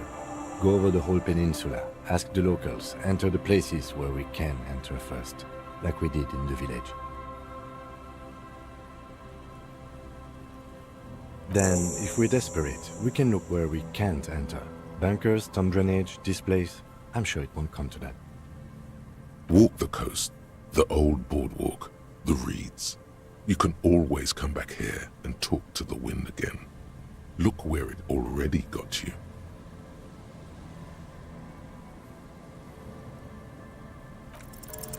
Suddenly, there's a sigh, carried on the molecules around you, moving, flowing from high pressure to low pressure, like that of a woman emptying her lungs. She wraps the collapsing stone box in front of you in her breath, flowing through it. In through the collapsed roof, flowing down a concrete staircase to the basement, sweeping away footprints in the dust on the stairs, and then the beach below the boardwalk, its winding tunnels, a whisper away.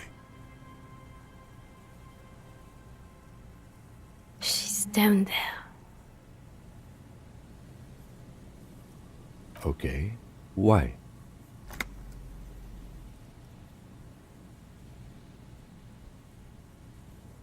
So, how do we get in there? The doors were on the collapsed side of this building. They're gone, basically.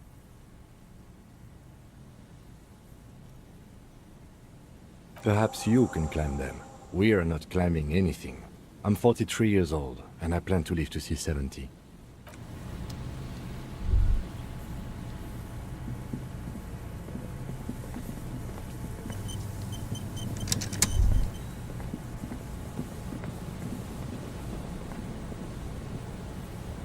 A rusty ladder leads to the rooftop. Yeah, that doesn't look good at all. The distances between the remaining rungs are rather wide. You'd have to use the mounting brackets. However, they seem corroded and the peeling rust is razor sharp. In addition, The first rung is going to be tough to reach. It's what, 3 meters above the ground, and you're 180? Not to mention that the roof is collapsing and the wind gets pretty brutal up there. Dismounting from the ladder is going to be hard. Perhaps if you were to not climb the ladder.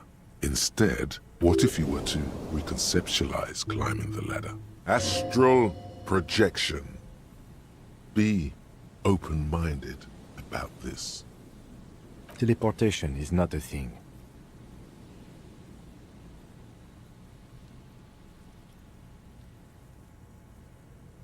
Okay, let's say teleportation is a thing. Wouldn't you need some kind of scientific apparatus to create a teleportation field? You can't just do it without apparatus. Oh yes, it could hurt a lot.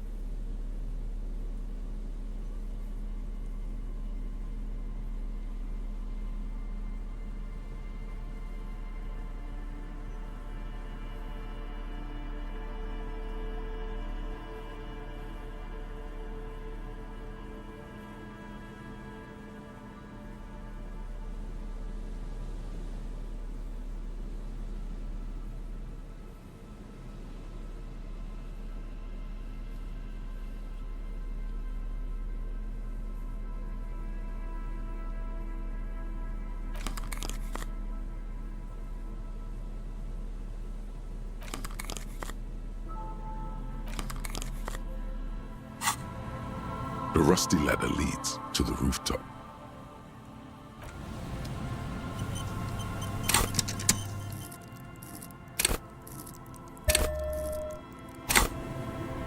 The rusty ladder leads to the rooftop. On second thought, maybe teleport because you're just standing there squeezing your buttocks and nothing is happening. The lieutenant looks at you.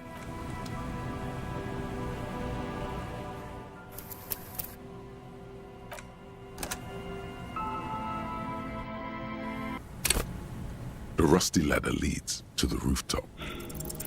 On second, because you're just standing there squeezing your buttocks and nothing is happening.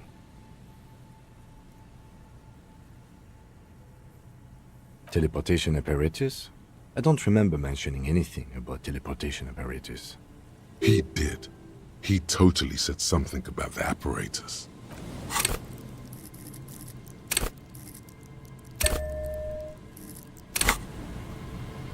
The rusty ladder leads to the rooftop. Yes, teleportation is completely not a thing.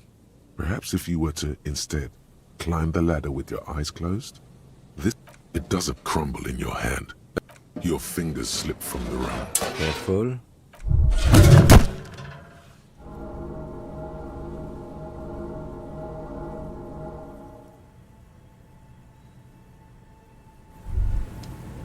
You feel something in your chest, an unnatural pressure. It's spreading to your left. Don't think this is a sign of anything other than your heart failing. There's no shame in surrender. Cop suffers final heart.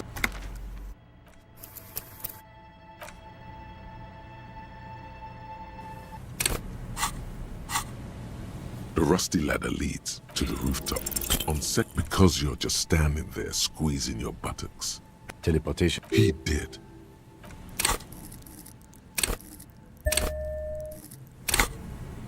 The rusty ladder leads to the rooftop. Yes, teleportation is... It doesn't... Your fingers... Careful.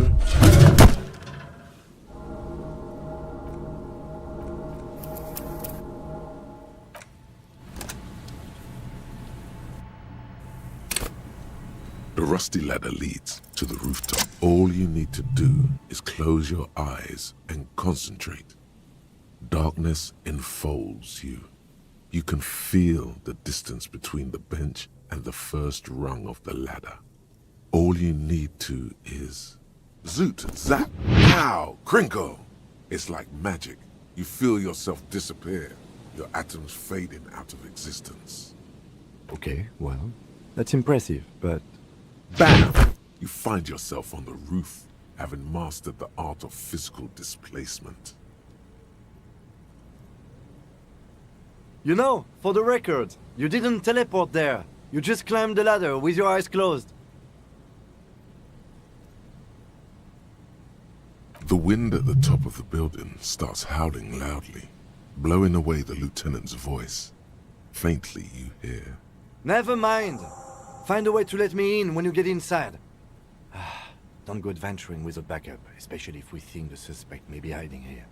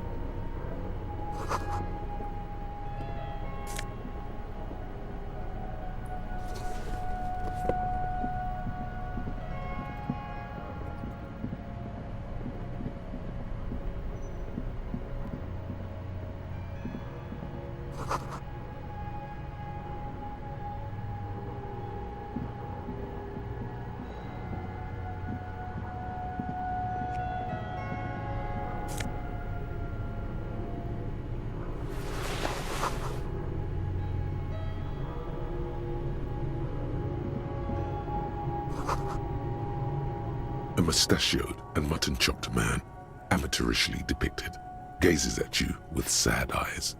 A plaque reads, K. Mazov. There is a spiderweb in the lower left corner of the portrait. Years' worth of dust is shaken off. The full head of hair, matched by an ample moustache and sideburns, look a bit silly.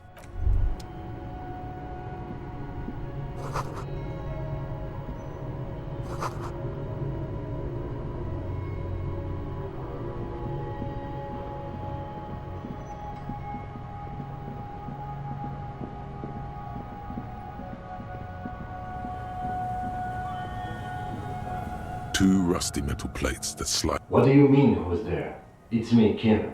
Stop playing around and help me get the door open.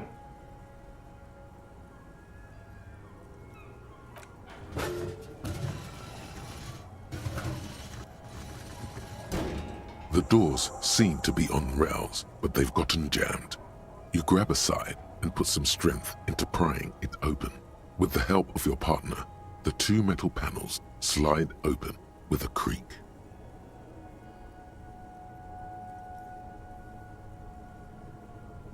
Huh. I hope no one dangerous heard that. After you climbed up to the roof, you mean? There's a maintenance entrance under the boardwalk. It's next to a drain pipe, possibly a storm drain. It was easy to miss before. He's quite proud of himself.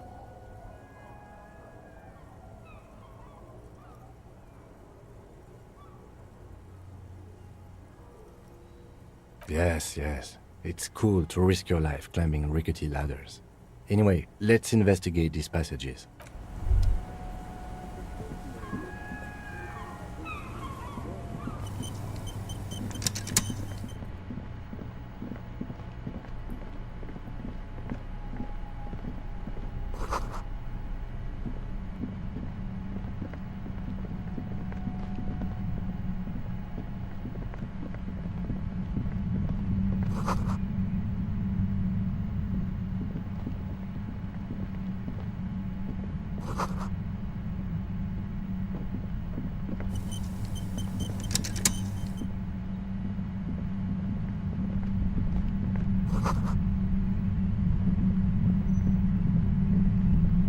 it is again, like a swarm of hornets buzzing. No.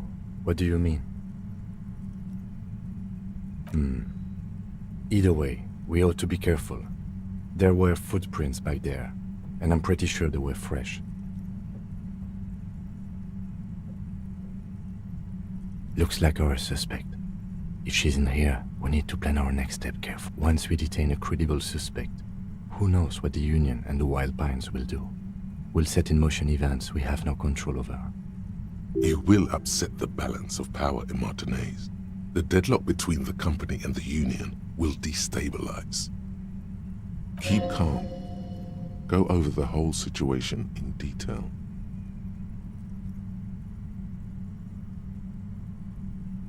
You mean Morel? I don't see how cryptozoology and the murder investigation are connected, but the situation in the city will get tense for everyone. Well, we are not responsible for what we can't predict, are we? I don't think the entire city will be razed to the ground. If you can't predict it, there's nothing you could have done. I leave that to your judgment. You already know what I think about cross-pollinating information like this. It's dangerous, but... He just can't be sure. Maybe it will yield something useful. I think I see a cavern. Maybe more cellars? I think we've been careful enough. We still have the element of support. Or maybe not. Either way, once we go deeper, there will be no turning back.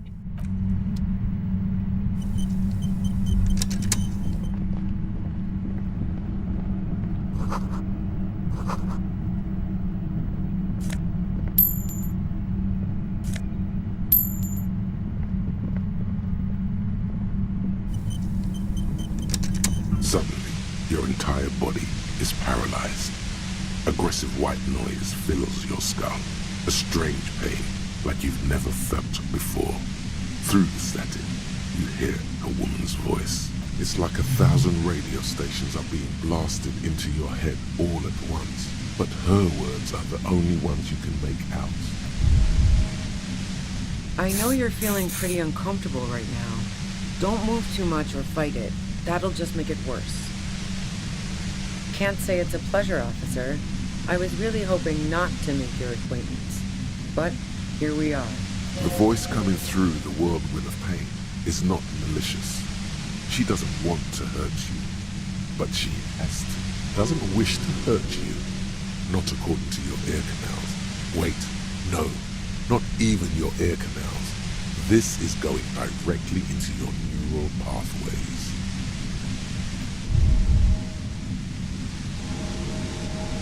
That's an awful decision. Why would you not want to shield yourself from it? It's an entirely new type of experience. Way worse than all the previous ones. Don't focus on the pain. Focus on doing your job. Tell her she's under arrest. No, I'm not going to fucking kill you. If that had been my plan, you'd be dead already. All things considered, I'm being pretty reasonable here. I'm using a pale latitude compressor. You and your partner have been caught in its field. The explosion of static you're hearing is the ULAN frequency, blasted from that pale emitter that Angus mentioned. Saw my equations? You've been sniffing through my lorry, right? I expected as much. I am a bit surprised you knew what you were looking at.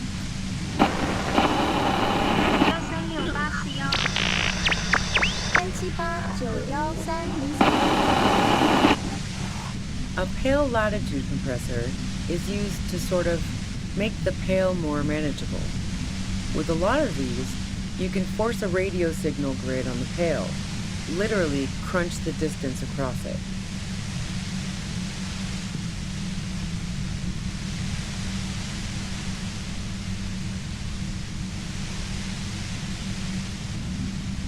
Signals are relayed across a series of repeater stations fixed to buoys.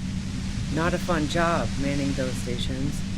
All alone out there in the Pale, people lose their minds in just a few years. So, what we are experiencing is a concentration of radio waves. Precisely. This is an industrial strength paraboloid. It's meant for forcing dimensions on something that doesn't have them. Needless to say, the frequencies used are out of this world. At the upper limit is the large prime number generator station. It's used specifically for pale latitude compression. That's why you may be hearing some numbers. But you might also hear, or think you're hearing, local radio chatter. She's been holed up in here for a while with no one to talk to.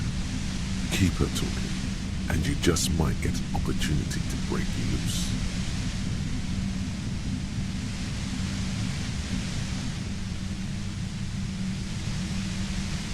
I built it myself.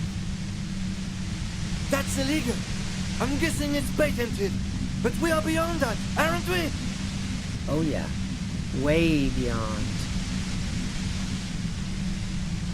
No, once I shut down the compressor, the pain will end.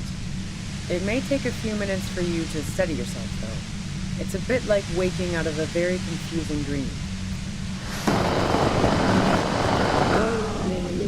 4, 4, 5, 5, 7, 7.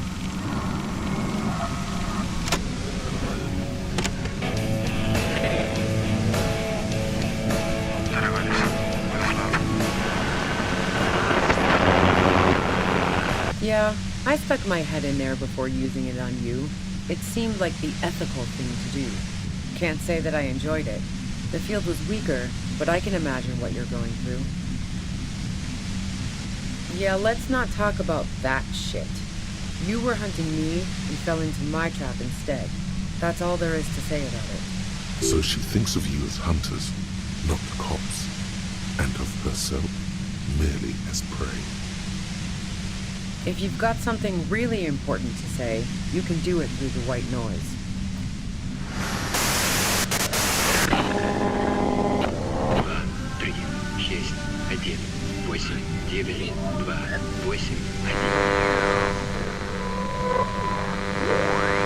looking for a deal on mattress. Spirit and Ember.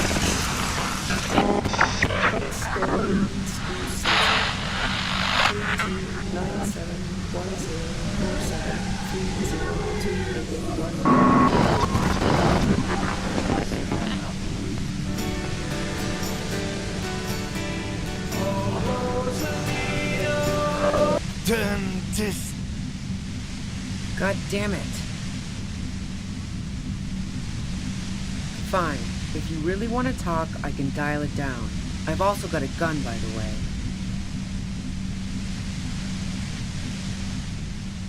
She's carrying a 2-barreled front loader. Remain careful.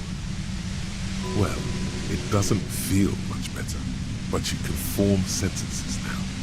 Thinking doesn't seem to hurt as much. Just keep her talking, and you'll get through this. I heard you in the passages, and I've been preparing for quite a while. So you found my shack, huh? I'm not surprised. Her tone is bitter. She thinks she's been betrayed. So nice. That's one knife I didn't want to find in my back. As opposed to the other knives she's finding there now. Hardy for one. I was, before I caught you in the pale latitude compressor. I'm fine now. That's her admitting the bullet was an emergency exit. It was dark in the shack. The waves outside had calmed down. She looked at the loaded gun. Then she cracked the barrel open and took the bullet out. Not today. No, I didn't do it. I only helped stage the lynching, though I doubt that makes much of a difference to you. Who ratted me out, by the way? Was it Titus? No, he wouldn't have broken first.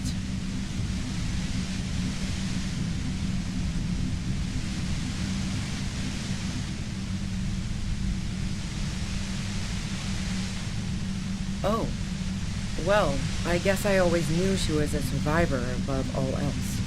But she couldn't have known I was on the coast. How did you find me?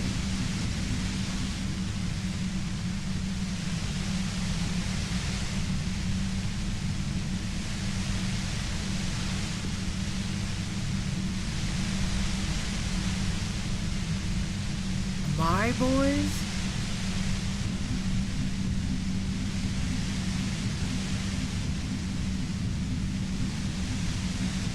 What? I don't even understand what you're trying to get at here. Oh, doesn't even matter. How could they be my boys when they're not even my friends? Those guys liked me, I know it. This is what happens to people who people like.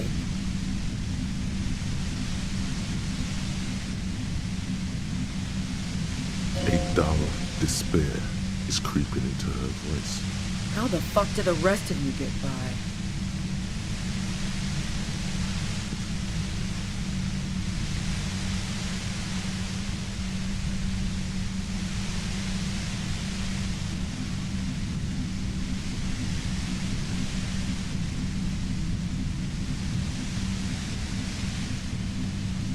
I did, didn't I? Now you've come for me. Fuck them all the same. That did make her forgive them a little. Like what? I already told you I didn't do it. A strong moral compass. She still wants the opportunity to make a case for herself.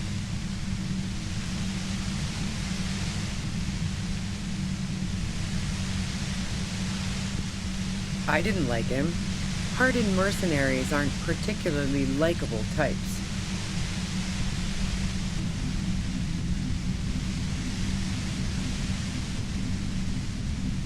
You think I was envious of his conquests? Look, pussy's not a problem for me, and definitely not a reason to off someone. Plenty of broken people who don't come with that kind of body count. Besides, they're paid well for what they do. Yeah, sure. And I didn't like Wild Pines sending in those foreign hirelings. Me and a fuck ton of other people around here. She didn't hate him, okay? I'm listening.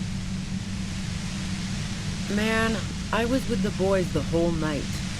I hope they at least bothered to impress that upon me.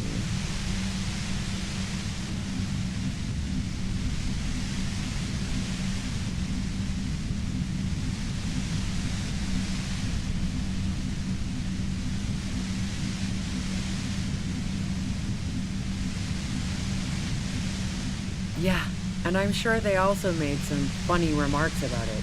They always do. I've driven a lot of long haul and chugged a lot of beer, man. Can't do either without some power of mind over bladder. And anyway, that wouldn't have been enough time.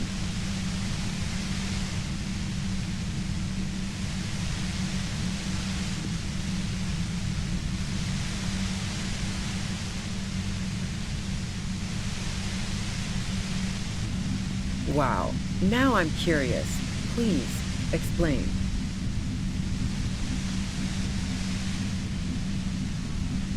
No, not since I was 14 and hanging out in the only diner in Dardun. Haven't been into low-risk, no-reward games since moving to the city. Why?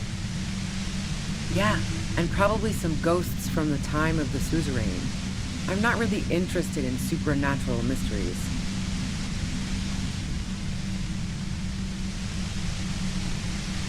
Not murder mysteries either, if that's what you're thinking. She looks you in the eye, impassively, making it clear that she's not planning to comment on the matter any further. The fuck do elevators have to do with it? Not particularly.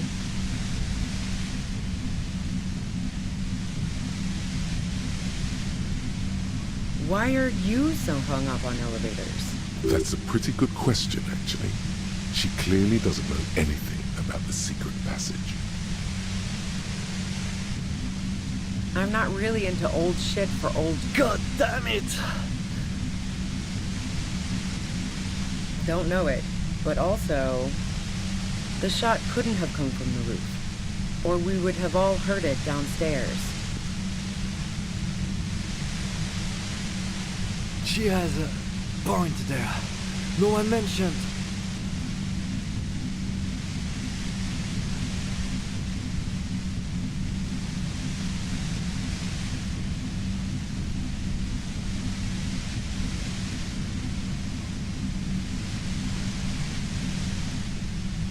That didn't go super well. You've got to lay something better on her. And the gun store, trigger Happy Jacks.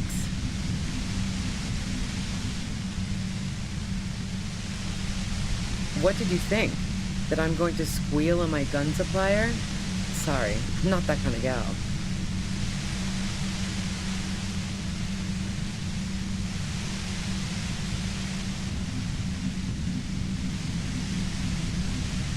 Sure don't. A breech loader? No. A knocked-away 80 front loader. Two-barreled. Not really what you were looking for, I'm guessing. Yeah, evidence. I considered her a good friend, yeah.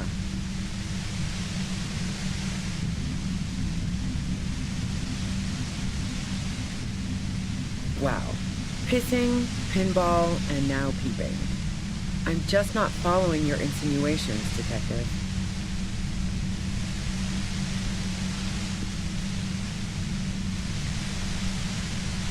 If I want to stare at a pretty girl, I can pick one up at a bar.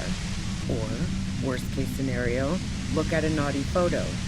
Who has time to go skulking about the whirling, drilling holes in walls?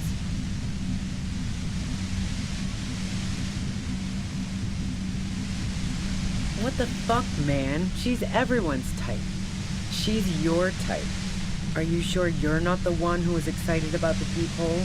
She's beginning to suspect you've broken into her lorry now.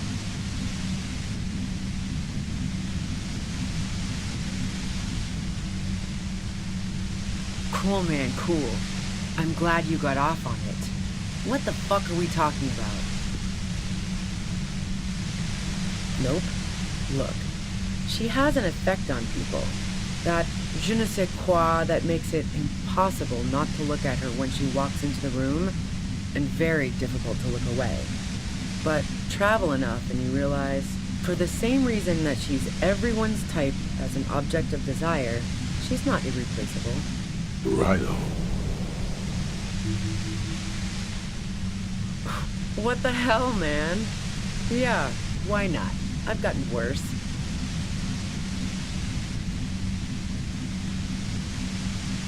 Oh, so that's where you were going with this. That's a very sentimental way of putting it. We both had pasts we didn't want to catch up with us, and we enjoyed listening to music together. Why not go on a road trip? The lieutenant watches her expectantly, occasionally shaking from the pain. Okay, fine. I was into her. Clausy was into me too for a time, I know it. We even fooled around once. And yeah, after that I thought maybe we could make a go of it. Clausia only said they maybe kissed. Someone is lying here.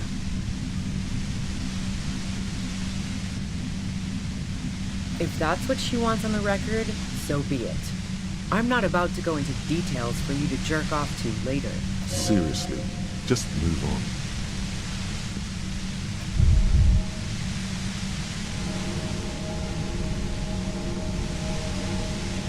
Really?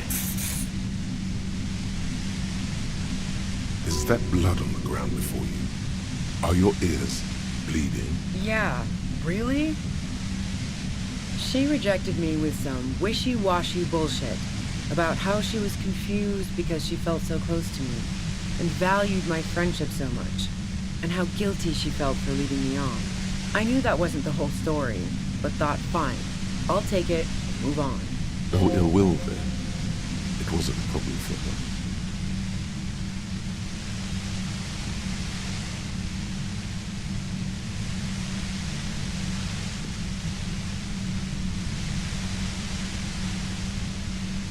Yeah, one time when we'd both been drinking, I said some heated things about how dangerous her patterns with men were. I was a little worried she'd blow it out of proportion in her head. All the drugs she was doing can make you feel like you're living in a DeLorean tragedy. By the way, DeLorean tragedies are still held in high regard for innovation in language and motifs. They are also known for overwrought emotions leading to catastrophic outcomes.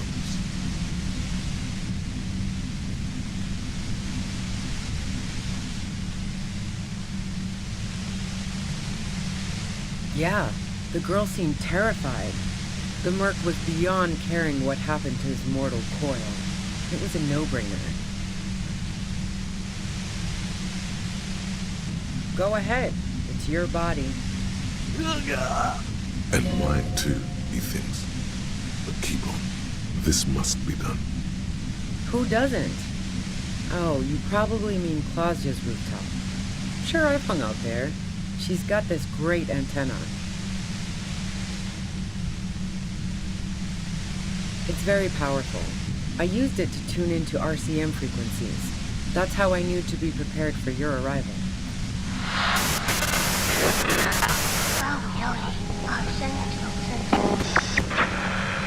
The view's pretty bomb, too. But you might say the antenna was the main attraction there, yeah. Along with Clausia.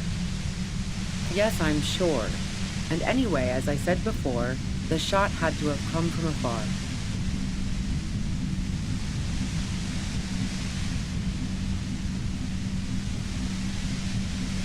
So, Heart of Gold Tommy fucked me over too. Never trust a musician. That really comes as a blow to her. Okay, great. You got into my lorry on your own. What now? You're going to arrest me for drug trafficking?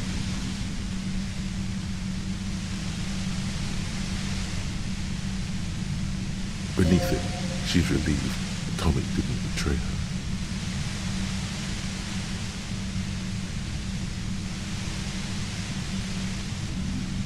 Man, it's to get away from all that murderous shit that I left Jamrock, my previous employer, for the Union. She deliberately avoided naming the mob she worked for. You might be able to find this out later. I got lucky being a dispatcher. Never had to do any of the really dirty work myself. This gun has only been used for self-defense against serious scum.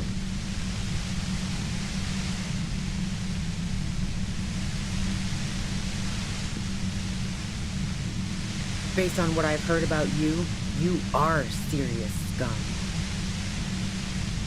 Yeah? Where? More questions before doing anything.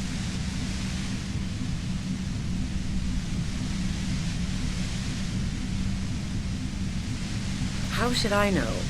As I keep saying, he already had a bullet in his head when I got to him, and there hasn't been any useful gossip over the radio. Those rings around her eyes, her tired voice. She's been staying up late, listening in on the conversations crisscrossing Martinez. Police radio? You've been following the case? Who hasn't? You know, I can still see him there, in Claus's room, lying on his side.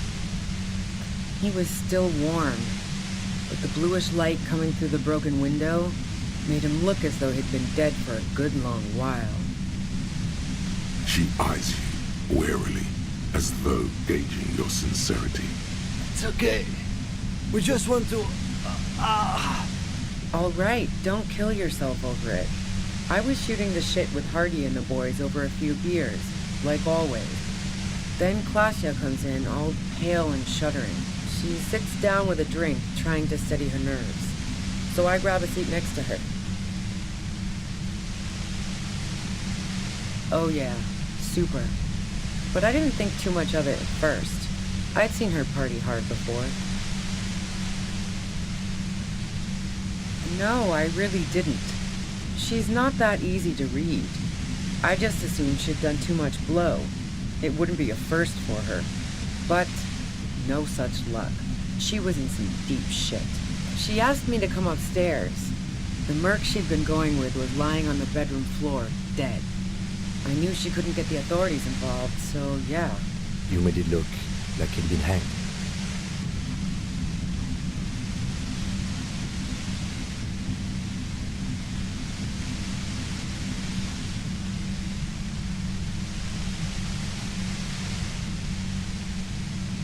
What? No. Faking a lynching was her idea. Yeah, in cold blood. It really surprised me. How quickly she was able to get a hold of herself once we got up there. It was like she was another person. The party girl was gone. She asked me to help her drag him into the shower so she could wind the shower head around his neck to fake lividity. Then she dressed him while I went to get the Hardy Boys. Glacia knew exactly what she was doing.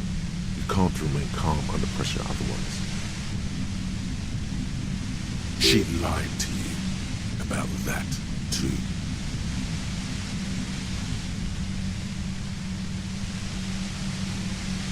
Yeah, I wasn't sure whether to admire her or be disturbed. As I keep telling you cops, we didn't hear anything downstairs. No gunshot, nothing.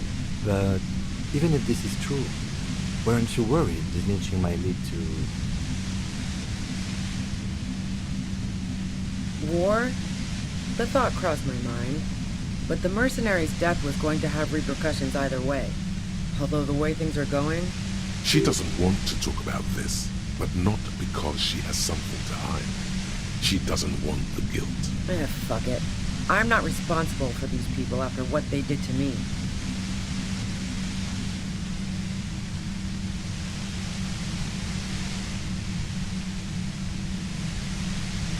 I saw you roll into town.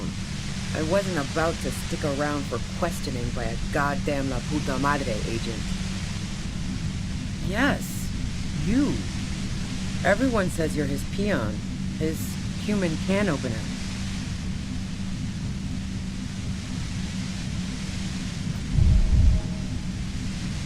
Through the sudden sharp pain in your head, you hear the lieutenant mumble something to himself.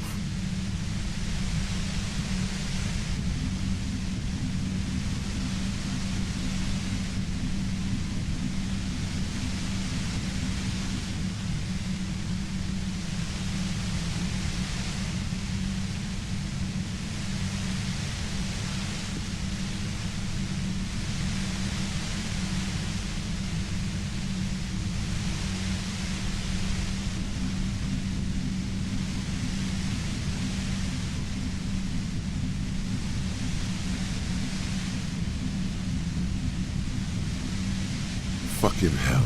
And why me? You hear through the white noise. It's especially bad suddenly. Felt like a vein exploded.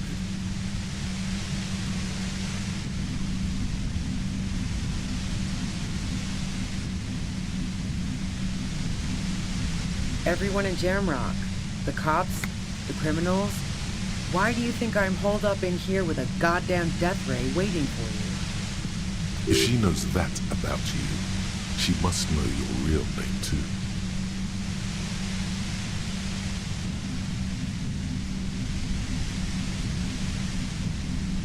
Harry Dubois. One corrupt motherfucker with the disco pants and a funny tie. Agent to La Puta Madre. Did someone mention a fucked up tie? I call bullshit! You're too crazy to be corrupt! So she knows your name. That doesn't mean you're on the tape. Criminals make up bogeyman stories about cops all the time. All of this just means that you're effective. Criminals know you and are scared of you. Is that a joke or a threat? I'm guessing both. Yeah, sure. She doesn't believe you. I'm sure La Puta Madre himself will explain it all to me soon enough.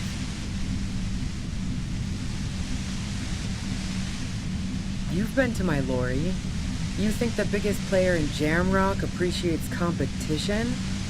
And now I have Harry Can Opener in my lair. Fucking Titus. She's not going to change her mind that easily. She still perceives you as a threat. Wait, one thing, possibly small, but she said you rolled into town. Was that you singular or plural? She might know something. Yeah, you had your death squad with you. What happened to them anyway? Well, it wasn't this scrawny dude. You had 2 guys and a lady. The guys looked pretty buff. Lady wasn't bad either.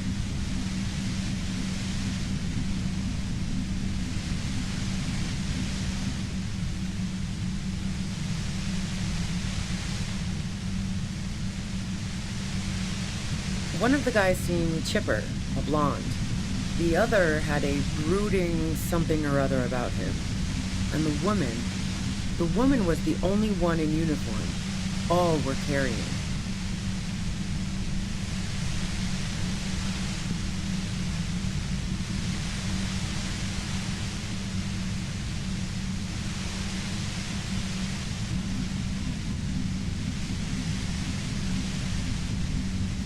That sound about right?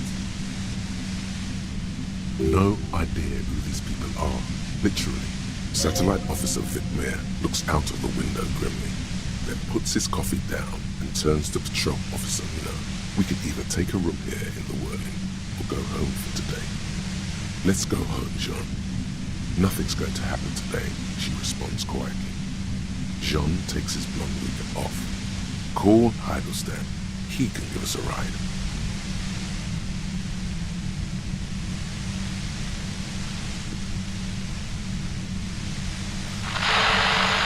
Friction, lock, set.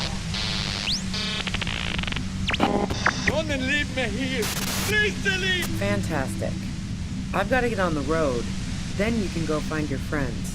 Unless you have anything pressing to ask me.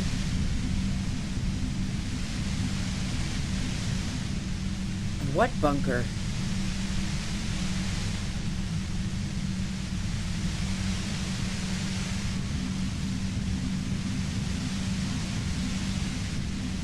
Don't know anything about it. No one's been around since I set up camp.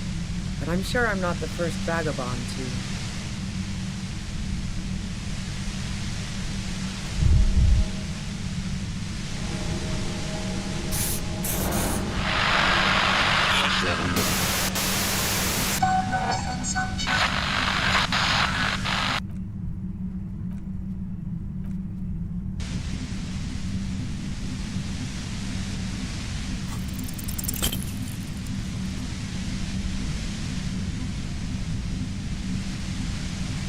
The violent white noise becomes even more overwhelming closer to the compressor. Feels like your brain is swelling up in your skull.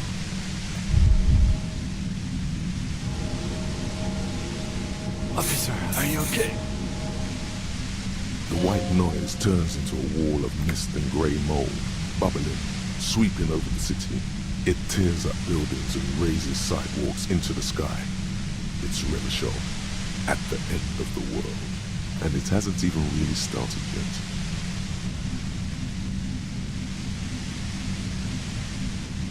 Nothing.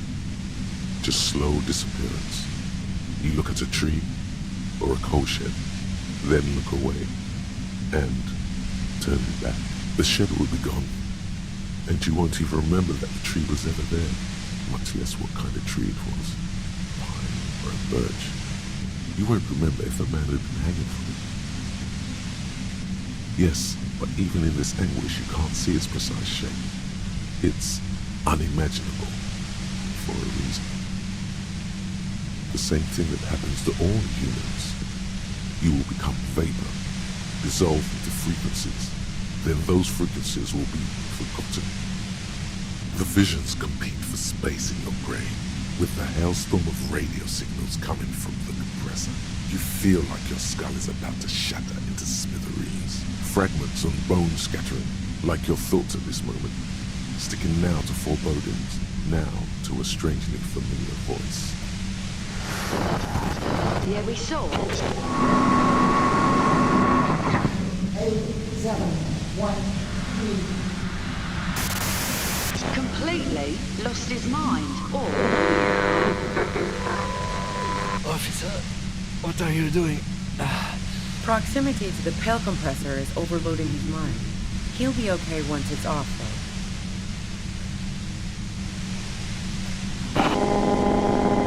8, 5, 2, 6. Look, I know this isn't very fun for you, so let's wrap this up. You have a tribunal to attend. Tribunal is an awfully fancy word for what they're going to do. But yeah, I was listening to their frequency. They finished their investigation. Now they're gonna put on a show before meting out punishment. Even though those assholes gave me up, I'm worried for the boys. And you, watch out for yourselves. You seem to have a habit of walking into traps. I'm guessing you don't know that a third mercenary has come to town just in time for the tribunal. Now you do.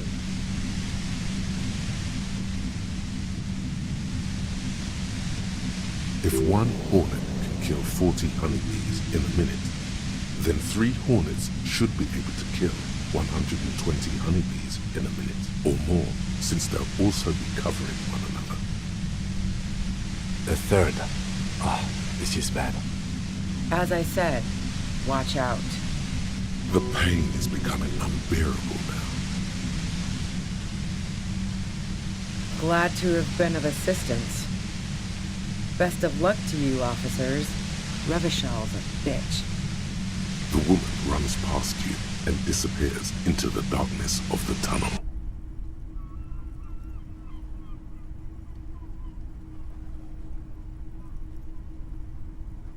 All things considered, it could have gone worse.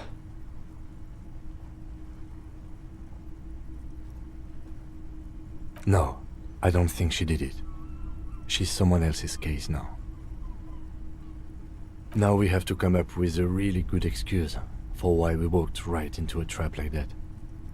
This isn't going to look good in the report. Her tent. Maybe there's something in there.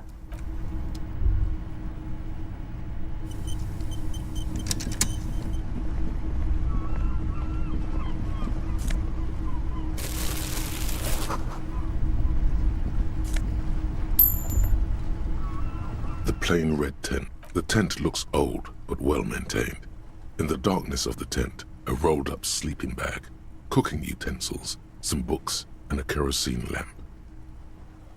It reeks of cigarettes. Assorted soft covers, mostly pulp horror. A motor carriage lies buried in the snow on one cover. On another, a ghost airship. You also see a collection of radio enthusiast magazines. See anything? Rager Monthly, Journal of Material Science. More technological digest. You pocket the worn brown leather journal. A trusted friend left behind. We should read this immediately, like right now.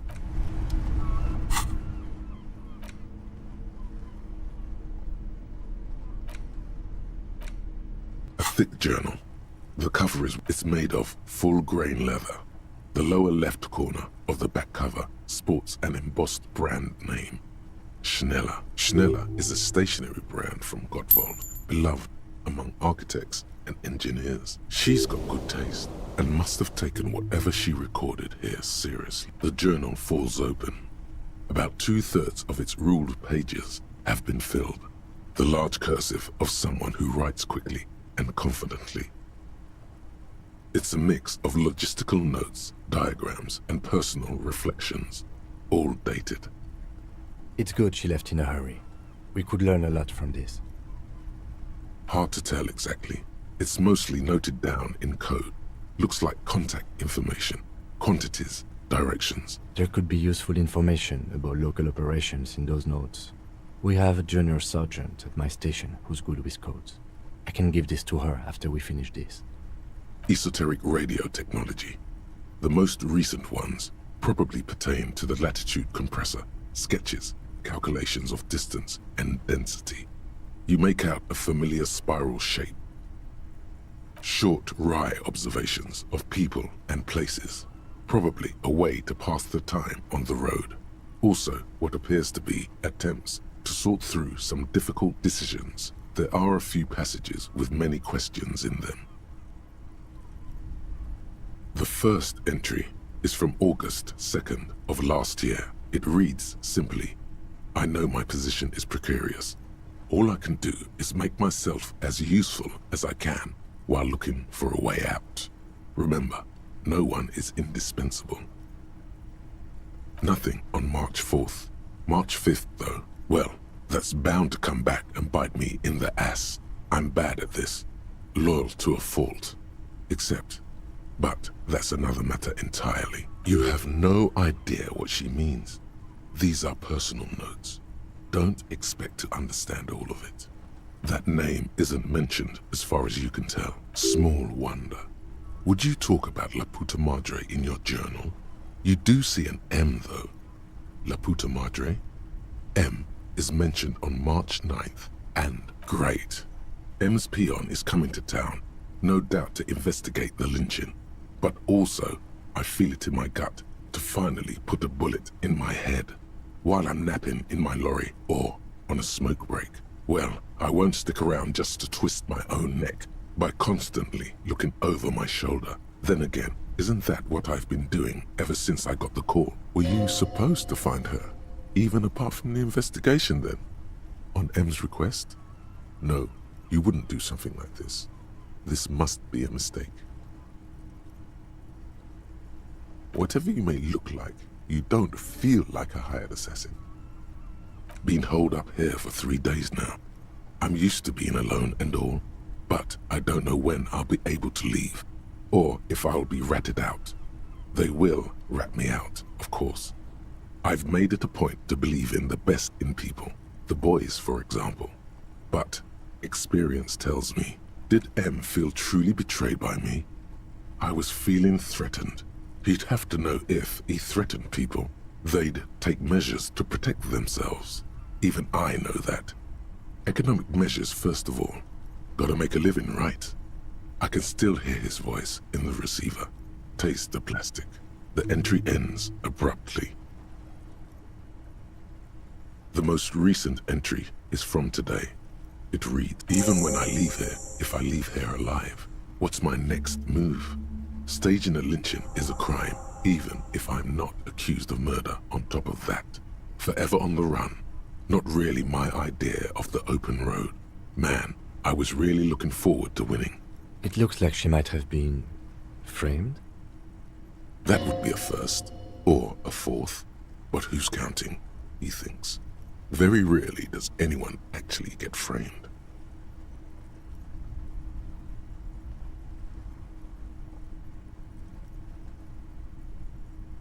I wouldn't go so far as to say that. We have other reasons to arrest her. Besides, I'm not sure her life as a fugitive is going to be much better than we does. Especially if she has problems with the Madre. No, I don't think you are. Ask someone in your precinct if you want to be sure. He truly does not believe you are. Perhaps he shouldn't be so trusting. His trust is well placed.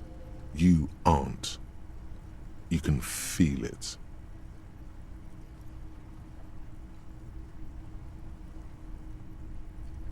Claudia was the one who pointed the finger at Ruby. Perhaps she was trying to steer us away from herself, or... maybe she had an accomplice. Either way, we need to keep an eye on her. One thing is for certain. We have business back in the whirling in rags. Questions to ask. Let's be careful, though. The tip she gave us about the tribunal was...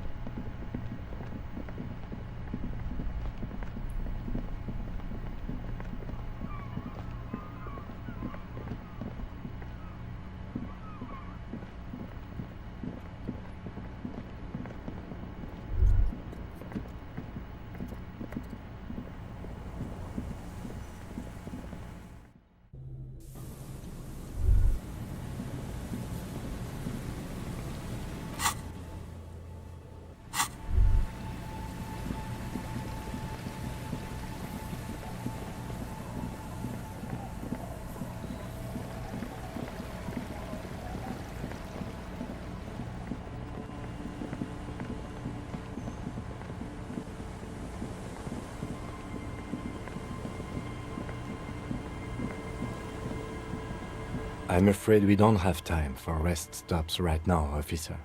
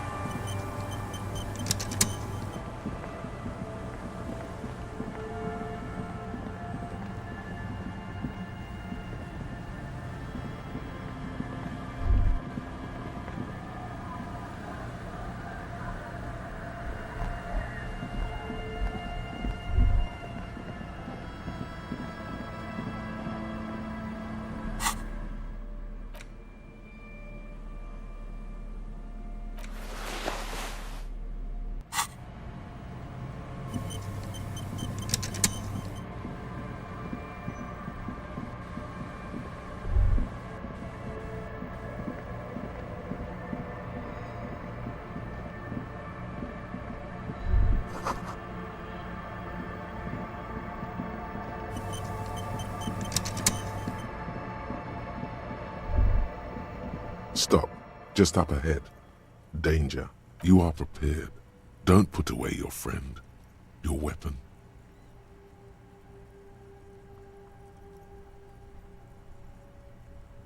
Good. Be ready.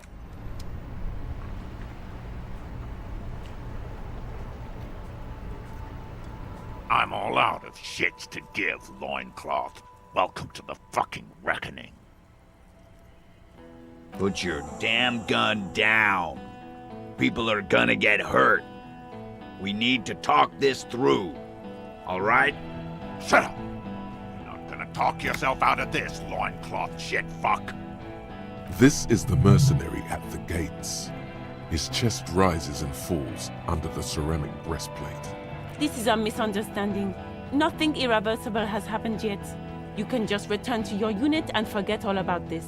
The Kypt is merciful, willing to spare us if we just forget about our murdered and humiliated commander. I think we should just kill everyone, Corty. You are all drunk. Come to your senses. You won't gun down 7 people in the middle of the street. This isn't a frontier town or a jungle outpost. Easy, Lizzie. Let me handle it. I know guys like this. I'm sure we can come to a peaceful agreement. Ain't that right, fellas? He is facing overwhelmingly superior firepower, and he knows it. Peaceful.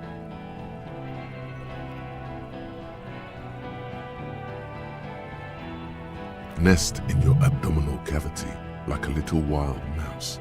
The masked man's words are barely intelligible, but you can hear them. Fuck, she was right. That must be the third mercenary.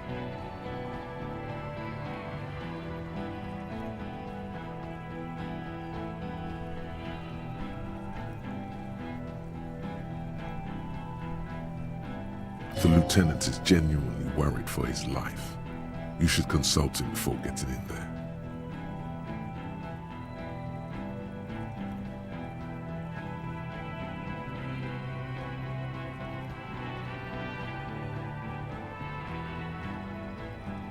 No, we have to step in.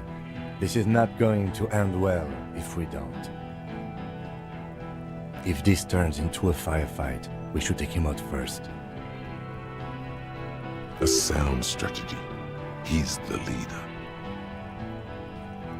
My plan is not to get killed, but we have to intervene. The Mercenary Tribunal.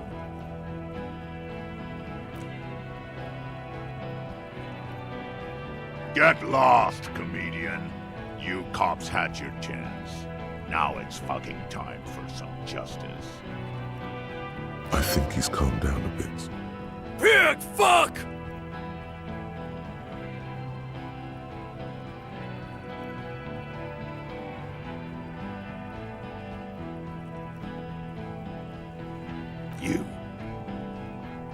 You're probably gonna get killed too. I think I'm gonna kill you. I didn't think I had it in me to kill a cop. To your left, you hear the lieutenant cock his gun. No one is going to kill anyone. Let's just put the guns down and talk like civilized human beings. With a wordless gurgle, the killer loads his long rifle. The leader gives a small nod to the helmeted man. Suddenly, the grip of your sidearm feels comforting and warm in your hand. Feels like it's saying, do it. No, wait. It's good you have that gun. It really is. Just soften him up first. Present an argument.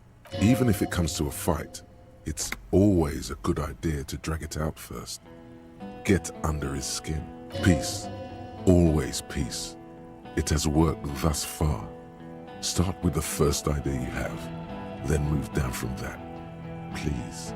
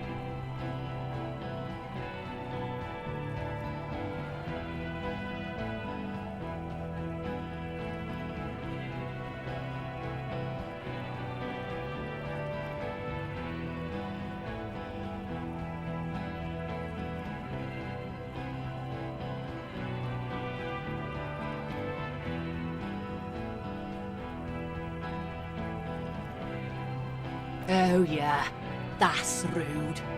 Rude, the killer, Owen Cloven. He doesn't talk much.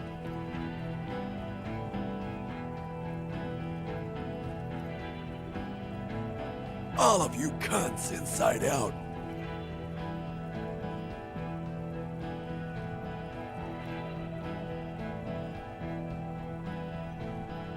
Rip you open. Perhaps it's for the best, him not talking too much.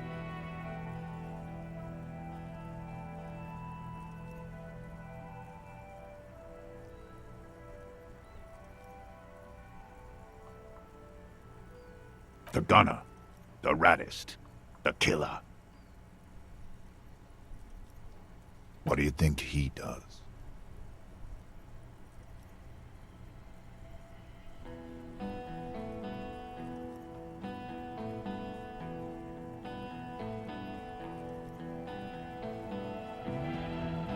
What are we waiting for? Let's blow that pig fucking— Lance Corporal! Just fucking shut up and wait for your order. He is not used to commanding or leading. He feels uncomfortable. He'd rather shoot to kill.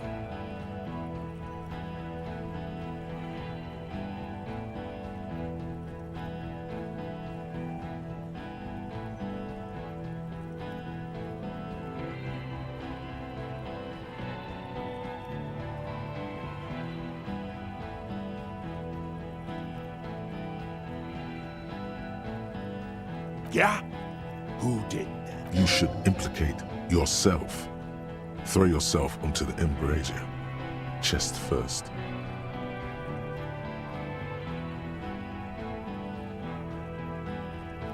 No, wait! He didn't.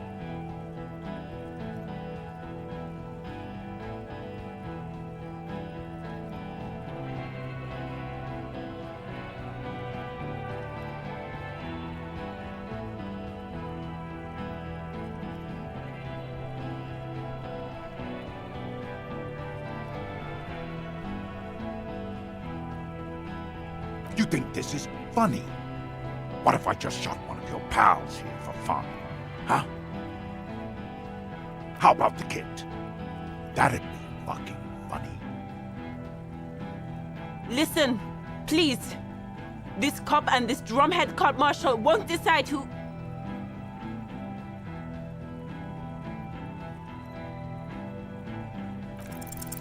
Your mind grinds to a halt.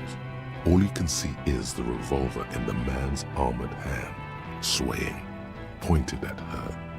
You move your mouth like a fish gasping for air. He pulls the trigger. A plume of smoke erupts from the muzzle. The shot rings in your ears, a low, tinny ring. Then the Hardy Boys yell something. I'm okay. I'm okay.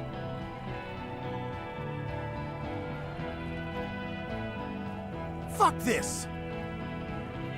Gene! Cancel Lizzie! Now!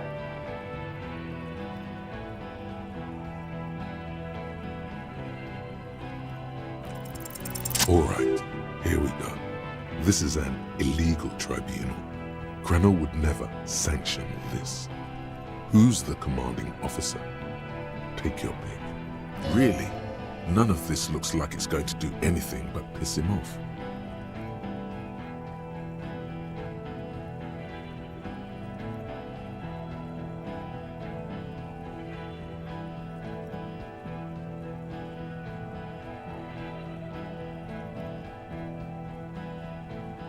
Pops, you have no idea about the rights Granell extends to us.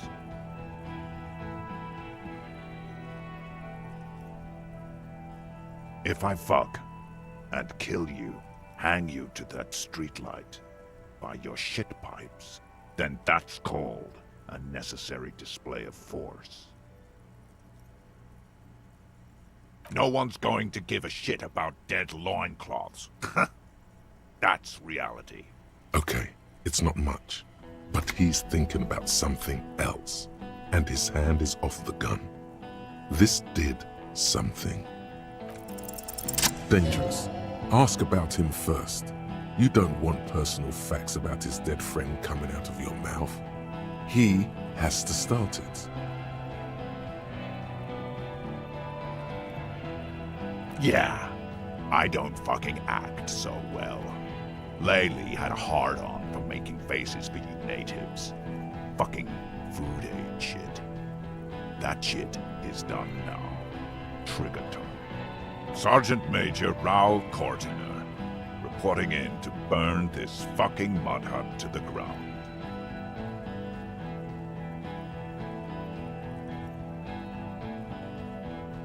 As he moves, the interlocking pieces of his armor click softly. Corti, Cortiner, Major Raoul Cortiner, friends with Lely. Raoul and Lely.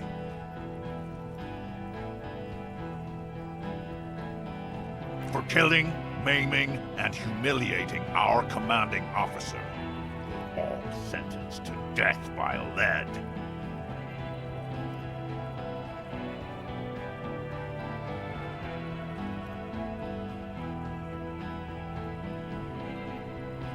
Fuck do you mean? We've heard testimony. People say he was charismatic, a nice guy to be around. Yeah, he liked to chat up the natives. Share leaflets, squeeze a bit of kiptass here and there. Great fucking idea that turned out to be. If Laylee was here, he would spare the lot of you. Maybe shoot one for show. But me, I'm not a big fan of public affairs, clay monkey. I'll gun every one of you down for what you did. Ready to open fire, Major. At your command.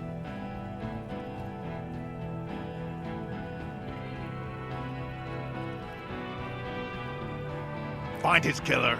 Cop, his killers stand right there, shitting their pants, and you're standing in the way, protecting them. They didn't... Shush. Blood's all gone out now. Not long to go till the battle starts. 1 down, girl. 7 to go. Yes. So what?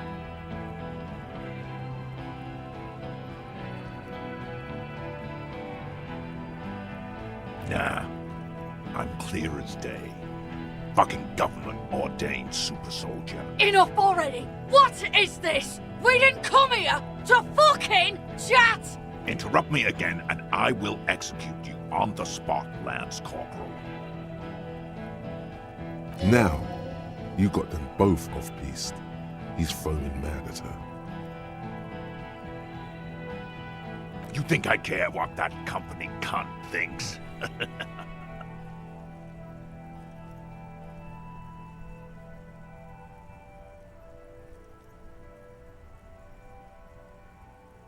She's gone, you stupid fuck! Sailed off 5 minutes ago. She doesn't give a shit about you, Silos. Stay cool! How is she? I'll be okay. I'll be... She'll be gone soon, too. Company bitch is gone. Laylee's gone. Fuck are we still doing in this shithole? Guys, I just get in the way. I don't even have a gun! Hold your ground. Any more of you run, I'll shoot you myself. We're doing this together. They're huddled close in a formation. Still, the rest will stay.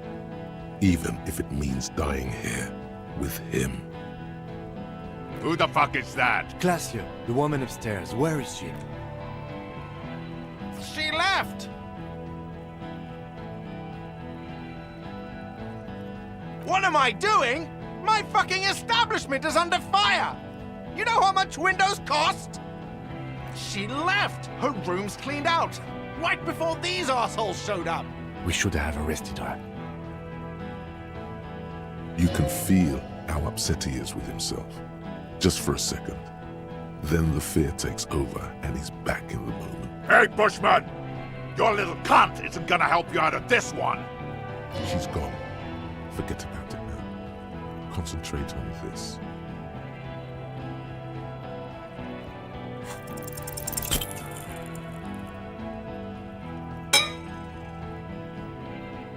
A small explosion expels the bullet from the chamber. With a puff of smoke, it hits the man square in the chest, producing a soft clicking sound in the armor, like dice rolling. The kinetic energy of the 9mm front-loaded bullet is distributed evenly across the chest piece and into his hand. Go ahead! Give it another try.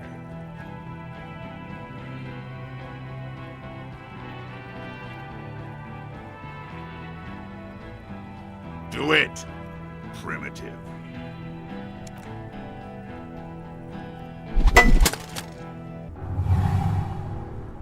Kill him.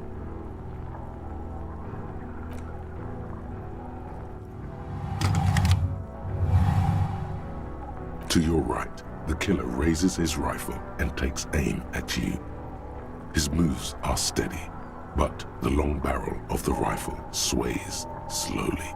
An Easter AR-FA-7, built for taking out light armored vehicles. It will devastate you.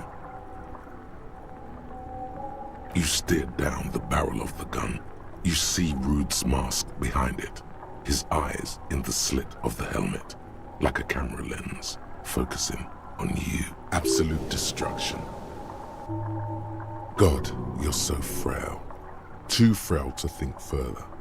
Time is running out. From the corner of your eye, you see the lieutenant raise his pistol and aim it at Rude. He's trying to find a straight line of sight before the rifleman can take you out. The shot rings and you stumble. Something violently tugs at your shoulder, pushing you backwards with incredible force.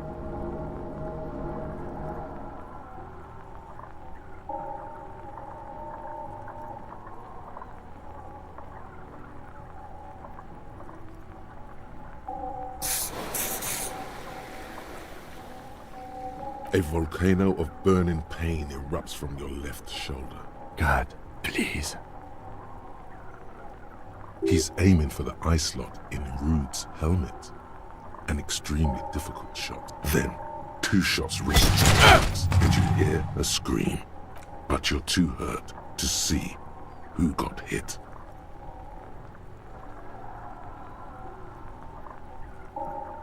Blood gushes from the helmet's eye sockets as Rude staggers back, disoriented. The sounds coming from his helmet are not human.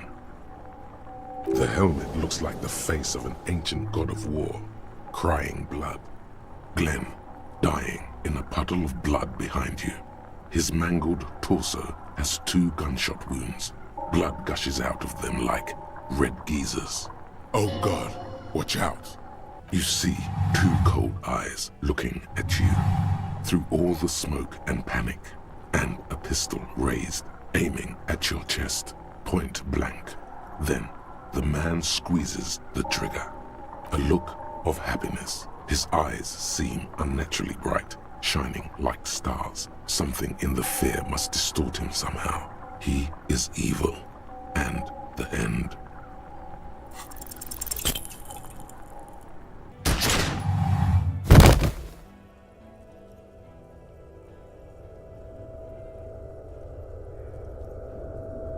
You can't. There is no time. Something inside your pelvis explodes. Your entire lower body is on fire and your legs can't support you. You fall down like a rag doll. The pain is too immense to scream. It pushes the air out of your lungs. Everything goes dark. A distant blur as you recede into it.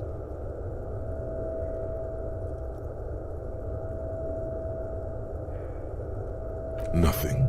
A persisting darkness. Dancing lights of pain. Distant shadows cast by them. Like a hellish play. You're bleeding out.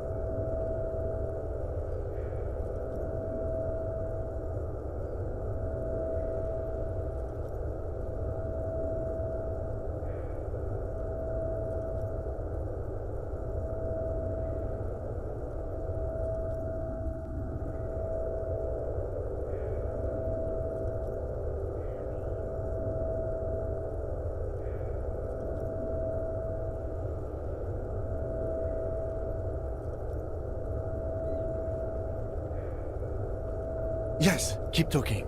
Stay awake. Look at me. But you can't. It's so hard. Your eyelids grow heavy, and the sounds ever more distant. And a cold comes over you.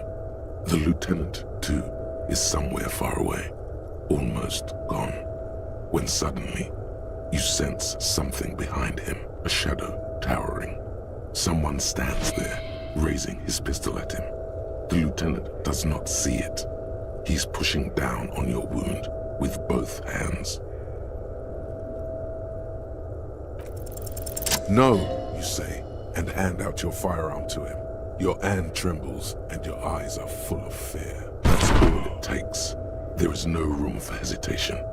The lieutenant moves like a spring unloaded. He grabs the gun from your bloody hand and fires behind him. You hear a roar of pain, a death scream. The sound disappears like someone pressed stop on the tape. The hulking figure, too, is gone. And so is Kim. And the whole world. This is death. One more door, baby. One more door. Brother, you already were a ghost. Up there screaming along with all of them, scaring each other, haunting each other.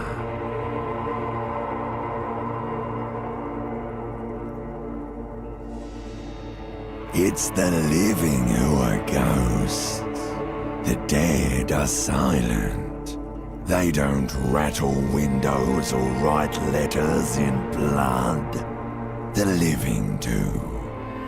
Leave them behind. Rest.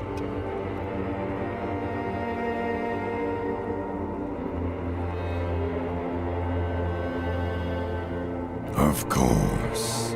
I know you do. Everybody leaves when they get the chance. Go on, keep falling. Deeper. Take the door. He's not taking it. His body is not taking it. Oh God, no. He's not disintegrating. He's swelling up instead and rotting and being disinfected and smelling of drugs and feeling saliva in his mouth, drifting in painkillers, thrashing in his... He can't go. Not before the case is solved. There is a radio in the distance, a radio of the world, playing sounds. Good morning, Elysium. Soon we will return to the world. Hours turn to days. Soon we will get up again and go through it again. Finally, we know what the infernal engine was outside. The clarion call. The engine of a Caprice Canema. No, it was him. He is the infernal engine. Can't you see? He never stops. He only gets wild. Life gets hard, but we go on.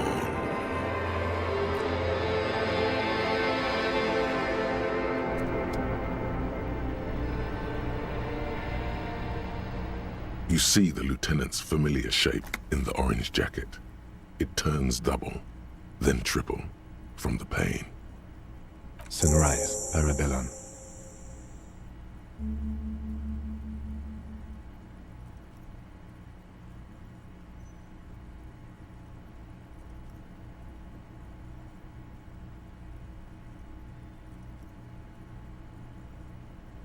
Sunrise, Parabellum.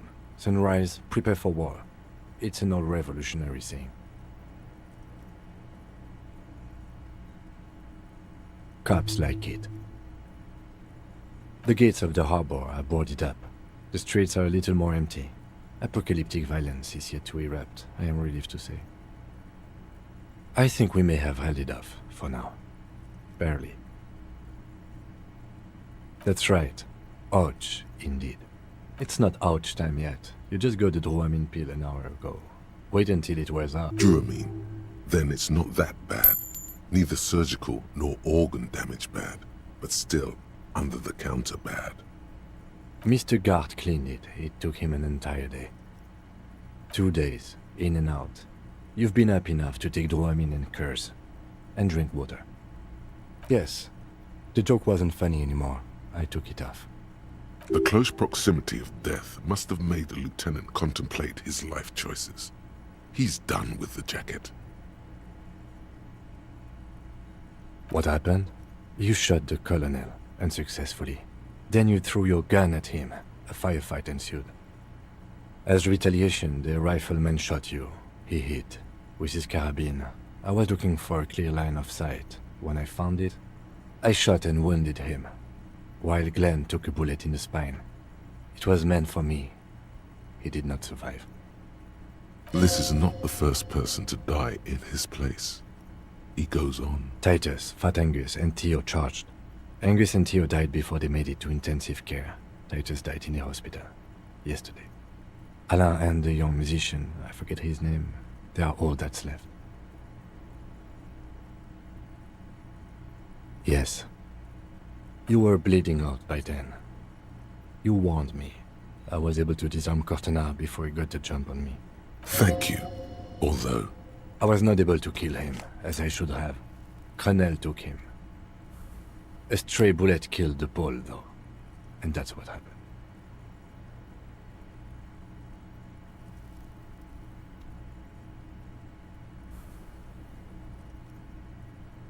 This is the one. He's in a private hospital across the river. Crenel claimed him from the local butcher shop where Titus died. Turns out he's insured.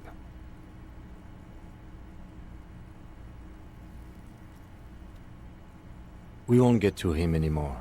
The good news is he's not coming here either. I did some damage. Yes. 5.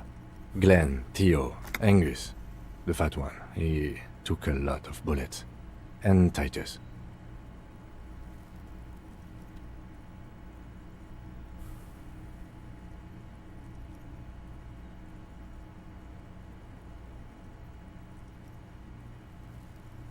And Elizabeth too.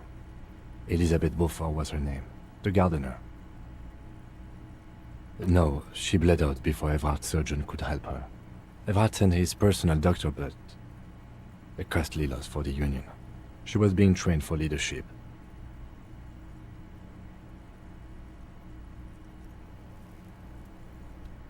She never had a chance.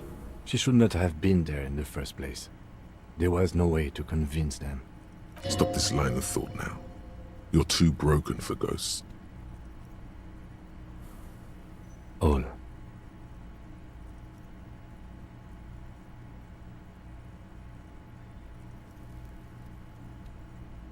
Yes, officer. 6 people are dead. It's not a success. But what's done is done. The violence is cordoned off. The Hornets did not get into the beehive. The worst scenario has not materialized. Yet. And we are still alive. Both of us. He did not expect you both to survive once you stepped between those two armies. Pretty bad, officer. You've suffered 2 wounds. The first is below your shoulder. The bullet passed through your shoulder blade, luckily missing your lung and heart. The second shot hit you in the thigh, the left quadriceps. No major arteries were nicked, but the bullet had to be removed. Bacterial infection was treated with mercurochrome. We will see.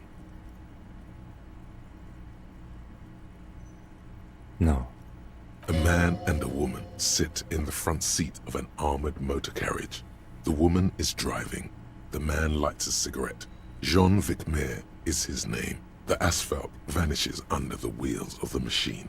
Ahead, harbor cranes rise to the sky. Back to that shithole, he says.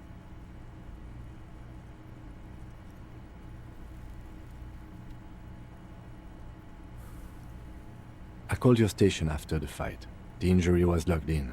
They told me they've sent officers to join you on the site. I'm sure they're worried about you. That means he hasn't seen them around while you were out. They're not really worried about you.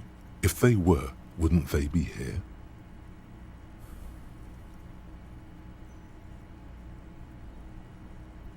I don't know.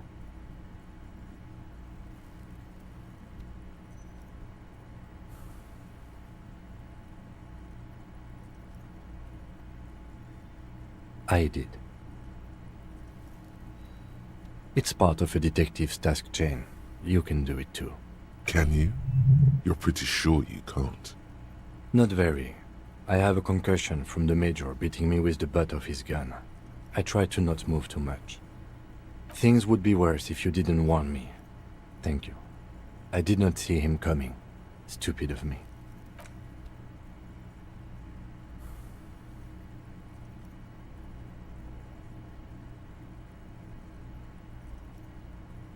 Easy now.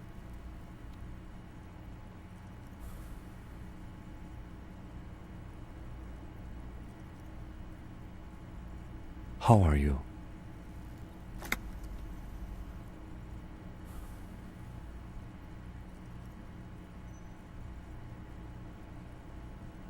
He nods.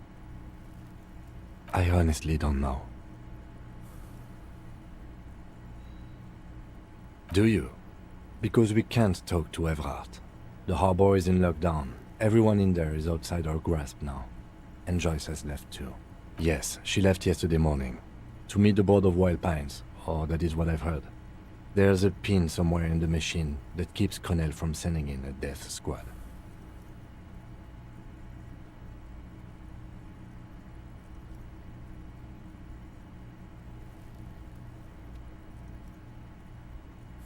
Maybe it's her. Maybe she kept her hand. Either way, Ruby's gone, and Classio too. We really should have arrested her, you know?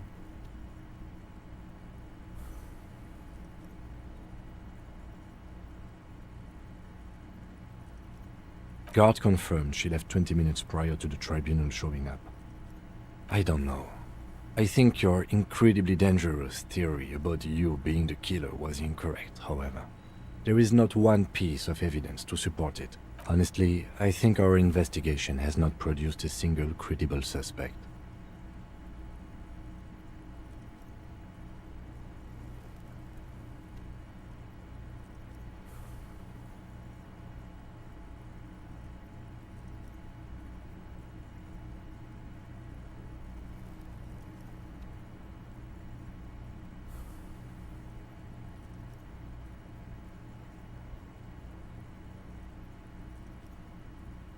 What?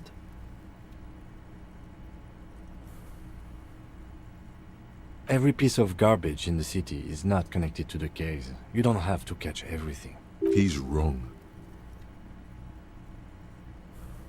Okay. Don't be narcissistic. Half the cops in Revachol West are his peonies. Even if you are, it is not a decisive factor in this case. That does make some sense. I don't know. That's been there for years. Yes, God cursed the footprints, not solving the case for us. Au diable. We could find thousands more if we wanted. All of Revachol is full of them. But they seemed so mysterious. No need to be melodramatic. He arches his brow. The ceiling fan patiently spins overhead.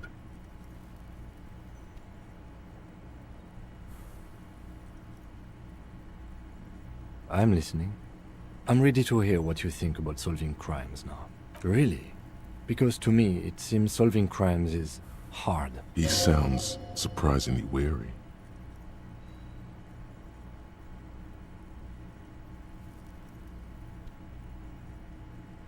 I don't think so. Are you ready to limp? Good. Where do you want to limp to? Ballistics. In Clausia's room. Do it properly.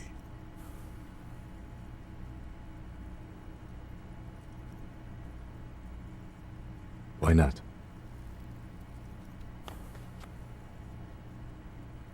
Another look at the window, perhaps? The one he was shot through. I don't know. I can't think of anything better.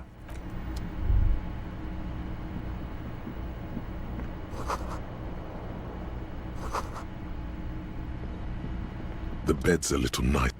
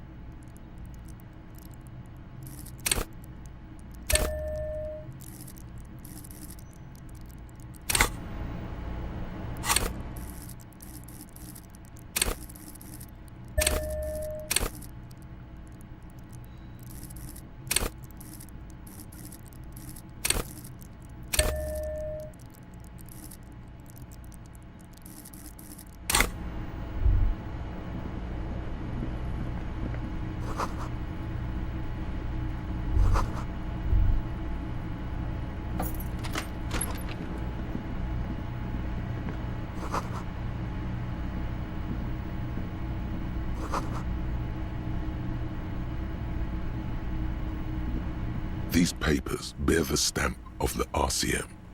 They appear to be fragments of the lieutenant's paperwork, half finished. You make out notes on this and other recent cases.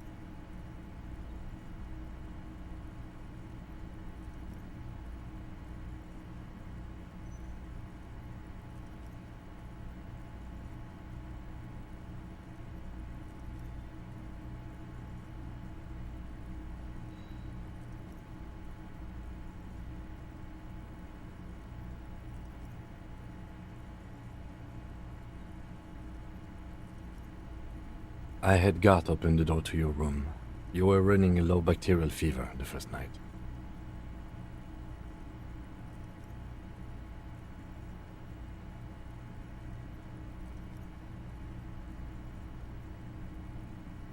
Behind darkness, I get it.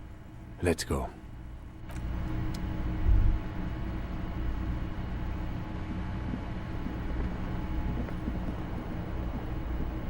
The fan stands. The switch must be broke. The lights are on.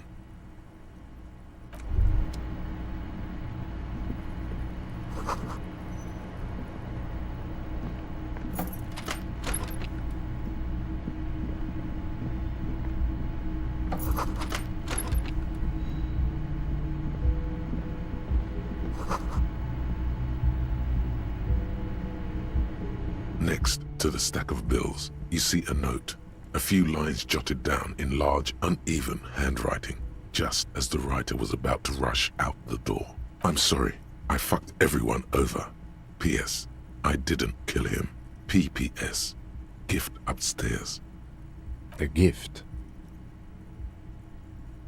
I am not drawing my gun, yet, but I don't like gifts. Relax. Not everyone is out to trap you. It's hardly surprising.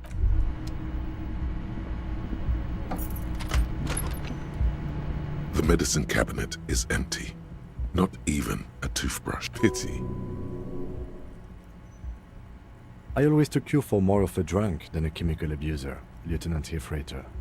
Should we go? Mm-hmm.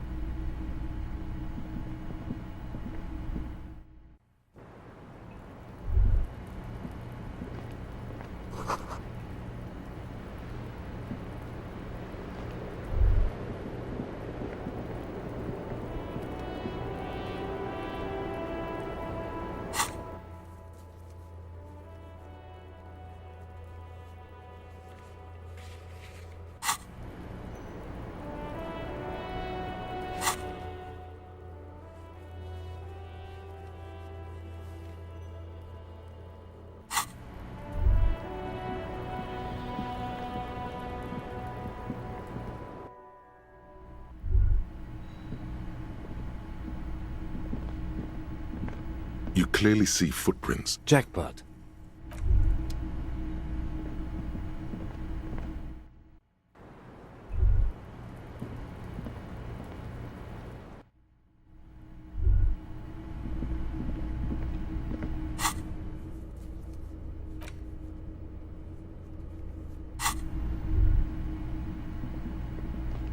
This window is pristine, at least on the inside.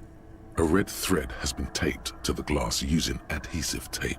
It trembles ever so slightly in the cold wind. This is ballistics. She's left a trajectory for us.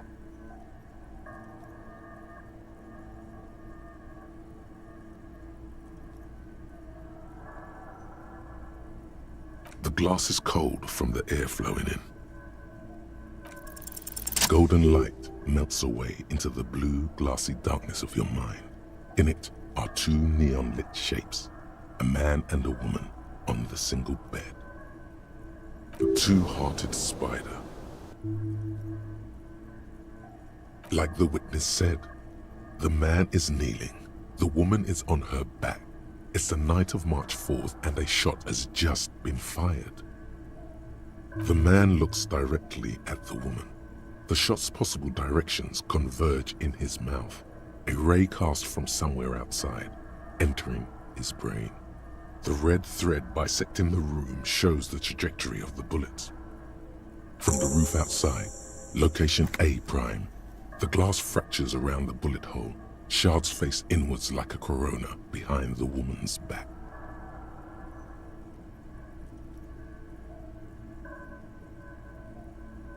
The man does not know the bullet has entered his brain. He never will. Death comes faster than the realization. Maybe if you extrapolate all possible points of origin first, the thread will make sense. Ruby ruled this out vehemently. The shot would have been heard from downstairs, where no one heard it. The likelihood of A prime has fallen drastically. You may be looking for a sniper. The shot had to come from a greater distance, beyond A prime. Should we extrapolate to include every possible point of origin in Martinez? According to your map of the district, this shot could have come from a wide angle of locations, starting with the northern edge of the abandoned boardwalk, ending with an islet in the bay. Let's call them B prime.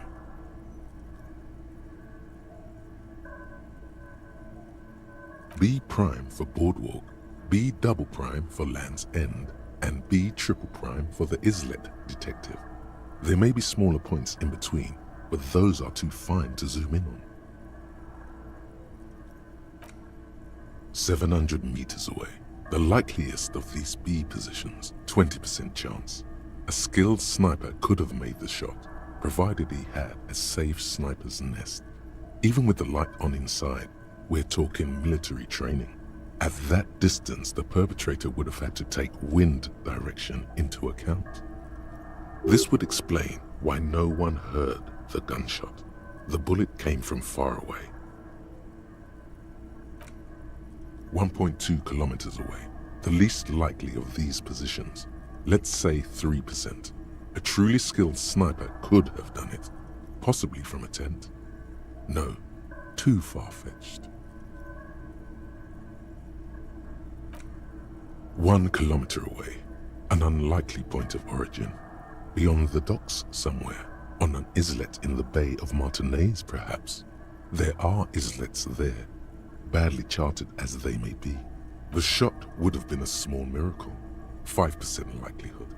There is an extremely narrow field of view from the bay to the window, between Rue de Saint-Ghislain 8B and 33A.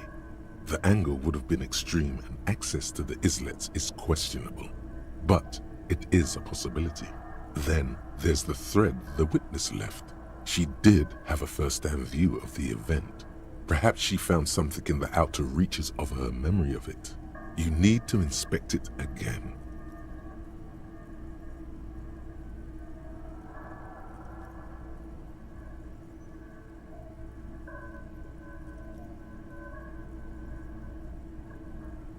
It suggests the bullet came from the extreme upper quadrant of possible angles, from a point beyond the roof.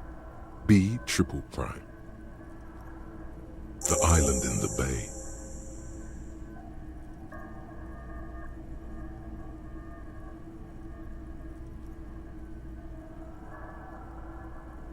She was there that night. She would have known precisely where the bullet hole was in the glass.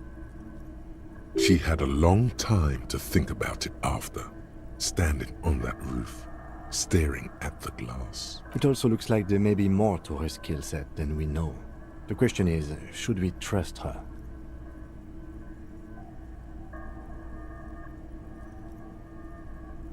I find that hard to believe, but at this point, what difference does it make? Unless she thinks the perpetrator was standing on the ring antenna. That is where the threat seems to point.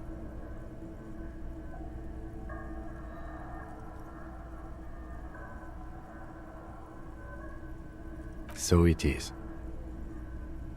For a second he seems tired.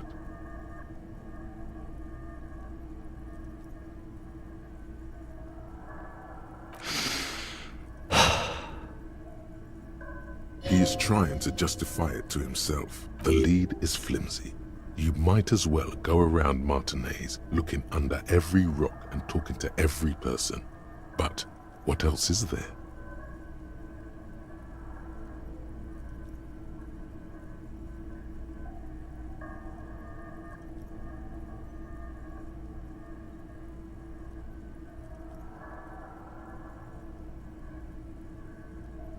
Okay, let's go to the fucking island.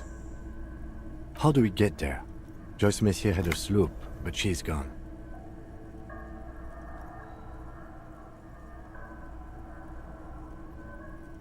Ah, yes, of course. The village.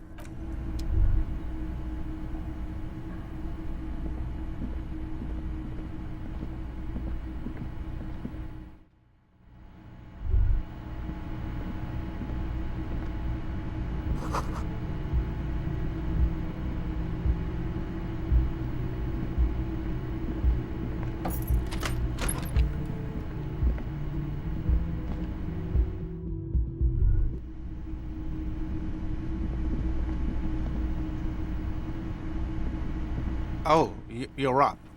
It's good to see you back on your feet. Did you like your room? I cleaned it for you.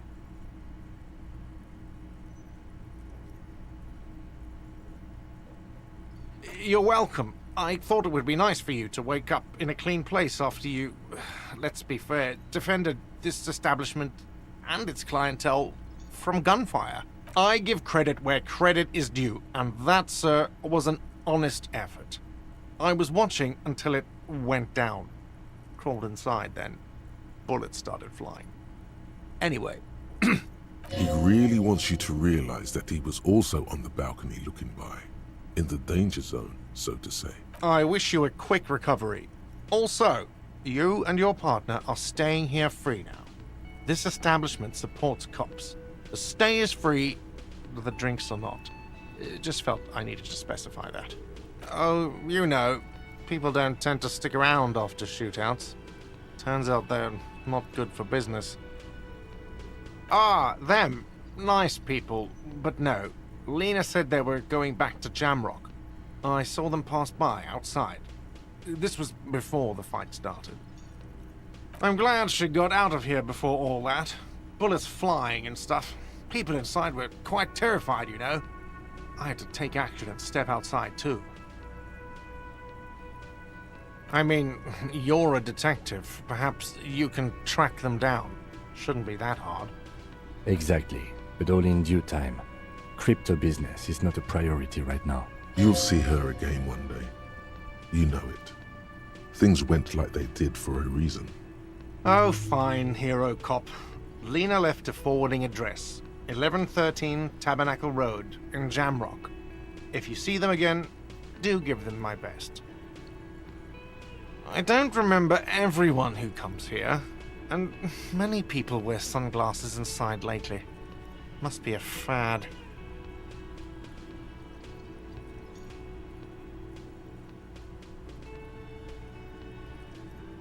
Yeah, I was. Yeah. That's because I'm a badass.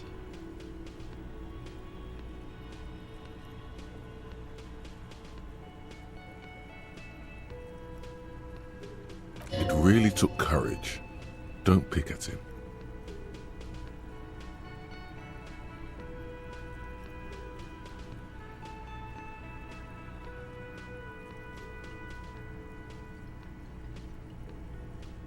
He nods back at you, even more stoically. Just two badass men nodding stoically. Make that three. The lieutenant is nodding too, hands crossed. No problem. They'll come back. They always do.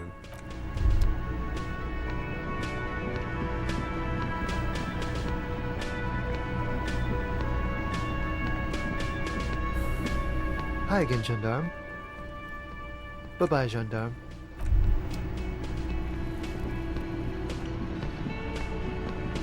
Seeing you approach, the bruised man raises his beer can in welcome. Oh, it's you. Didn't think we'd see you walking anytime soon. Elaine, look. It's the cowardly cop. Huh? What? Our condolences for your losses.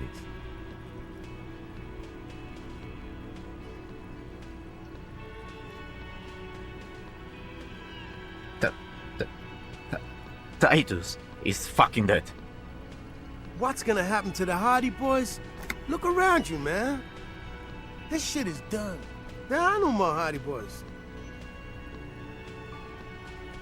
No, man. I don't know. I guess the Union will still be policing the neighborhood, but who's gonna do it now?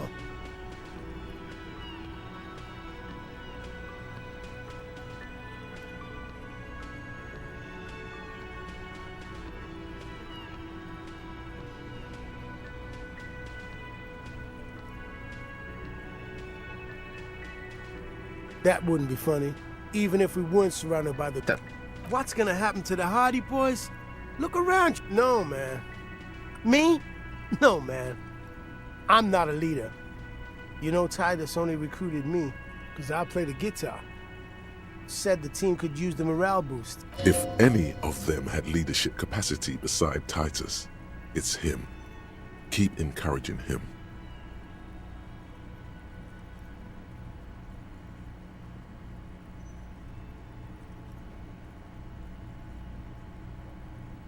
What? Fuck no.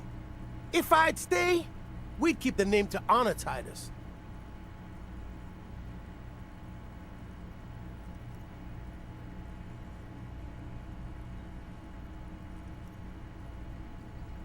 Man, you have no idea how this works, do you? But yes, if I don't stick around, then it's all over. So I get... He's not a drinker. Another good thing about him. Yeah, man. You know, you got this. You got this. I haven't got shit, Al. There's something there. A germ of determination. He knows he has no choice but to rise to the occasion. This is not completely ludicrous. Him and Titus were the only detectives of the bunch. Titus more, but Eugene at least knew how to think alone. Damn songbird of misery, that one. And do you have any information on this songbird of misery? God said she took off sometime before the firefight. That's all. Trying to remember if there was anything... Oh yeah, he said she seemed to be in a real hurry. Does he look like he's okay? He does not. His unshaven face is almost grey, and he reeks of piss, sweat, and booze. He wasn't. That's the thing. Titus, Theo, Dennis, Angie, they're all gone. But he got away without a scratch. There's nothing left. Nothing. He has lost the will to live. It's survivor's guilt. He feels like he should have died with the others. He may kill himself if he doesn't find a new purpose, or else go on in this way. Not dead, but not really living either.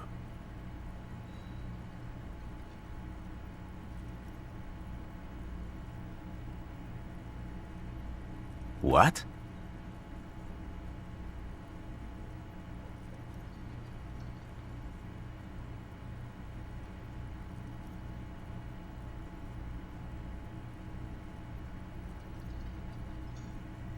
Sons of bitches. Was this really the best idea? I guess you may have prolonged his existence a bit, if he can still remember this when he sobers up. If you think this will keep him from offing himself, I'll make sure to remind him. So far, I've just been pouring whiskey in him to keep him sedated. Yeah, you too. It's a rough world out there. It's not easy being a cop. We were too hard on you. Both of you. We shouldn't have fucked with you like we did. You got between us and a lot of bullets in that fight. Matinees owes you one. That's kind of you to say. Take care of your friend, okay? I will. You take care of yours. A sharp pain shoots up your side and into your stomach. You must not look too good. Luckily, it passes.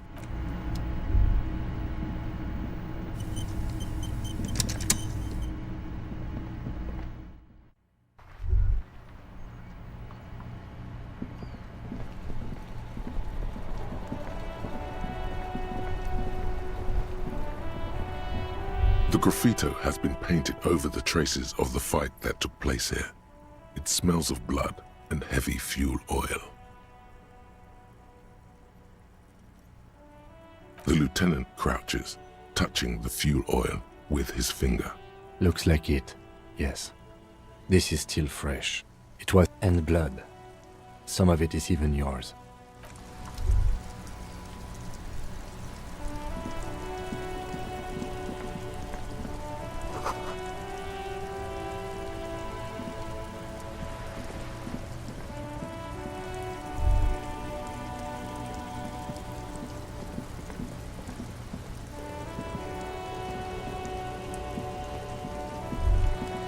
Mon Dieu, officer.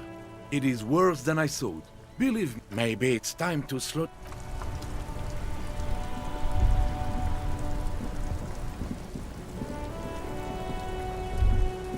My man, you're alive. Almost. Kind of. Sort of alive? Man, what a day. I missed out on most of the action, but I heard it was quite the encounter. Had a strong sense of finality to it. So what's next? You guys heading back to Jamrock now? Talk is local union muscle were behind it all. I'd reckon the case is closed, even if it kind of turned into a shit show.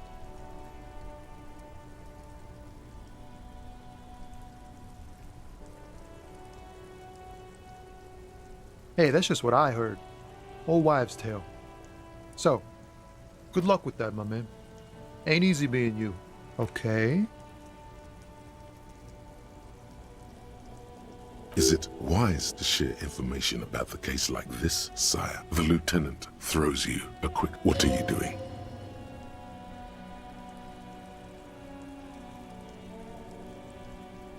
That's probably for the best. You keep your job to yourself. With a job like yours, you have...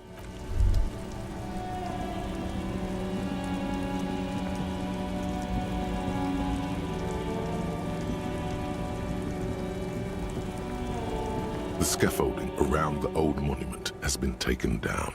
In its place are the spoils of your investment. Numerous rods and ropes still hold the original reassemblage in place.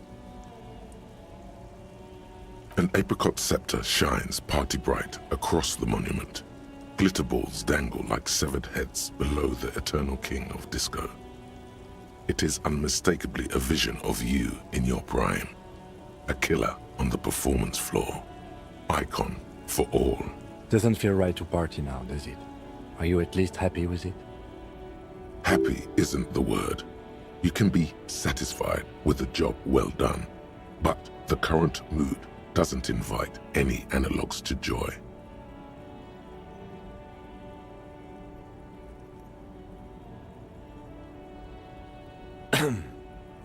Detective, I have a few questions, if you don't mind. About this pursuit of wealth, pursuit of recognition. He nods, eyes still on the megastar above, his face tinged by the citrus beams warming the cold air. Why did you do it?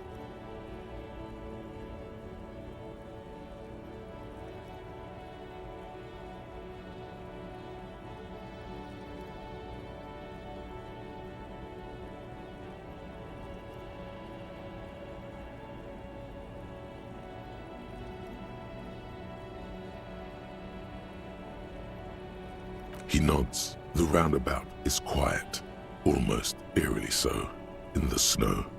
The apricot scepter glows fiercer upon the white sheets, held up by the frozen king of disco, who hunts for the next funky beat. Honest, maybe even too honest. Didn't we talk about giving back to the community? And was it all worth it?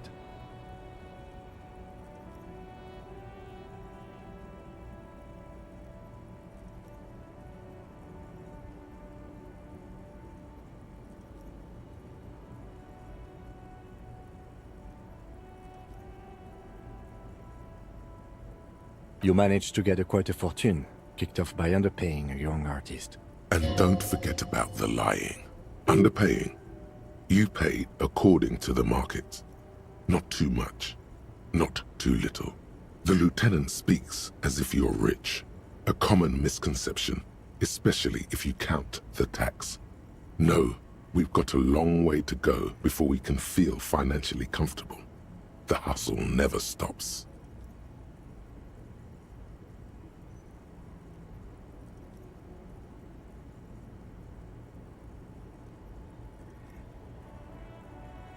Ah, yes. Spoken like a true philanthropist. All right, shall we? We still have some things left to do before we can go home. I don't think we have time for that. And even if we did, I doubt he's around anymore. Everyone's left. Sure, whenever you're ready. The disco dancer towers above, mounted on a horse.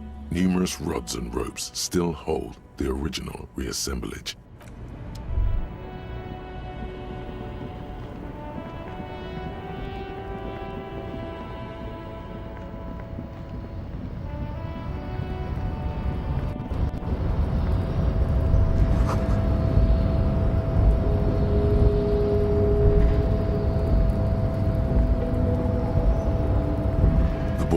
Stares at you with respect, then gestures towards the trickles of blood adorning your clothes.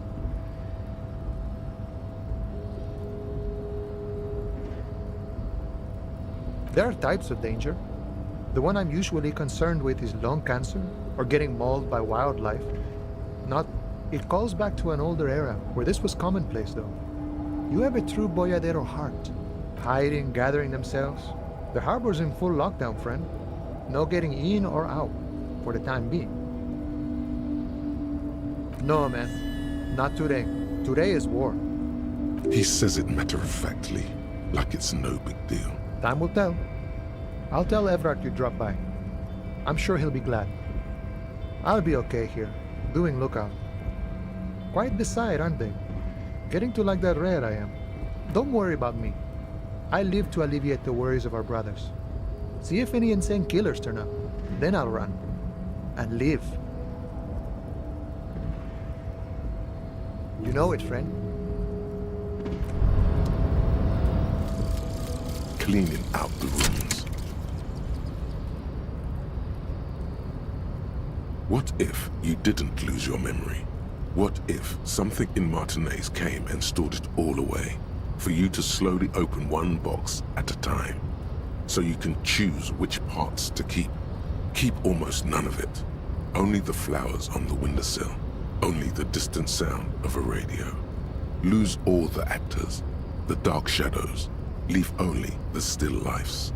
The blissful distant wash of waves. If everybody knew, you never did. She'll be coming soon. That is all.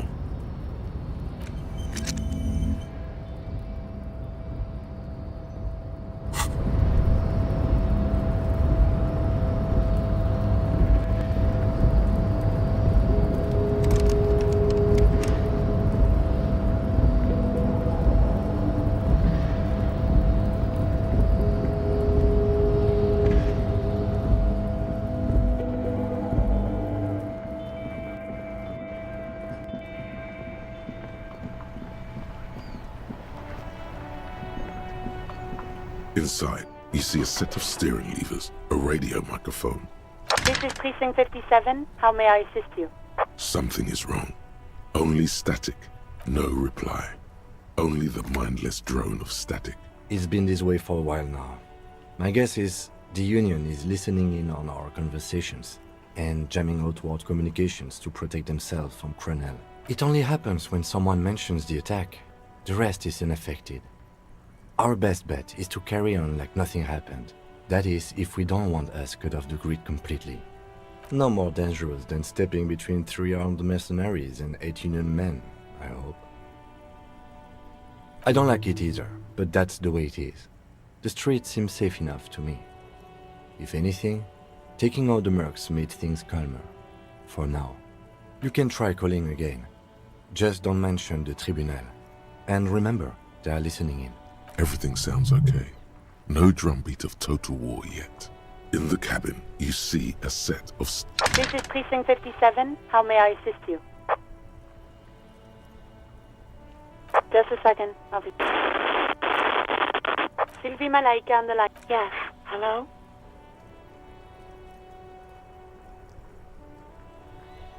Oh, great. What else do you need, detective? No? Not me. Yeah, go on. You hear the call. Anything else I can help you with, officer? It will take just a moment. Her voices fade out. Gottlieb, what you get yourself into this time?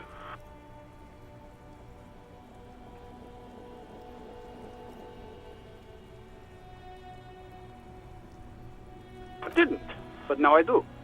How's the drinking going?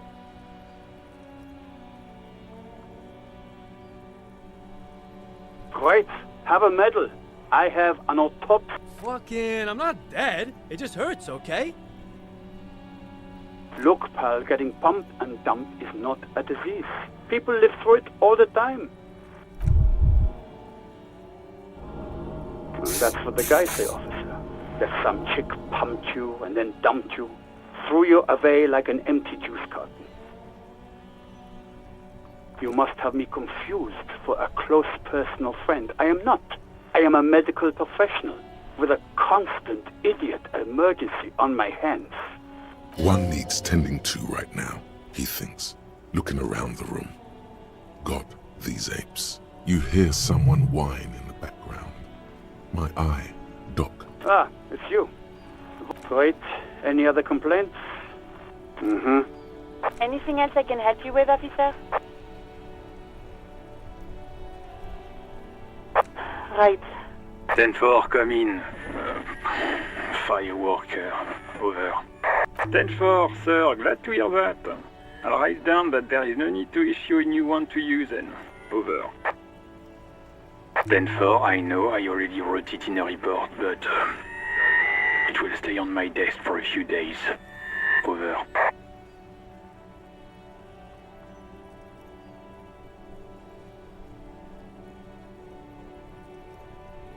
10-4, sir, roger that, and very glad to hear it. I will make relevant changes to the report. 10-4, sir. Well, there have been some talk, sir.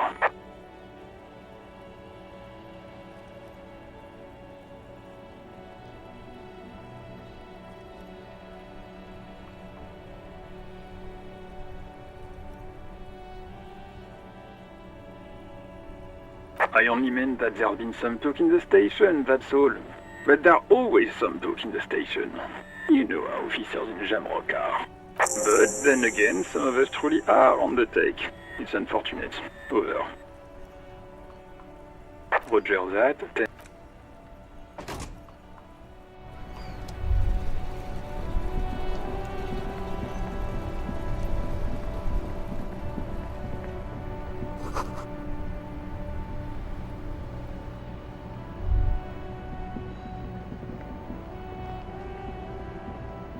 Wow! A cop limping down the street, bleeding from the shoulder, face cool. That's cool. You keep coming back. That.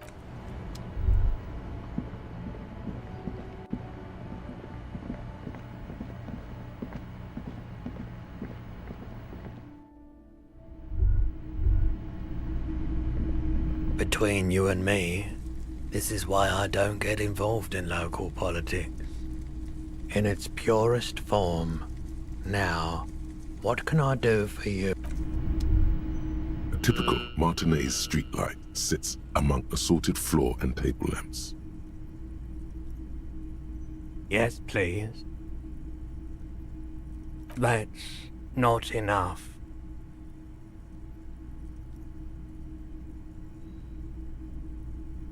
But I want to sell them now. Or has another light shining on the ceiling caught his eye? All right, that'll have to do. The street light is all yours.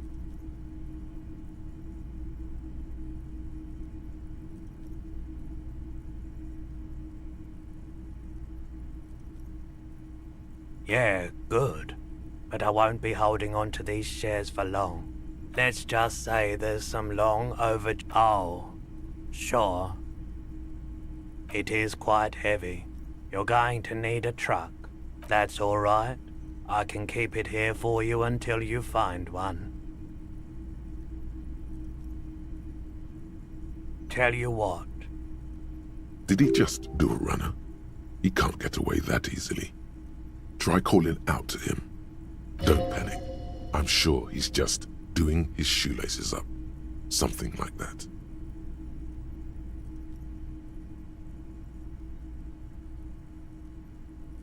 Here we go.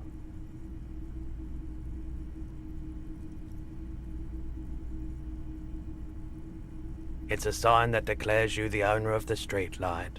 Stick it on and people will know that it's yours. Great idea. One of your physical assets on display for the public. Maybe this was a good idea after all. We could sell tickets, but let's come back to that idea later. There's easier money to be made elsewhere. Just get that sign stuck on there for now.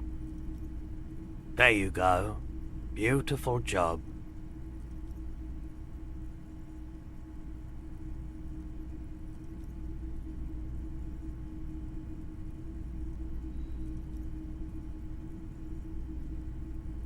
It reads, sold to the Disco Cop for shares in MK Mercury Group.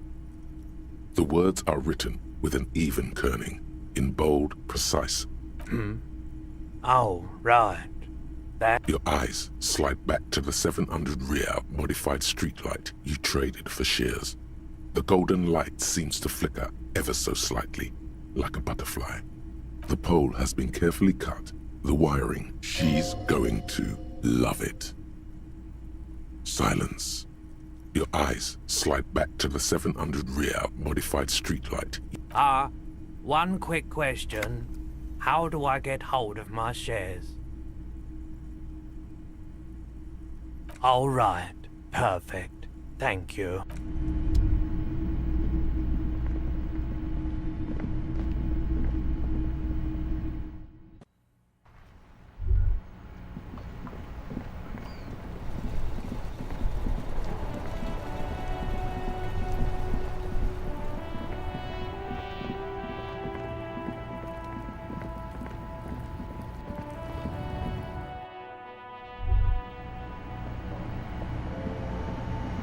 A small cabinet on the wall is filled with various medicine bottles. Okay, here. I hope. Okay, here. Okay, here. Okay, here. Okay, here. Okay, here. I hope so.